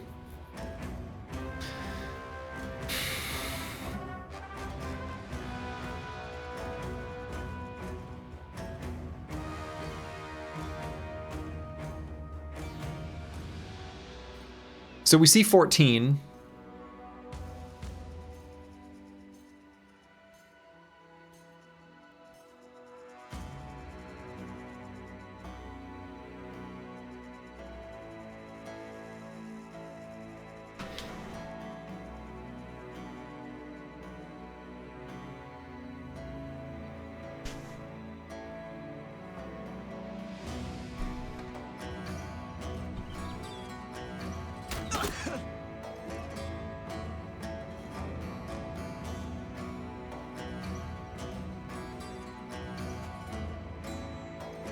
Seems doable. Oh, I shouldn't have moved him yet. Oh, I should have at least swapped my javelins. Guess it's fine.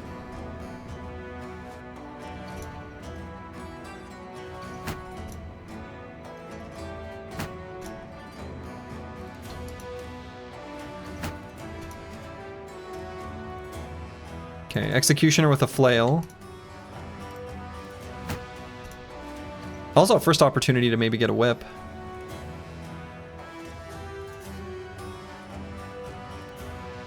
Yeah, 50 base melee defense. 30 base. Excuse me, 15 base range defense.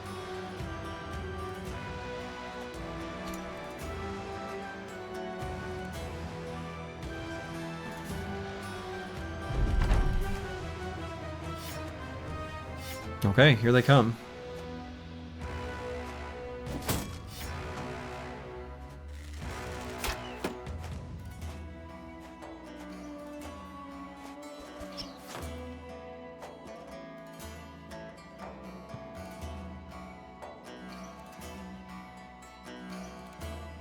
Yeah, they think we have range superiority. Kind of do. Kind of true.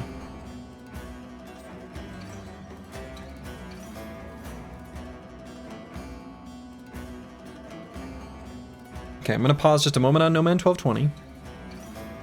If I can get the Blade Dancers locked onto bros that have like really high armor, they're not going to do much damage, right? These weapons, the Shamshir, does very little to heavy armor. So like just moving Kristoff to here might be enough.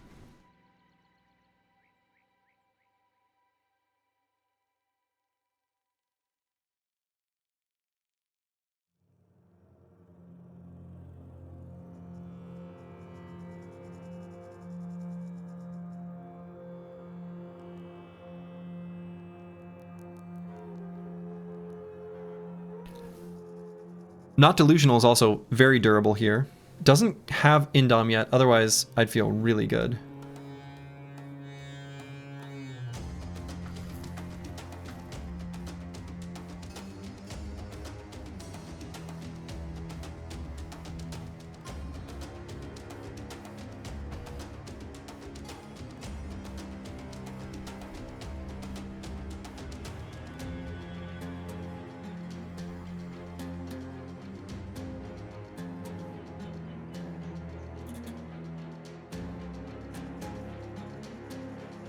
Can Squigs even move an attack? Actually, I bet he can't. I don't think he can. He definitely can't, actually. Okay.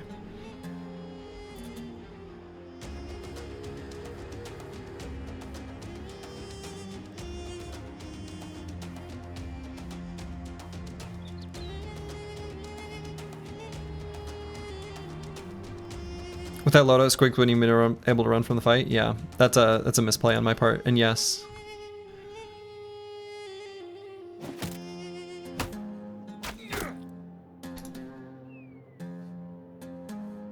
Yeah, we didn't have an option to run. Yeah.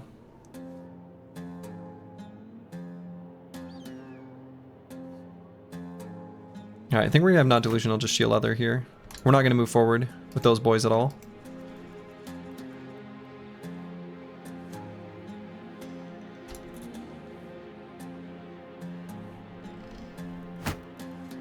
Same deal here on Antiwian.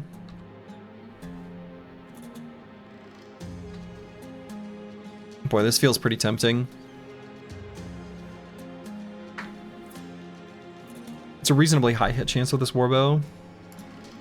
I could wait to see if this Nomad Outlaw dies between the Chaucer and Bad with Maps. It'll increase our damage. This seems pretty relevant. Dr. Vishnevsky can attack him too.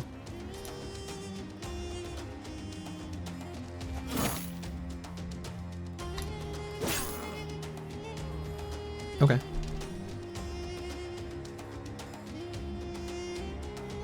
So we're probably gonna recover on those bros. Oh my.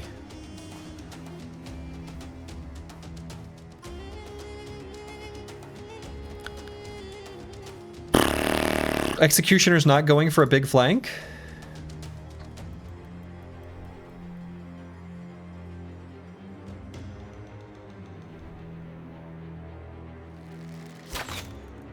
Damn. Can we kneecap the Executioner? No, we can't. We don't have a bow mastery available on anyone.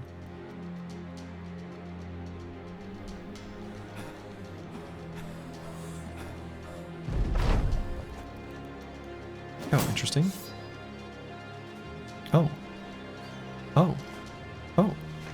What are they doing? They're backing up? They've changed modes.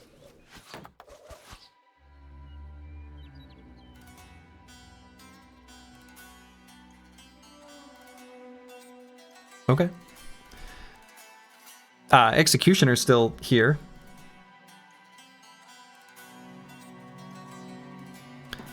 So even though this ignores the bonus of shields, it does not ignore the bonus of shield wall. Yeah, they might have been attacking because of overwhelming numbers. One of the reasons I like your stream, Sturgy, is that your persona and expertise attracts other folks with expertise in your chat. So much good information here. Absolutely, I 100% agree.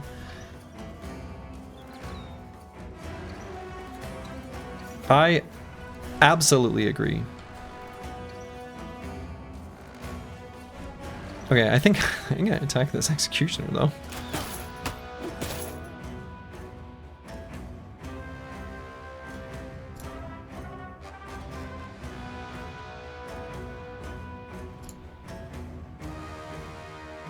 We really don't want that flail to hit. I mean, that's obvious, I guess, but he doesn't attack.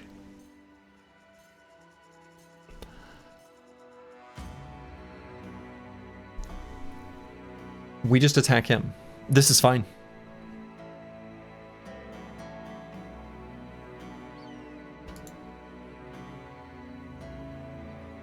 Two quick shots or an aim shot? Quick shots. Give him a grazed neck. He's on a timer. He's just standing there menacingly.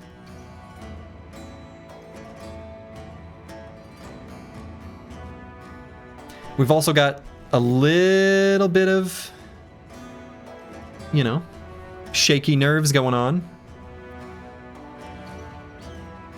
So they're going to shoot at No Man 1220. Let's give him some range defense from Not Delusional. How about that? Pretty sure that's who they were shooting at. I could look, but it would make sense. That's who they've been targeting.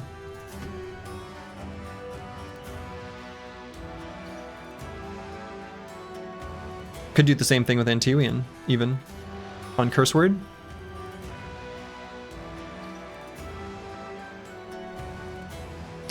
You 70, yeah, because range weapons are broken, yeah. Because Bullseye? Because Bullseye is how. Could rotate, attack, rotate back. No, cannot quite do that.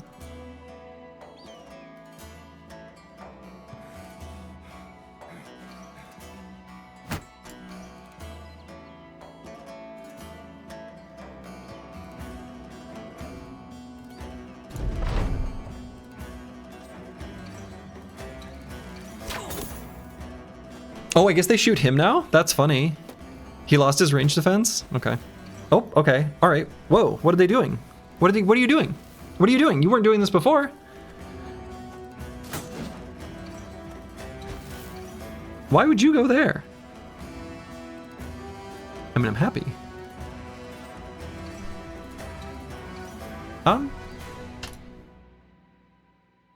Okay, so as long as we don't kill either of these two,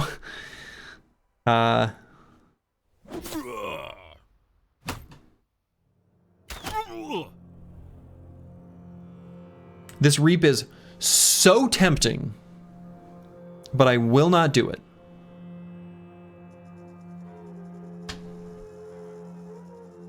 We've got the second half of the round available to us. 3 Blade Dancers? Yeah, 3 Blade Dancers.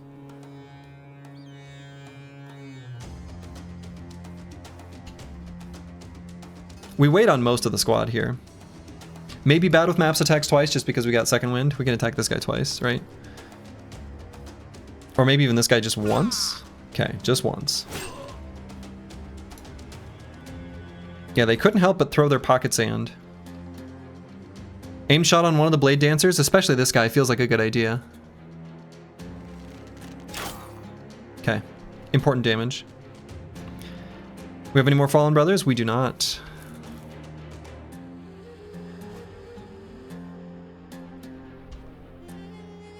Okay, force this guy to go somewhere. Sure. So Mystic Nemo can push up a little bit.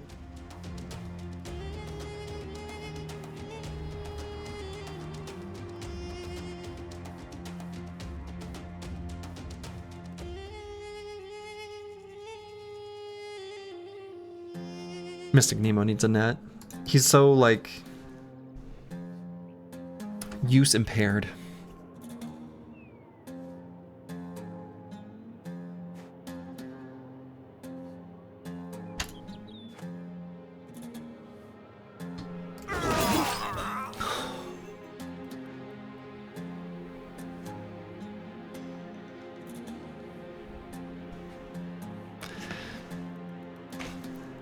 Be still, my heart.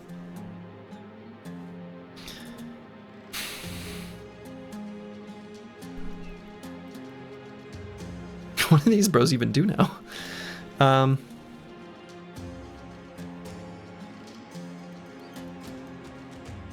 Good problem to have. I'm not going to rotate. We can't attack again. I don't think we move Dr. Wisniewski from where he is. I like him in his kind of position currently to be able to rotate. He's the only one who's going to be able to. Squigs has it, but he's not going to be able to. What just happened? Reap.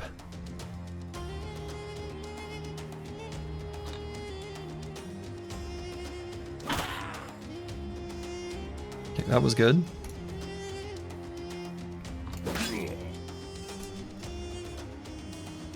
Now, do I put Squigs here? That feels pretty alright. He's reasonably heavy armored. So if, like, for example, this Blade Dancer goes up and attacks him, I'm not too worried about this weapon for heavy armor.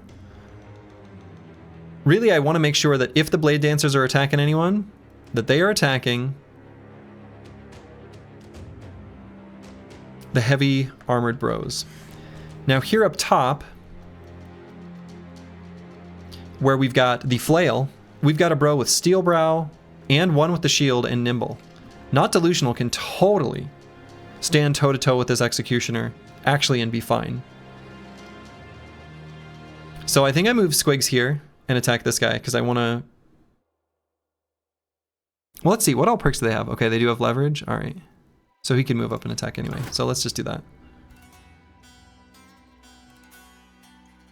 That's right. Use code SLURGY at your checkout for 20% off your first order. The first taste is free, don't you know? But I'm not going to move the Chaucer forward. We're going to leave him right where he is. We'll recover our 0 fatigue. So Not Delusional is going to go here. Stun? Okay.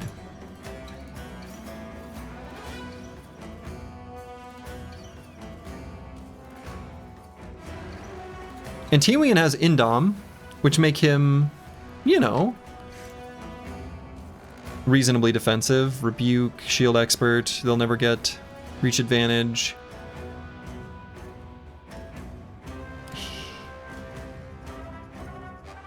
The reason I want to move him here is I want to go for a stun and move Kristoff to here. I would move him here, except that...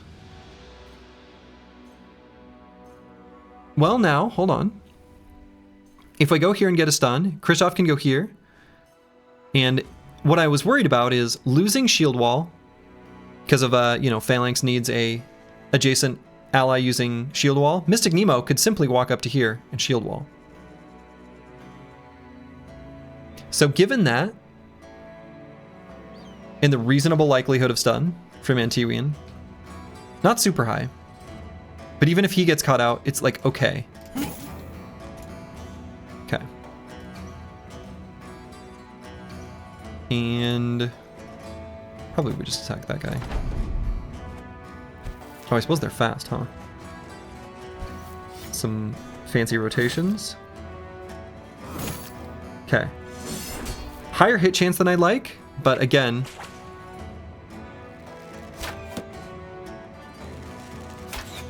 He's very armored, right? So Antiwian can do Shield Other for next turn.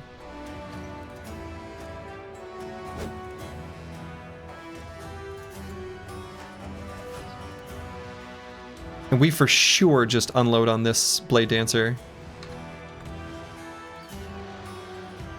I'm excited you're still streaming tonight. Hell yeah. Welcome, Mellet Man.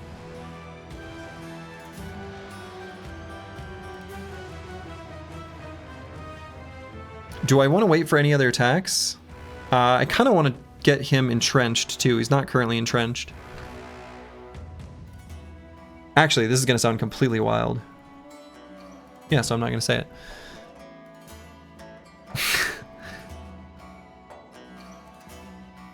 Well, or am I? Let's just wait. We're going to attack in the second half of the round. It was the flail, that is what I was thinking, but that's stupid. Full force. So now, Dr. Vishnevsky have an attack for 3, then an attack for 6. Alternatively, we could put Dr. Vishnevsky here, cut out some of his dodge value. He's relying on that quite a bit. Oh, curse word has pierced arm muscles, right? Okay. Oh. I wasn't necessarily committed to that.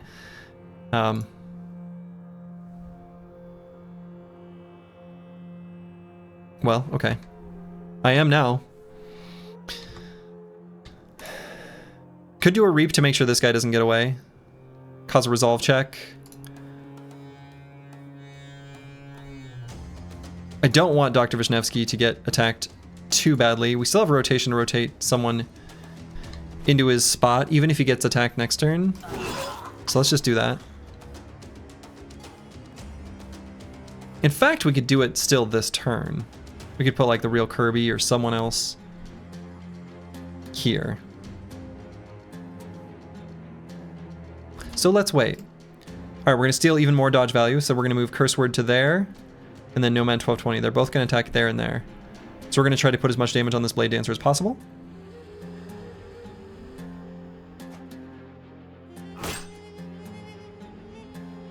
Okay, we're gonna wait because we have the ability to get another attack. Oh yeah, this guy's gonna get wrecked.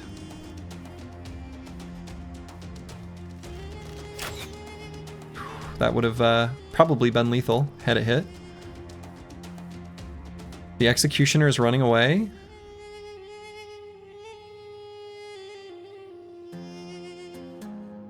The Executioner is running away.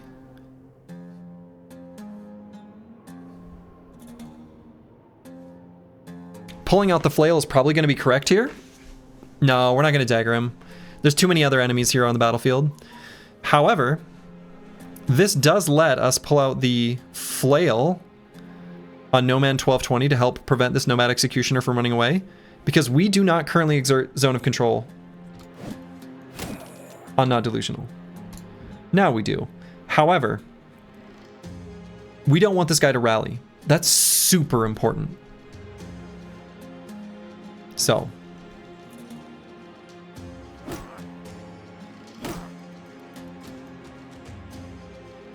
Antiwi, and I think we are going to shield other. And I guess just like attack this guy. And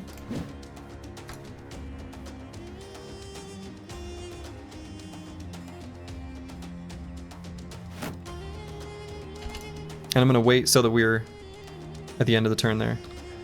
So Nomad 1220, I think we do 2 quick shots here. Or do I still go here? I don't know.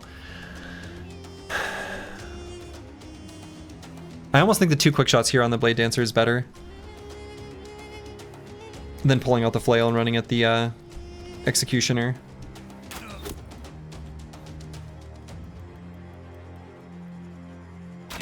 Oh, no.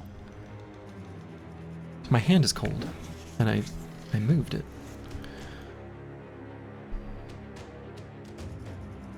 Okay, could move Dr. Vishnevsky to here.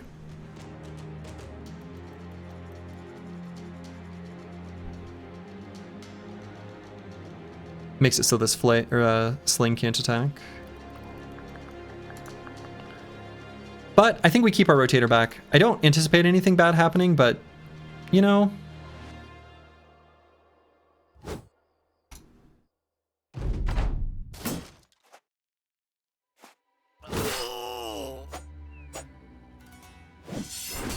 Still had a 49% chance of hitting.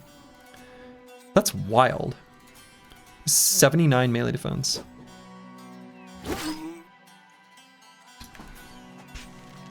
Bad micro, that guy was right. Oh no, it's true though. Shit, Rufin, no.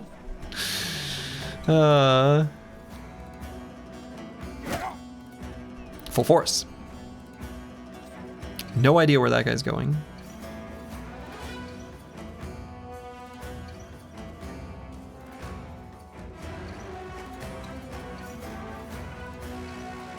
We're gonna go here on the Chaucer and we're gonna pause for just a moment.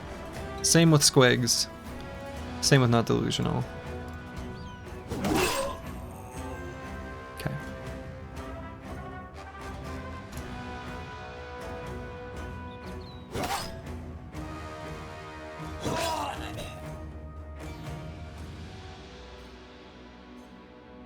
Okay, we are going to use the second wind because we're probably going to back up. If I go in here, we gain Entrenched and lots of Surrounded by Ally bonus. Do an aim shot on this Blade Dancer. 2003 Slurgy is shaking his head at that misclick. That would be the right era. That would be the correct Slurgy timeline for maximal disappointment. All right, I may as well just recover and curse word. But we'll pull out the company banner when we do it.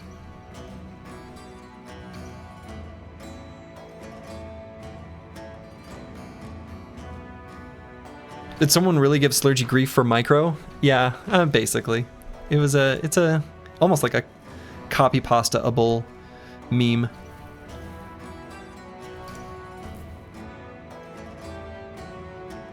Antiwian won't have Indom if we move up.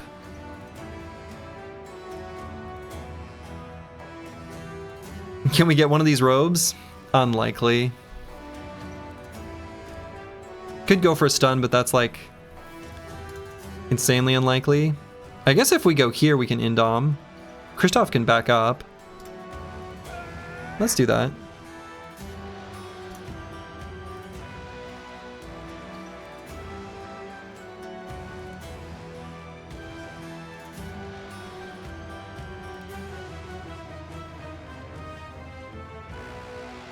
Kristoff doesn't have shield wall up right now.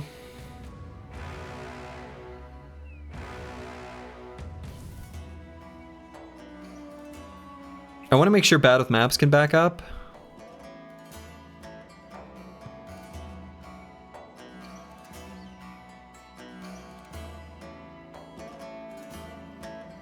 I'm just going to go to here. Okay. Executioner's rallied. Didn't want that, obviously, but yeah. So we're going to move the Chaucer forward, get in the Blade Dancer's face. I guess we'll do a courtesy attack. Squigs, I actually think I'm just going to recover. Can fleeing enemies be run down on the overworld map? No. Be cool if they could. Alright, so we just move Not Delusional to here. Executioner won't have an attack next turn.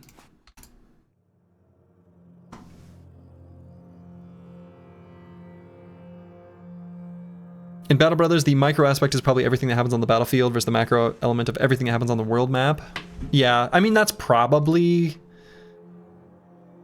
Oh wow, we don't even have enough fatigue to move one hex. Well, alright. We get attacked a little bit, and that's okay.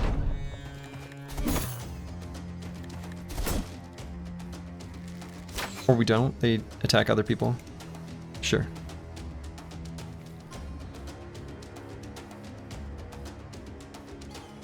I want to get their numbers to like where they're going to start retreating.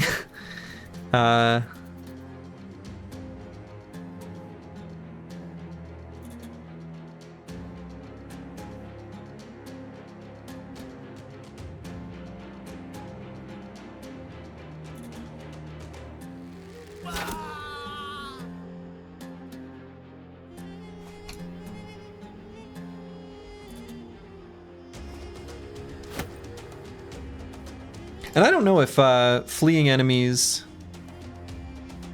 55 to 75. Okay, from the 10%. So it's 50 to 70. So fleeing enemies still make it so that marksmanship's not active. That's fine.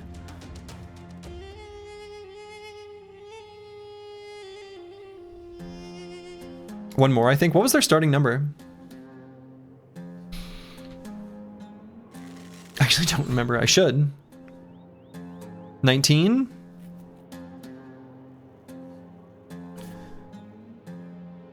So 19. We got to get him down to 6. We at least want that whip. We do want the whip. We want the whip.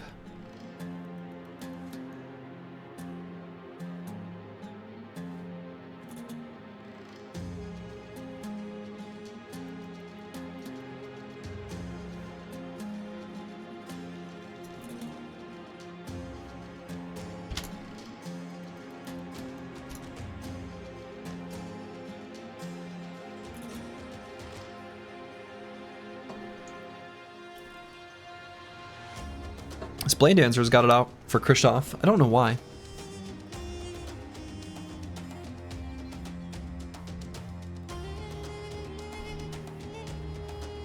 Let's just go to there.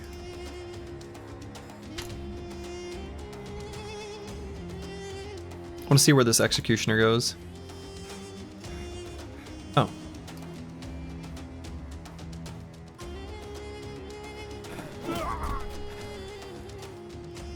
Alright, so they're below retreating number, right?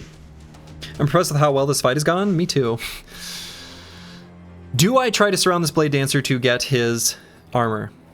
Once he's fully surrounded, even with 90 melee skill, with crowded, he's not going to hit like anything. So he's going to get one big attack at the start of this next round, and that's it.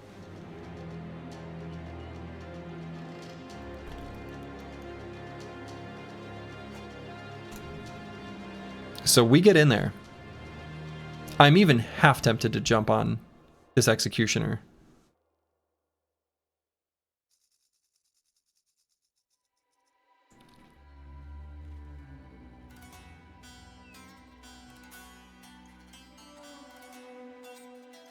We're faster than him, right? This bro won't die. This bro won't die. This bro won't die. We get a bunch of resolve checks. 88's pretty high, but he is breaking.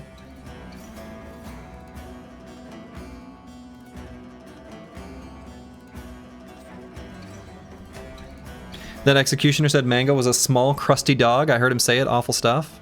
Terrible. Mango's a sweet boy.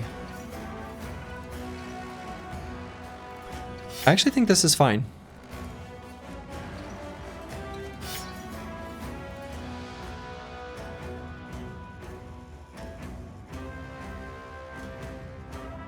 Ooh, now Bout of Maps can't go up there, though.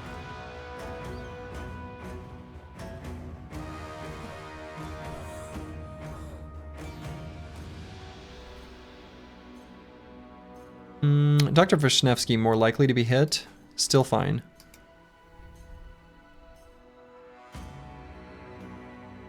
Kill him in the name of Mango. Nobody insults my dog.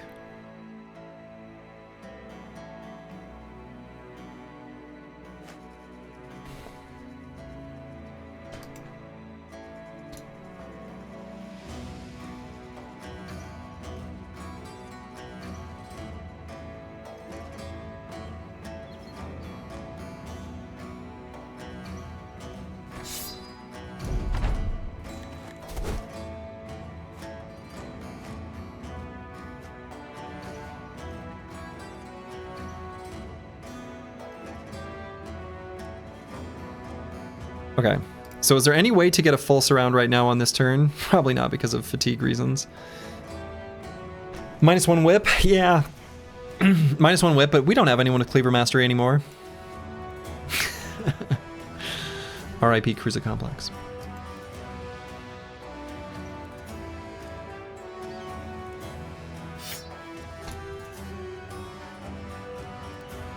Alright, I'm gonna send Curse Word up here for surround bonus.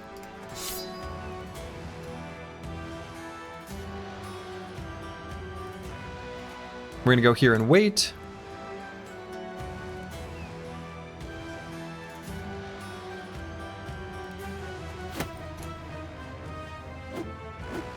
Oh, come on.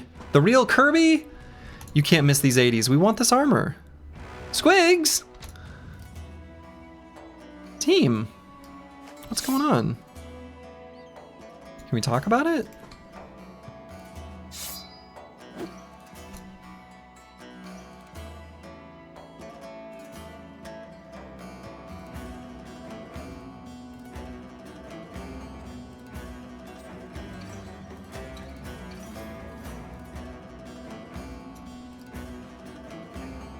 Do I go for a stun, actually? No. Man, I hope that mace doesn't... Okay.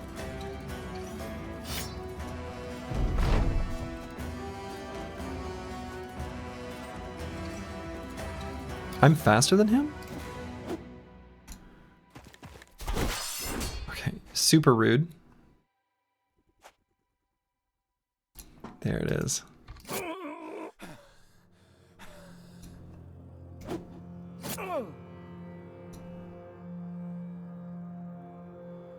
Could have No Man 1220 be part of the surround. It gets him fully surrounded.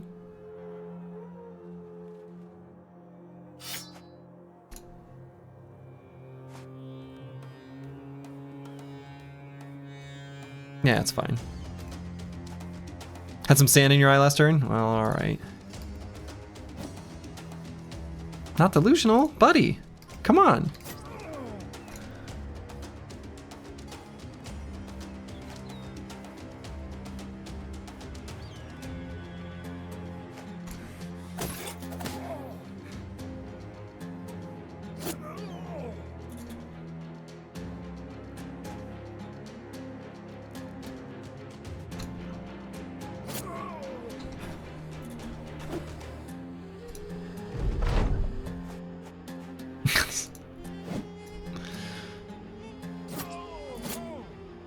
Here we go.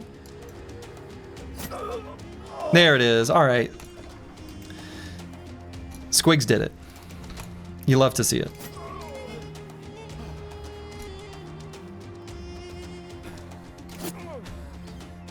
So much hit points.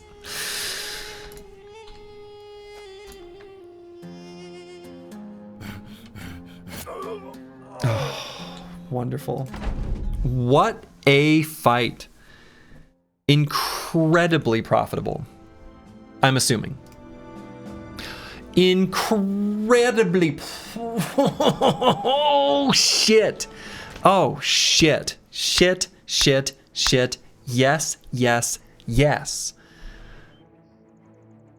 Let's count our blessings here for a moment. An assassin's robe. A weight of 4.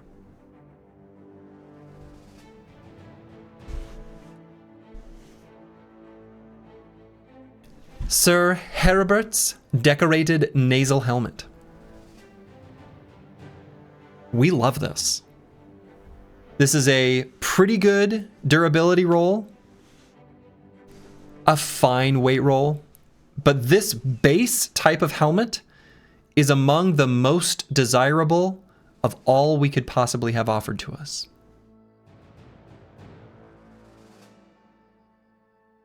The turban helmet. Solid. Will go well on a bro, for sure. The Blade Dancer's head wrap. There will be a place for this on the team, for sure. Maybe even right now.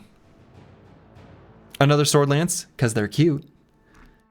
And 35 tools.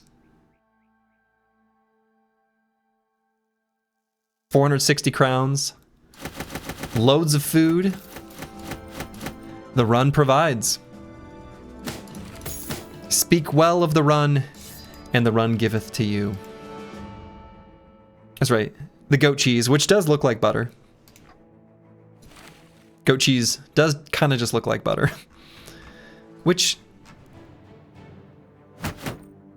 actually accurate. Cool.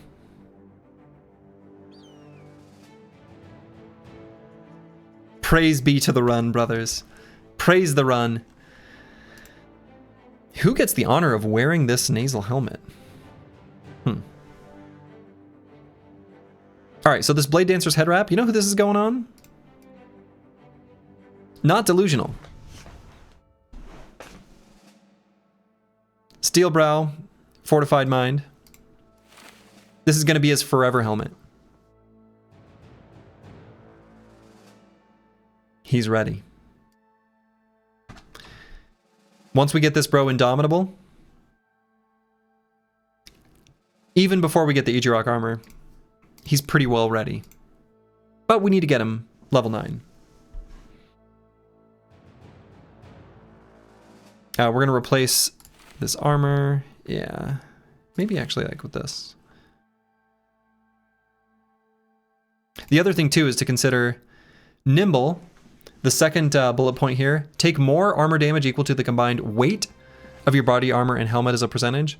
So a brother like this who has a weight of 1 helmet, pretty sweet. Pretty sweet.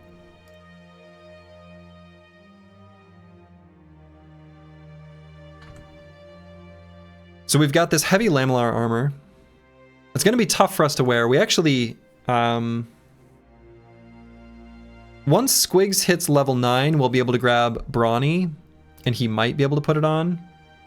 Right now, he's pretty encumbered. Helmet to a Brotator?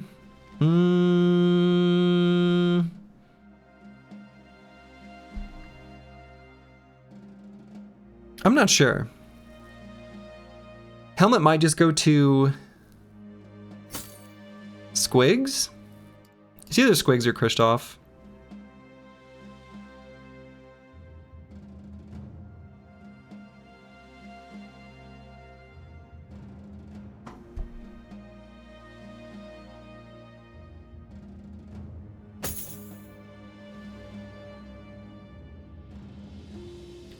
Talking about the stream title, can we be the belly dancer? Still looking for our belly dancer.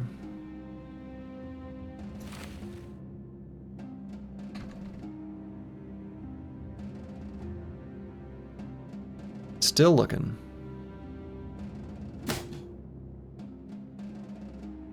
Here there's another one of those camps nearby. There is. There is one nearby. We can take a look, take a peek, take a quick little gander.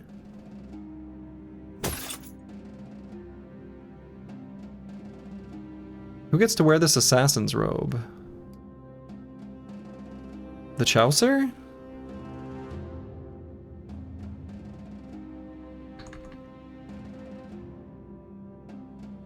Might be the Chaucer. The archer with fatigue problems? Curse word? Yeah, maybe.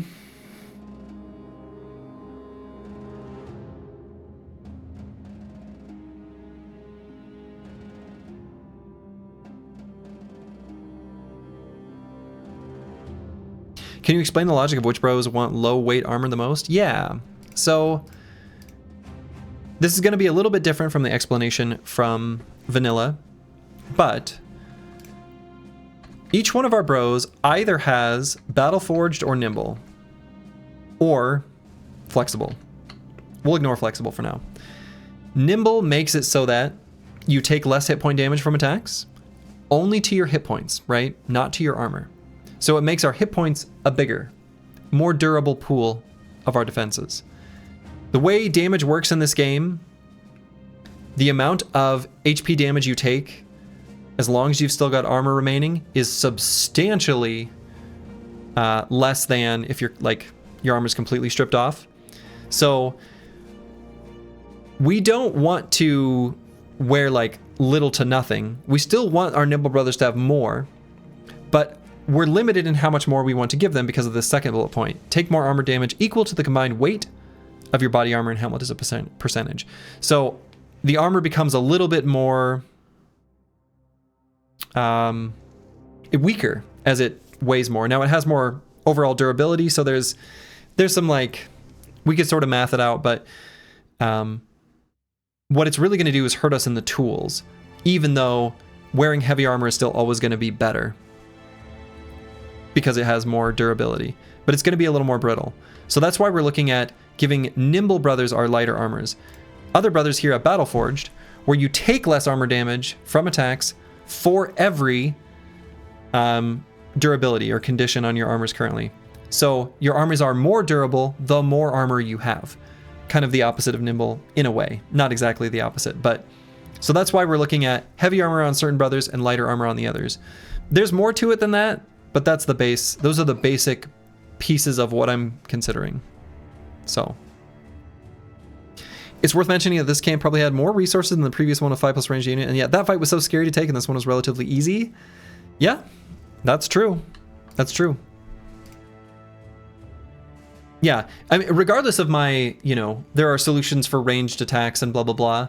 I do agree with you that right now, ranged units for both the player and the enemy forces are too strong. I do agree with that, Rufin. That part we are 100% in accord.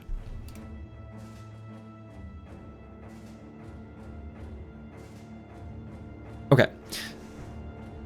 So what other gear do I want to move around? There may be a little bit more.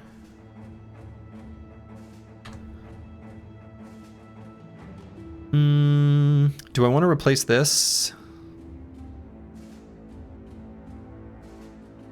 I'm going to mark this for repair. It hurts to do, and it will definitely cost us in the tools. But I think we want to get this fixed up as a backup armor. And similarly,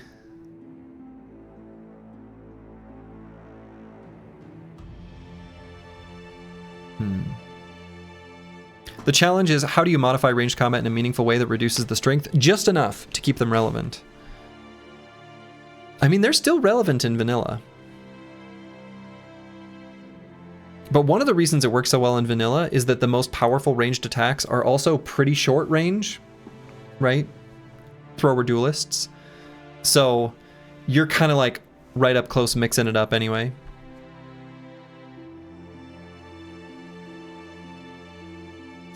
I'm going to mark both of these helmets for repair. We're going to want to keep these long term, I think. That's going to be very expensive on the tools, but when we have those equipped, we're going to be feeling pretty good about the decision, I think.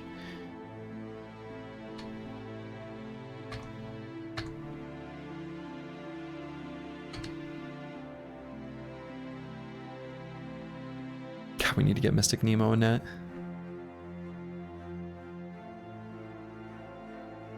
You really believe the way to make ranged attacks for the enemy worse is to have some sort of mechanic that lets you have more control over where they shoot, like in vanilla. I don't care if it's a clump mechanic or something else. I agree with that part.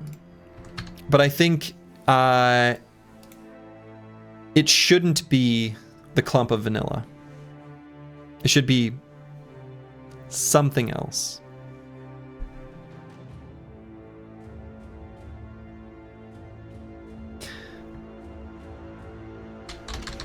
All right, I'm going to give the Chaucer full force. Full force. We're going to want to get him unstoppable next. Love those +3s. And I guess I'll take hit points. This bro's sitting at 46 resolve. So since he'll be center line, he'll be plenty durable. Just get hit points.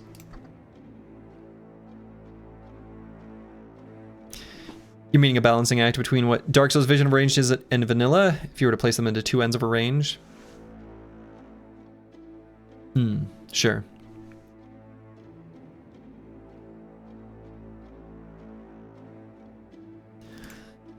All right, battle with maps, I think we're going to go with, ooh, that's a nice level up. I think I'm going to go with Battle Flow. That sounds pretty good for this brother.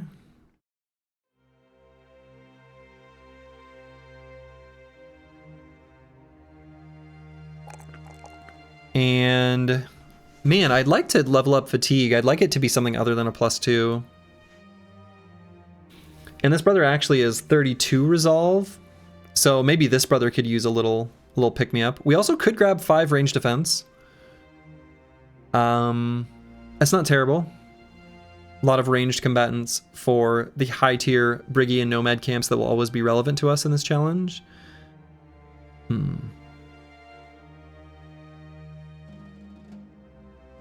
The reason you like the clump is because it puts constraints on how you position your bros. It has an impact on positioning and makes fighting feel against ranged feel different.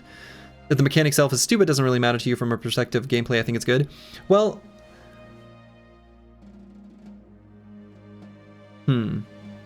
I think what would be better, just spitballing here, is if basically no units, enemy units, ranged units, had target practice. Right now, some of them do. Quite a few of them, actually. Because even if they have Bullseye, as long as you're always providing cover for the units that could be meaningfully damaged, that goes a long way in making even idealized target selection something where you can protect your bros. I already feel like I feel that on the battlefield somewhat already, and I do like the decisions around it. It could be better, but I already like the decisions with how I'm moving my squad and making sure I have cover on the bros that enemy ranged units are going to want to attack better than vanilla. It's not perfect, but I like it better than vanilla. Resolve seems more concerning. It does a little bit. 32 is pretty low. Of course, it's actually 52 when he's in the center of the formation. Target practice only appears on Nomad Archers and Desert Stalkers. Well, those are two pretty important ranged foes. Not many have target practice actually, but realistically, even without target practice, they have a 20% hit chance on your weak backliner, which I think is too much. I don't know. Maybe you just have to level range defense. But not on everyone. It just needs to be on their high priority targets. And I think that's... maybe that's okay. I don't know.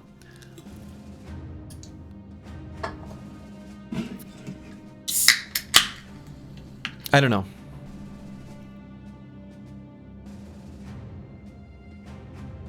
On all my backliners, because they target... well, they have a high propensity to attack the same multipliers, as far as I understand it, as in vanilla, where they want to attack ranged units, they want to attack your banner. There are, like, units that they want to target, right? And you can still understand and manipulate that with practice. And I do think it could get there. The main problem is just the sheer amount of damage ranged units put out. That is partially a problem. Like, I think they're too strong, both for the player and the enemy. I agree with that. But I don't know. I think them having where they want to attack the unit that you can do the most damage with, or that represents, like, you know, an important part of your team, like for example the bro with Rally the Troops, I think that's good. I think it's good for the game. I do. I'm gonna grab this 5 range defense on bad with maps. Then you think the gameplay is worse than the vanilla mechanic. If you can make a bro that is an arrow magnet in itself without positioning requirement, I think that's just worse than the clump mechanic, because then you just build one arrow magnet and your team can move however it wants. But the arrow magnet, based on the priority of the way the enemy, you know, targets bros, they're assessing that they are able to do more damage, right? They are assessing that that bro is a threat on the battlefield, right? Because they're looking at perks like Berserk, etc. They're assessing that that bro has Rally the Troops. They're assessing that that bro has a ranged weapon and has, you know, more than 45 ranged attack and a vision range of 6 or more, right? They're looking at all those things. So your only way of making an arrow magnet is to make like a bro that is offensive. So then you have to give them defensive tools. I don't think that's a problem. If you have to level range defense on your entire backline, no, not your entire backline. Not your entire backline.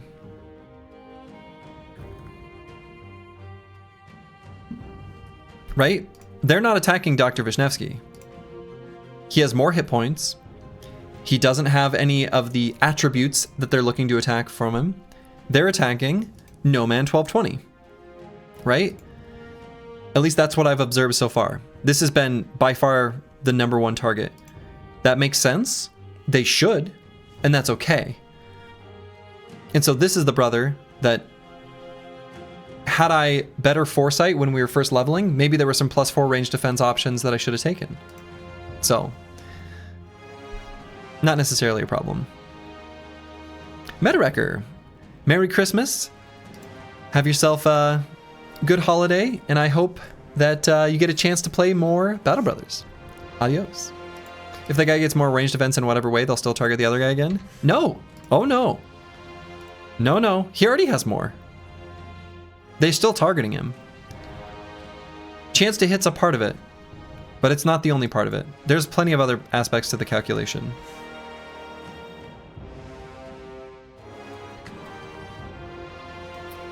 Anyway, let's check out this other Nomad camp. We're spending basically all the tools fixing up these armors here, and actually I think that's legitimately fine.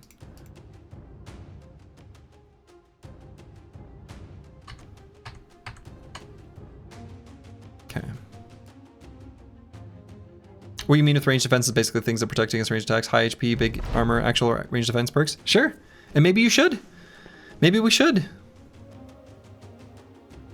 Okay, I think we are a professional, right? Oh, we're close. Like, I think that's okay. Then you can't just build damage nozzles. You can't just build glass cannon attack units. You have to at least protect against that. I think that's okay.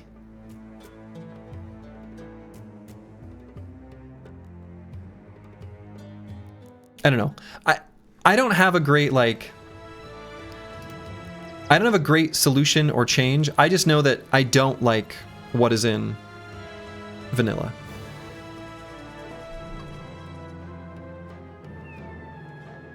Because it's so easy to just solve. I'd like it to be something better. Yeah, this is death. Though, if we do this one at night... If we do this one at night, actually, I think it could be okay.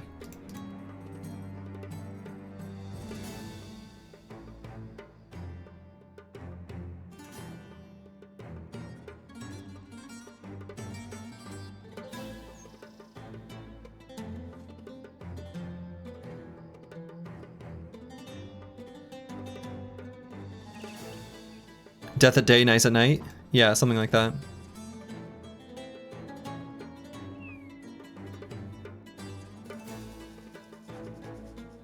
Yeah, all I'm saying, Rufin, is I think more experimentation needs to be done with it as is. I don't think you need to build it on your whole backline. If the target selection is going to work like how I imagine it works, I don't think you'd need it on your whole backline. You don't. They will attack your archers. Because they are archers.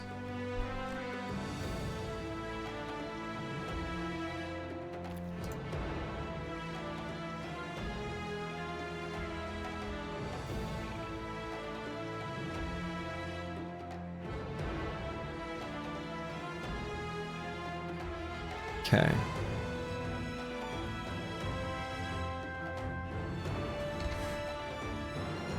We're not going to be able to scoot and shoot as much because our armor's too heavy. Maybe that's a bigger problem.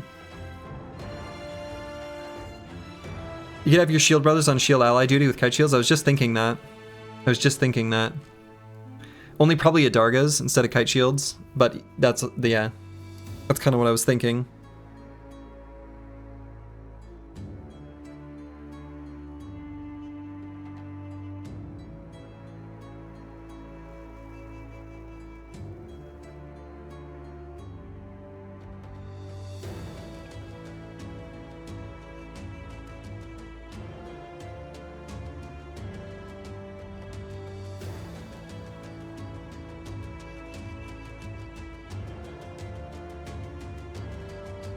So we'd give them just a Dargas. Leave the kite shields in front. It's kind of interesting.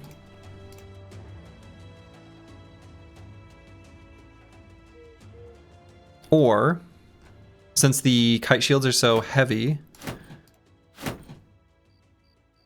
on the bros who could use just a little bit of lightning, maybe do like this.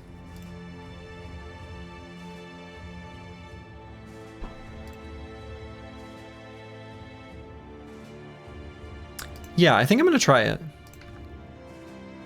It's a spooky fight, right? It's a spooky fight.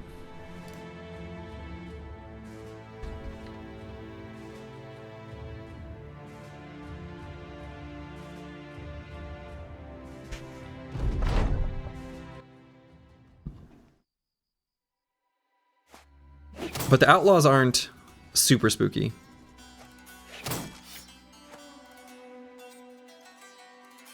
Okay, so we're gonna scoot and shoot and go up and to the left. I wonder if Mystic Nemo should start out with...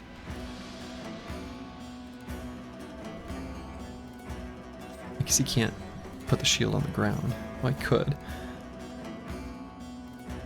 Because of anticipation, he probably should just have a pocket shield.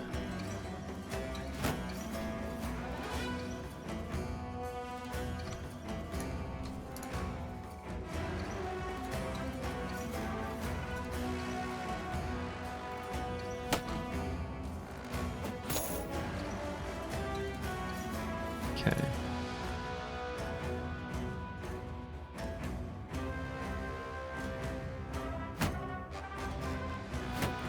And everyone's able to move 2 hexes.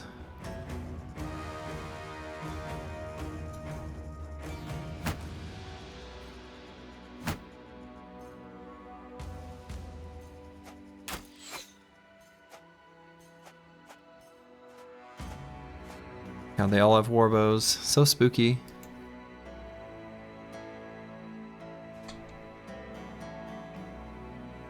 So, but their vision's only 5.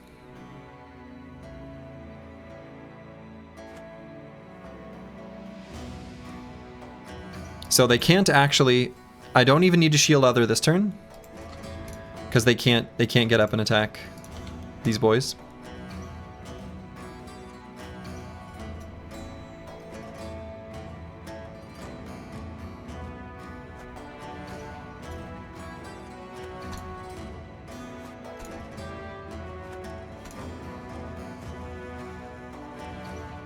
In fact, I could cover ally for like one of these guys. Maybe that's even a good idea.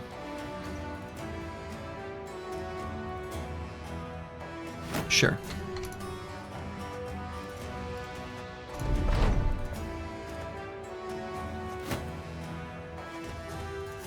So the way this fight's gonna go, or the way I envision it going, is basically get the Desert Stalkers to run. We're just gonna kill everyone else.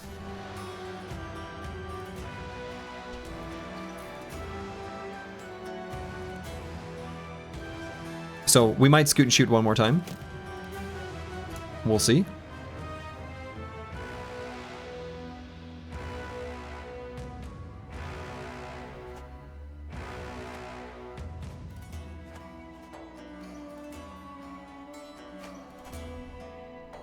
Yep.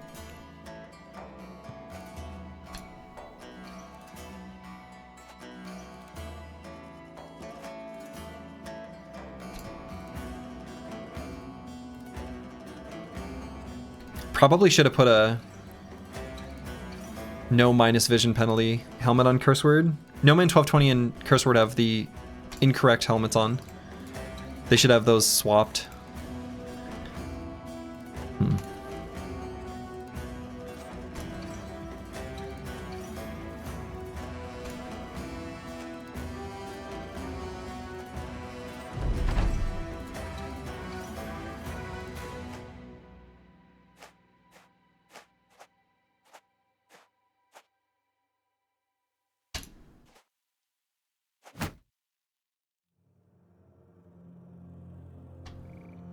Okay. So we just keep scooting and shooting.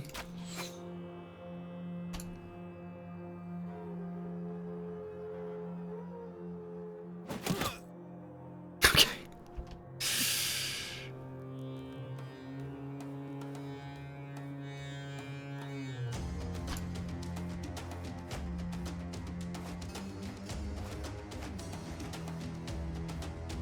Yeah, there is something a little bit... I agree with Rufin's statement. There is something a bit weird, and this is actually true in vanilla as well. There's some... but it feels like it happens more in Hardened for reasons I don't understand. Where they will kind of mix how they run at you.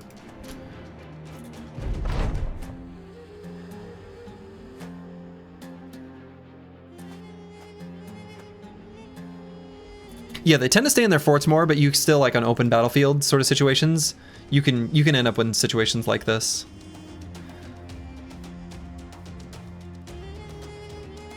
This kind of thing still happens generally.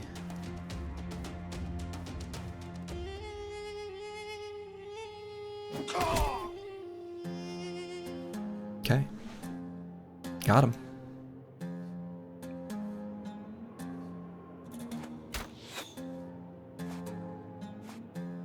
So yeah, still shot at No Man 1220.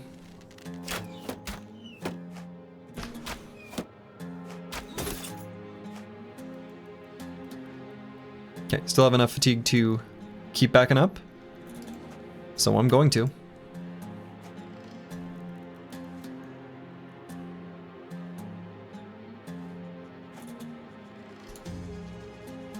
Can't really do shield other though.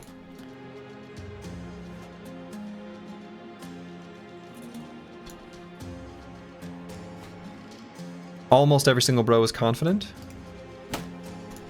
You love to see it.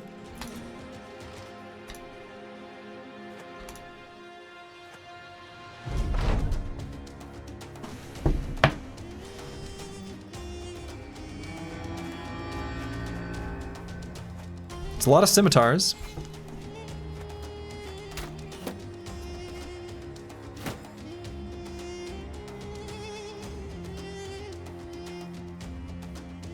Because we gain just a little bit more fatigue, we'll probably keep scooting and shooting.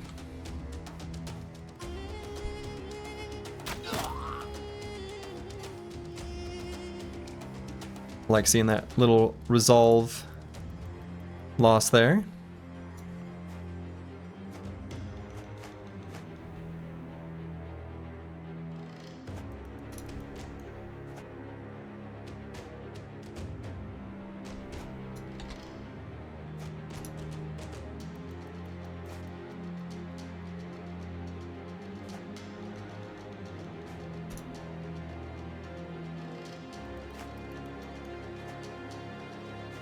Morale state, I should say. Okay, here they come. I think this works for me. This seems all right.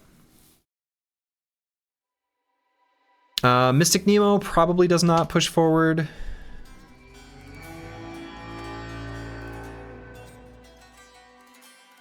Dr. Vishnevsky might move to here and attack. Do a reaping.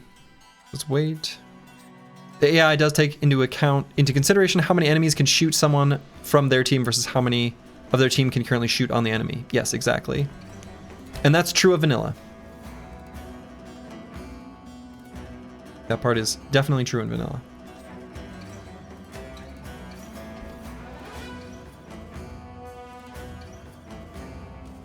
So how much do I think No Man 1220 needs to be protected here?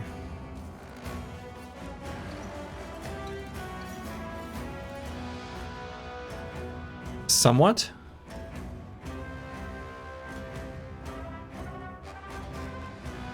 Would I rather have it be Antiwian?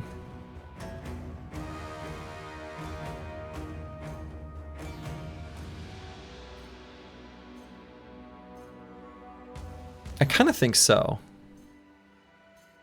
Antiwian can shield other.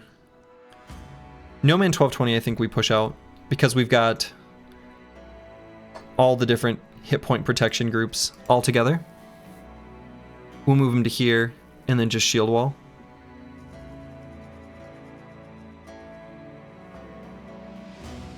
I think the way Slurgy backs up, he caused the first acting enemy's allies to believe their team has ranged disadvantage because Slurgy's archers can target to hit by the enemy archers can't. Yeah, exactly.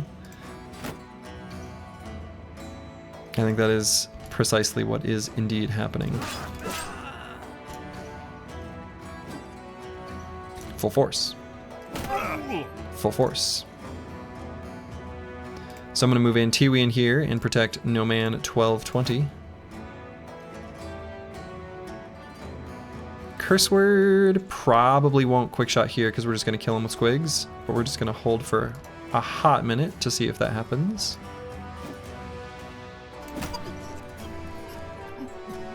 And did. Should Kristoff push forward? It's probably fine. Get in this guy's face. Still plenty of armor.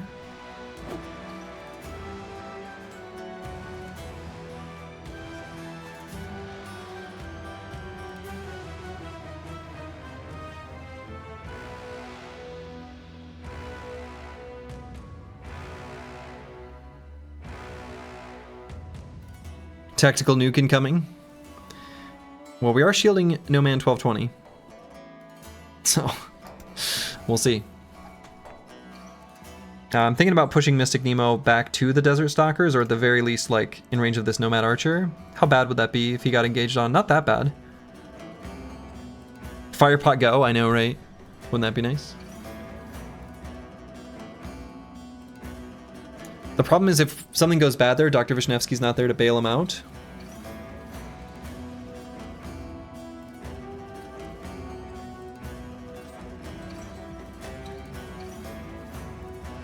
I guess we can push Bad with Maps to here.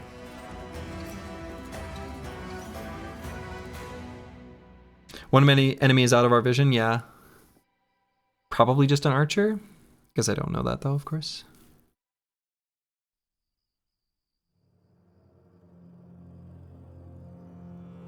You could have abused this AI in this fight by leaving two brothers with high RDEF and kite shields in range of their archers to make their front line fall back again.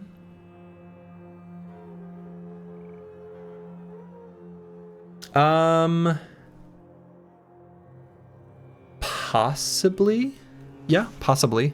I'm not sure that would have been... I don't know, maybe.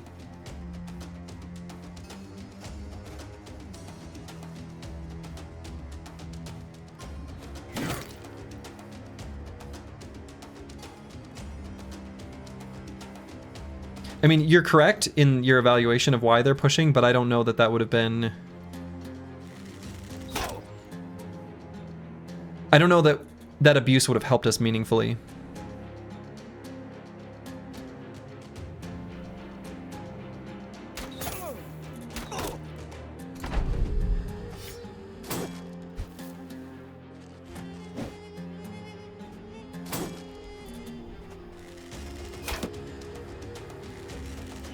Oh, okay. Shooting a Mystic Nemo.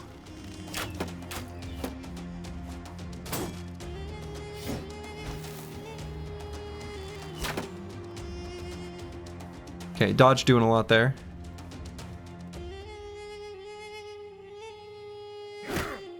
Full force.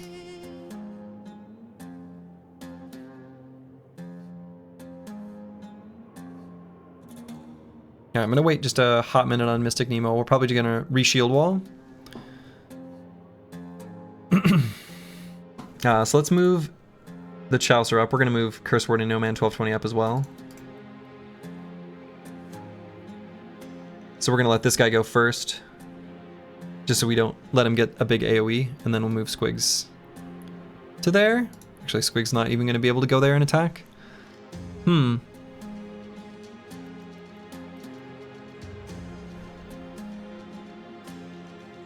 So I guess I wait on the Chaucer as well. Unless I just kill this guy. I guess that's also an option.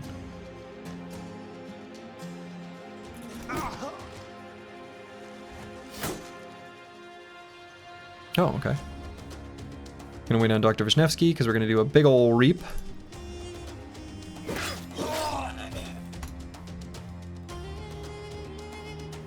Squigs can totally engage this guy with the big ol' cleaver.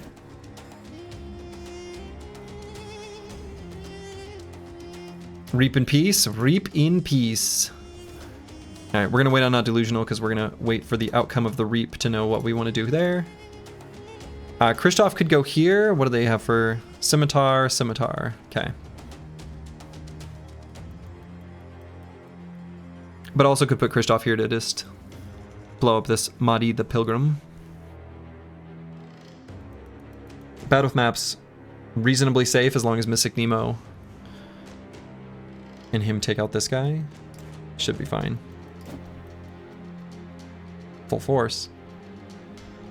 Okay, we're gonna wait on the result of the reap. Wait on the result of the reap. Like I still had a shot. Okay. Still have to shield wall, I think, on Mystic Nemo.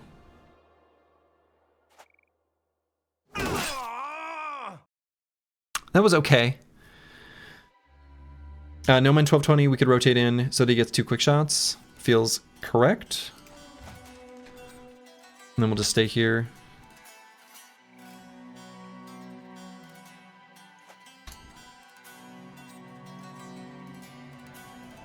So we're going to get over here and still shield other for no man 1220.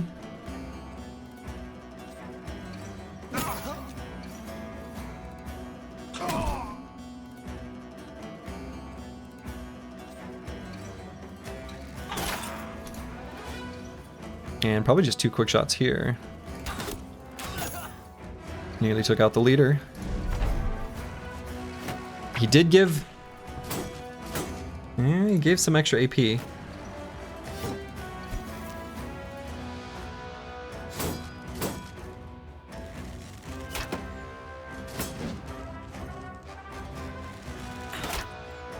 Okay.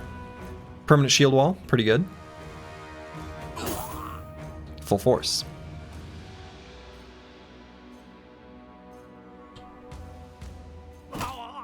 Full force.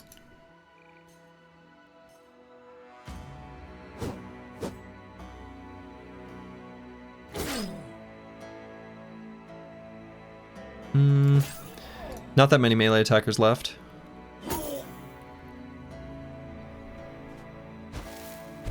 Okay. Sure, buddy. We'll wait here. See the result of the shots.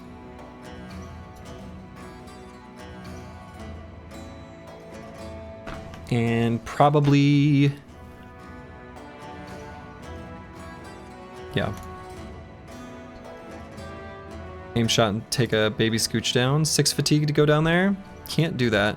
Can quick shot and walk down there though. So that's fine.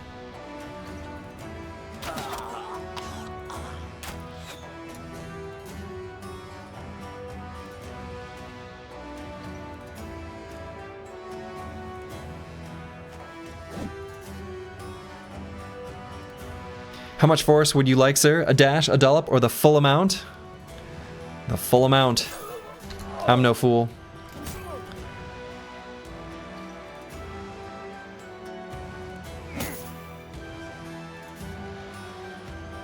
Might be able to get one of these Desert Stalker helmets, potentially. As long as we ask Santa very nicely, it could be ours. We'll be really crowded here, so hit chance won't be great. Let's just go here and attack this guy.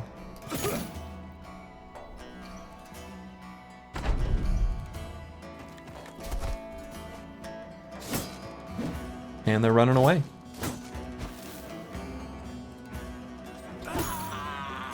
Full force.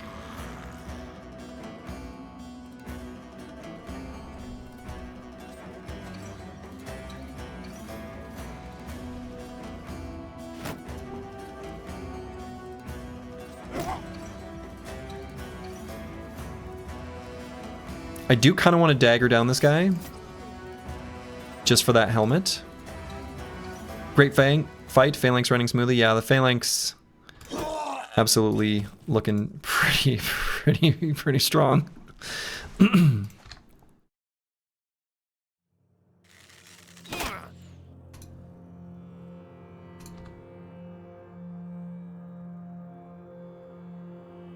Catch the warbow before he flees. Well, we got a warbow here, we got a warbow here.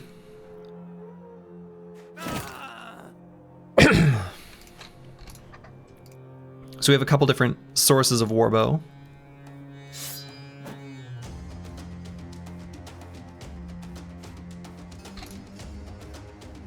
That one will run away, which I think is fine.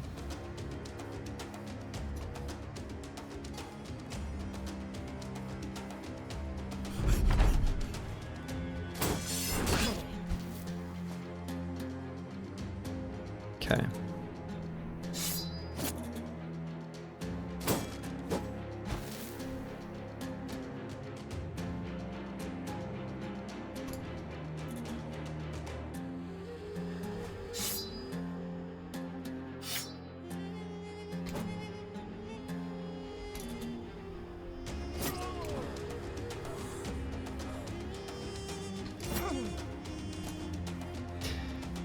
They've got quite the pile of resolve, don't they? Oh, I guess I should have just recovered there. And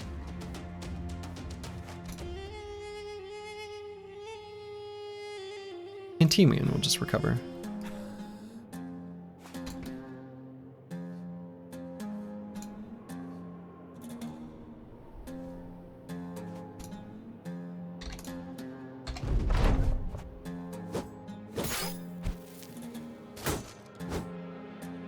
We're sort of paying for this a little bit.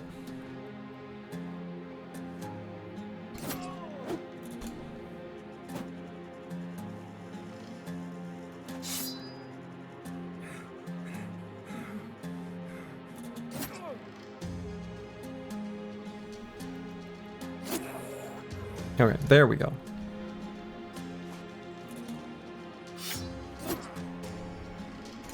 It's okay, another 30 tools coming up. Sure hope so.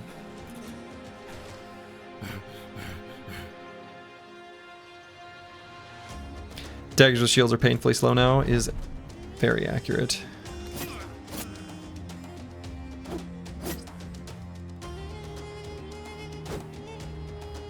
Did the bow drop? It did.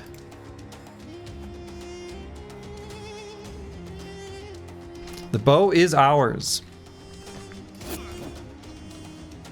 Let's see. I think we want, who do we want to gain this level? I think we really want it on, looks like Squigs is already going to gain his level. Same with Dr. Wisniewski. And Tiwian. And Tiwian is who we want to have this kill.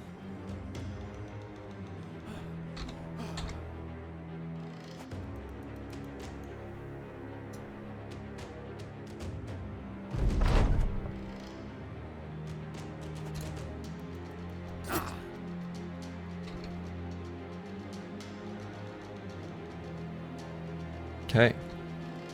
And there we go. You love to see it. Pretty smooth. Pretty smooth. Little bits of damage here and there. Oh my god. 50 tools. 50. 5-0? 5-0. We got a Desert Stalker's head wrap. 2 war bows. Oh man. No shinies, but damn. Damn. Yeah, I think the little stack of 4 is from the tool kid. That's nuts. This is really good. We're gonna grab the battle whip. I don't know that we're gonna make use of it. The two-handed scimitar actually might make for a good pocket weapon for someone. Okay. Now, what do we want to leave behind? Goodbye, scimitars. We've got a Shamshare. Goodbye, broken billhook. Goodbye, pole mace. Why am I carrying this? All right, nomad slings. Composite go. Bow, get out of here. I'm gonna keep a third warbow just in case the belly dancer wants to use it. We don't need this boar spear. We don't need an Acton cap. We don't need any armors that are like busted.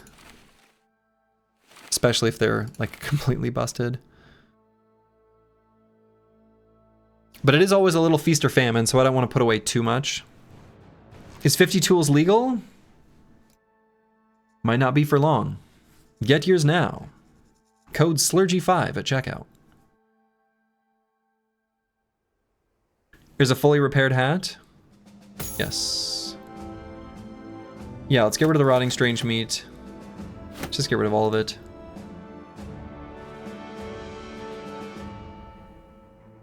Let's grab both those hats. Looting tools is cheesing? If that's cheesing, I don't want to be right. Honestly, the two-handed mallet, I might grab this.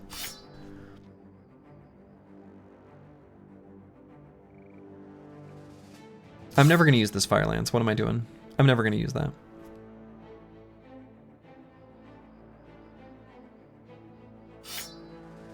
Empty stack of jabs. Get out of here.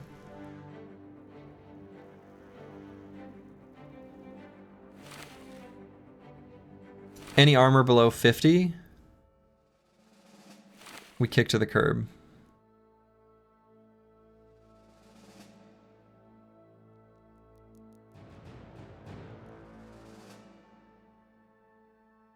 All right, that's Good enough. What even is a stack of javelins without javelins? Right, it's just a pouch. That's just a pouch. That's literally just a pouch. All right, so first things first, we're gonna do a little armor swap-a-rooski.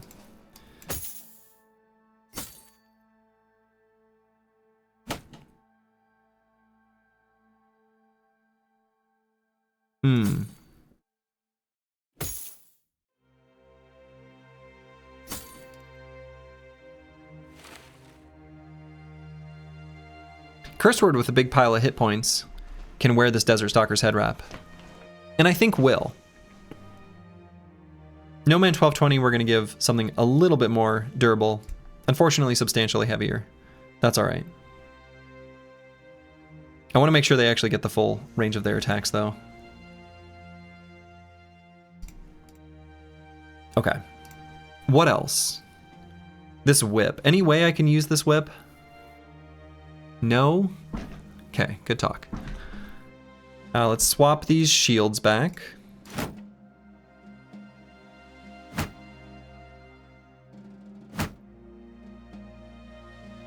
Swap these shields back.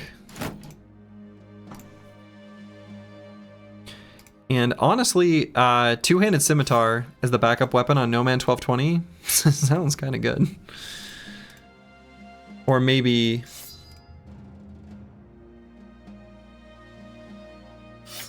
I don't know. I'm gonna hang on to it. It may come in handy. I'm not gonna put it on right now, but certainly might make use of it later. So I do want to give him some sort of melee weapon. All right, we'll give him this two-handed scimitar for now. Funny how good two-handed weapons as a sidearm are. Yeah, exactly. That is funny. All right, Squigs gained a level. Do I just circle back for Brawny on this level?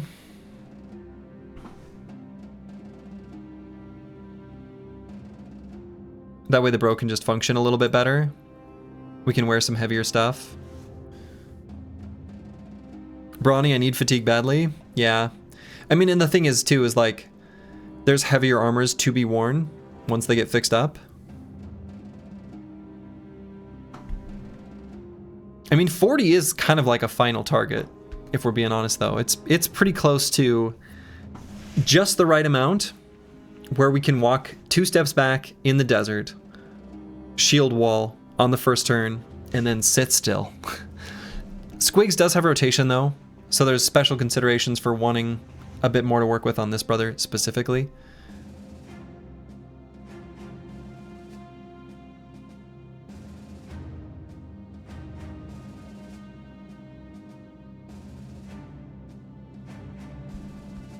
Pathfinder also gives fatigue. Pathfinder does also give fatigue. But we're going to be wearing heavy enough armor that we're fine being encumbered. Because we're basically turning every bro into a fatigue neutral with full force. You can't escape it. Anyway, then the goal, of course, then is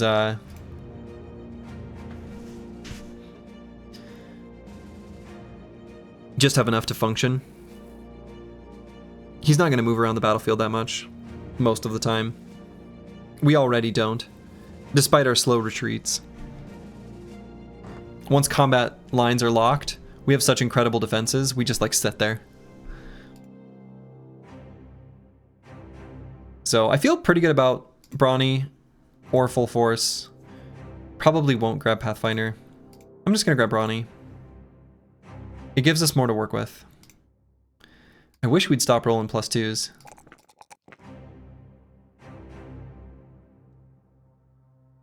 What does Full Force do?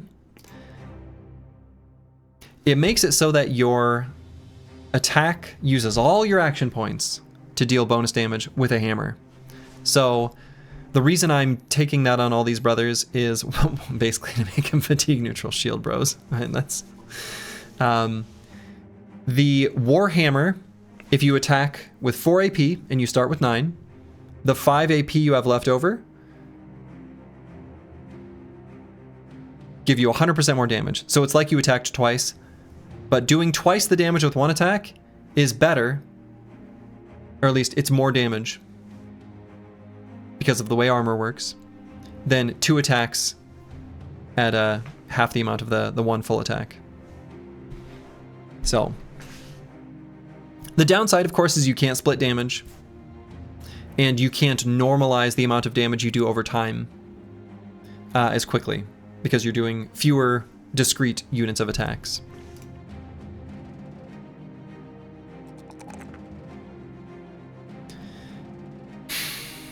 The bro doesn't need hit points, really, because of Colossus and 9 lives.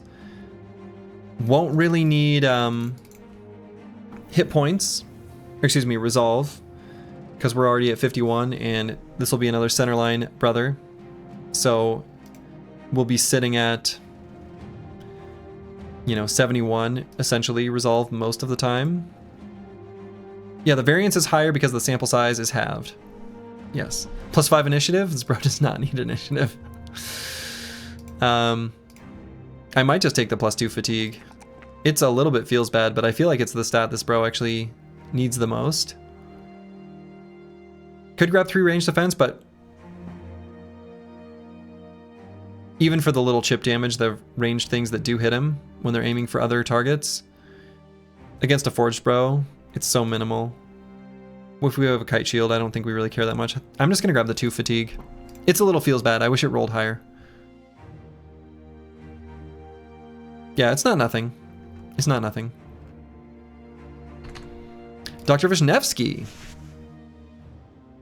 We have some interesting choices here.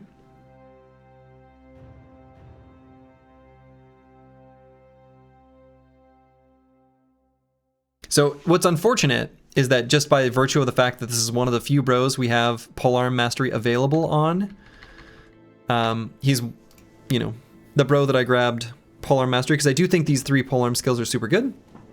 Leverage, long reach, and polearm mastery. Glad I came across your stream. I love Battle Brothers and nice to see some high level play. Happy holidays, folks. Well, happy holidays, Bruce Kieb. Glad you're here. Welcome, welcome, welcome in. This is not vanilla Battle Brothers, so something to keep in mind. Battle flow helps us keep reaping. Honestly, a lot of the perks here are just keep reaping. Tiny is unfortunate, but it's less bad now compared to normal. And one of the reasons Tiny is less bad with this team composition compared to like a normal one for a damage bro is that with all of these hammers and with the full force attacks, a lot of the times we just completely strip the armor off of enemies. Just full force, boom, there goes the armor. And so it's not so bad that the bro is tiny. If you want to commit him to Sword Lance, the Reaper perk is pretty good, but that's wasted. Yeah, he doesn't, oh, he does have it. Oh my goodness. Oh no, he does have it. Yeah, we got Death Dealer. Oh my goodness.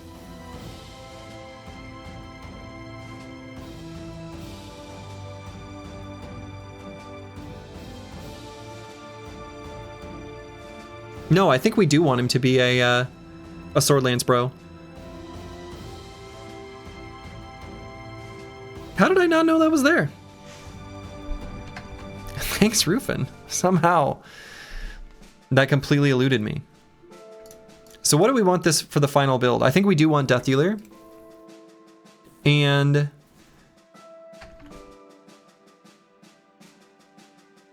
we get 2 more. I'd marked Fruits of Labor. Honestly, pretty good choice still. Just because high stats, but doesn't have to be. But I was looking at Battle Flow and Rush of Battle. Rush of Battle because we can, when we rotate in, the nice thing about Rush of Battle is we can always rotate out. So rotation is 20 fatigue, but let's say we rotate in to save a bro and then get the shit beat out of us. This in fact already happened this stream, and Dr. Vishnevsky was like, ow, I'm in danger. What we can do with that is, as long as we reduce the fatigue cost by 25%. So in other words, we have to be adjacent to 3 allies. Pretty frequently, that will be the case.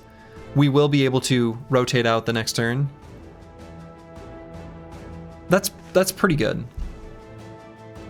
It also lets us rotate in and do cheaper reapings. Or like, just make a little baby melee contact. You know, just a little gentle melee contact. Just to make the reaping cheaper. Even though it makes us have crowded. It still feels like it could be relevant.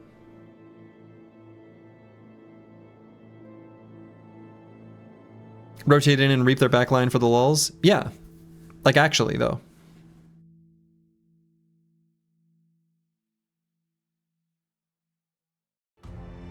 Yeah, I feel like this is the play. What does Unstoppable do again? Unstoppable just make you gain extra action points, but you lose them if you wait or don't use them. It's good with hammers. And it's good for builds that want initiative. This bro's not going to want Unstoppable. Yeah, I feel like Death Dealer, Rush of Battle, Battle Flow. Honestly, there's a tiny piece of me. Nope.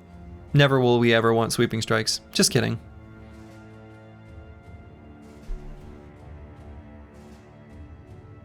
You like Fruits of Labor? Yeah, I like Fruits of Labor. I'm just not sure if I like Fruits of Labor more than Battle Flow. I don't think I do. I think I like Battle Flow more than Fruits of Labor. I'm not super convinced of that. It's just like a... It's close.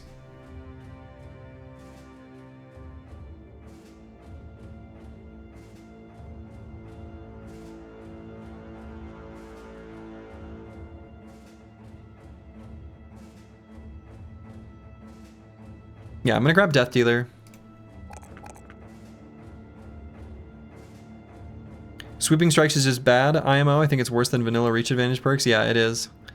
It's like Sweeping Strikes is worse than the vanilla Reach Advantage.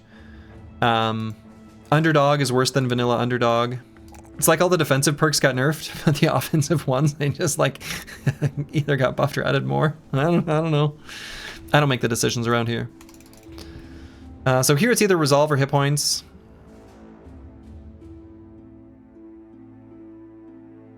Mm. 66 melee attack at level 9 feels bad. Yep, I agree. It's all we got though.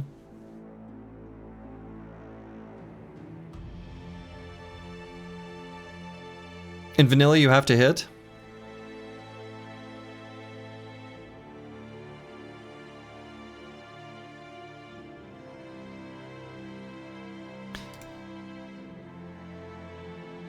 Yeah, but you can, I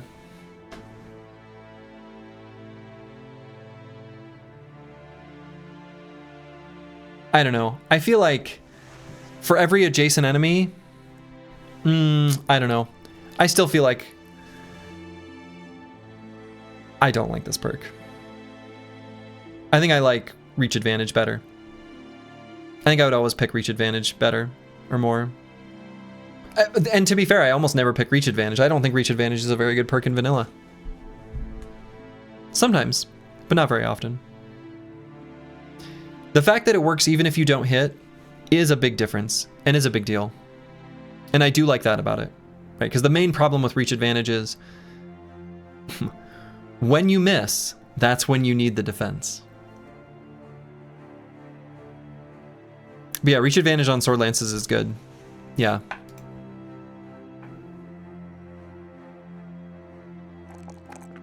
Anyway, yeah, we're not going to have super high melee skill or stats in general on any of our brothers. That's just what our life is like.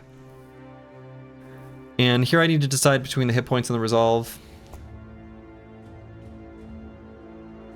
We're kind of making ourselves injury proof with super high hit points.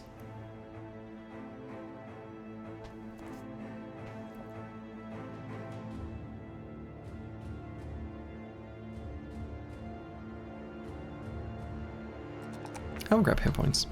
I don't know if that was right. It probably wasn't. Probably should have just been resolve. Yeah, but the only reason I want to get resolve is when we rotate, We need to make sure that when we get hit, we do not go to fleeing, because then we are dead. So he's a backline that has a very important job to do.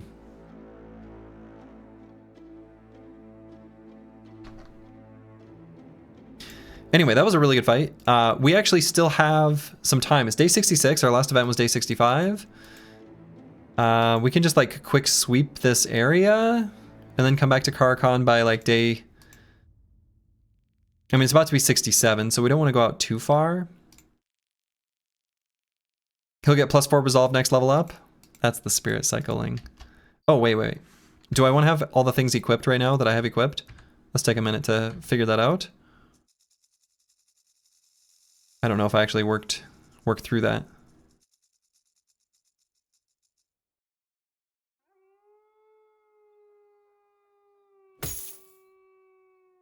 Let's get slightly lighter stuff on Battle Maps. You can wear pretty light gear.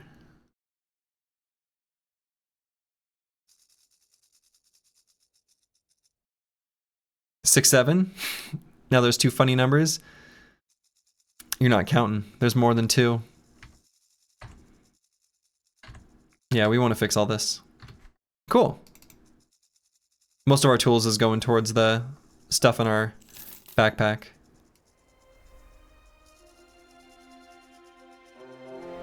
Serpents, several. Nah.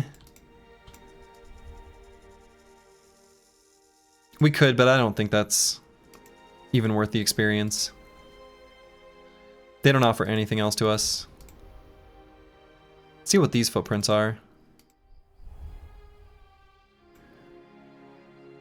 Maybe nomads? I guess if they get too close to the town might take them out. Wow, that is a itty bitty, tiny, cute little group of nomads that we're gonna take out and then go to Karakhan and get our belly dancer and feel great. That'll probably be the last thing I do before I call the stream for the evening, is get that next event. If I could end on a high note, if I could end with the belly dancer, Dovcool, are you listening? Please. I need this. Dave, I know you're out there.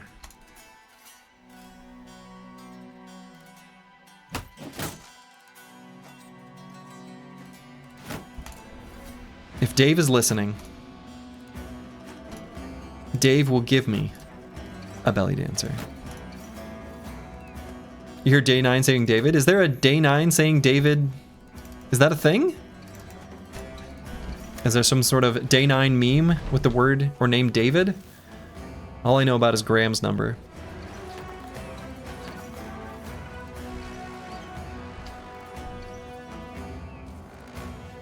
Some old StarCraft 2 daily. Ah, I gotcha.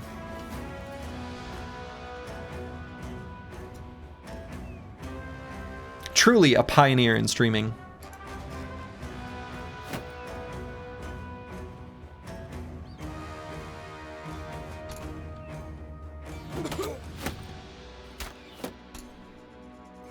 A legend.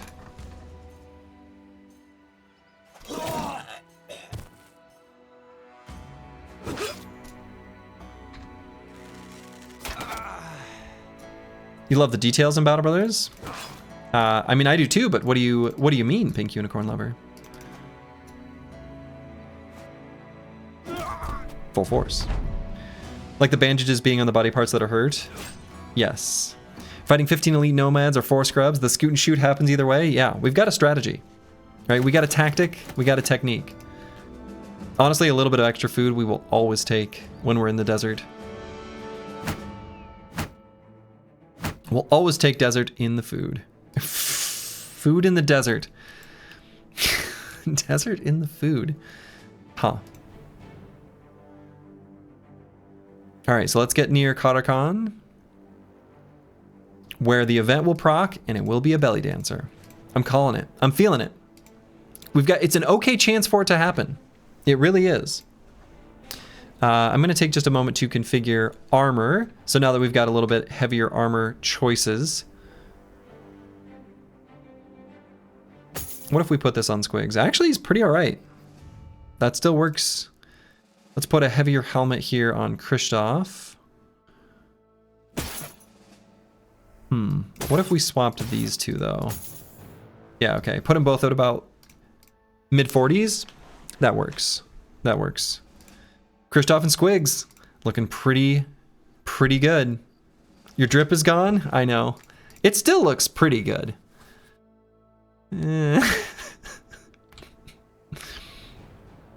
Pretty good.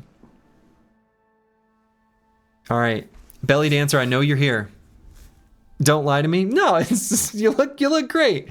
You look nice, honey. Those pants fit your outfit. This tile is cursed? Well, this one's really cursed. It's the second best trash can I've ever seen. Come on, Belly Dancer. Event should happen any moment now. Come on, I don't want to just waste time. The world is scaling. I don't know how much time it is worth to spend doing this, right? The game is scaling up and we're literally sitting here doing nothing.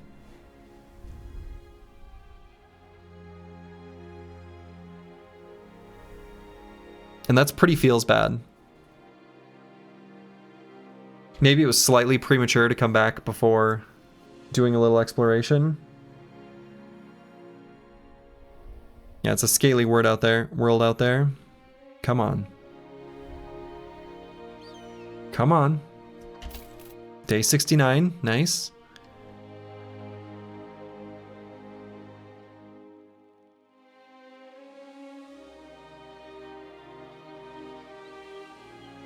Okay, seriously, we're sitting here a really long time.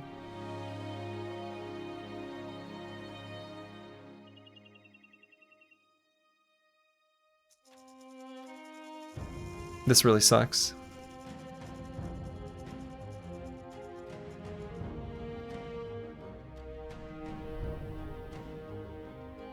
I missed day 67.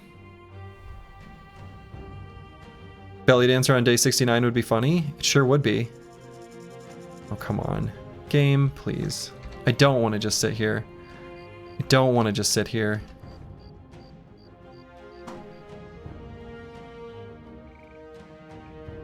This is ridiculous.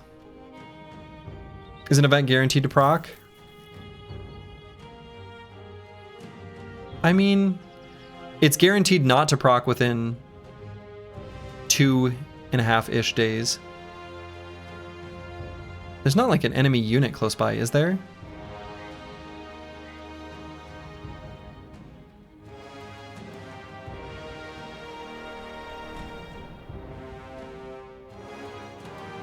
Is this second regiment of Karakhan?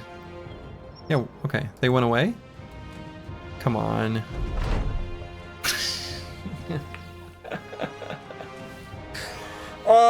Food variety. Food variety. All right. Damn. Damn. Well, that's where I'm going to call it for the evening. Last event, day 70. You hate to see it, but it is what it is. That's going to be it for me for the evening. I will not be back until next Monday. Possibly Sunday evening, but I wouldn't count on it. I will let people know in the Discord when the stream will return. But for now, I gotta go do some family Christmases of stuff. So to all of you, Merry Christmas, Happy Holidays, whatever you celebrate, I hope that it is wonderful. If you're watching this on video and it's the middle of summer, I hope you have a nice summer, right? Whatever. Have yourself a Merry Christmas. And where should I send you guys off to?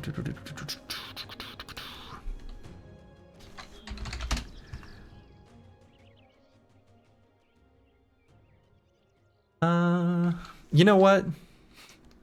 Speaking of StarCraft, sending you guys over to winter.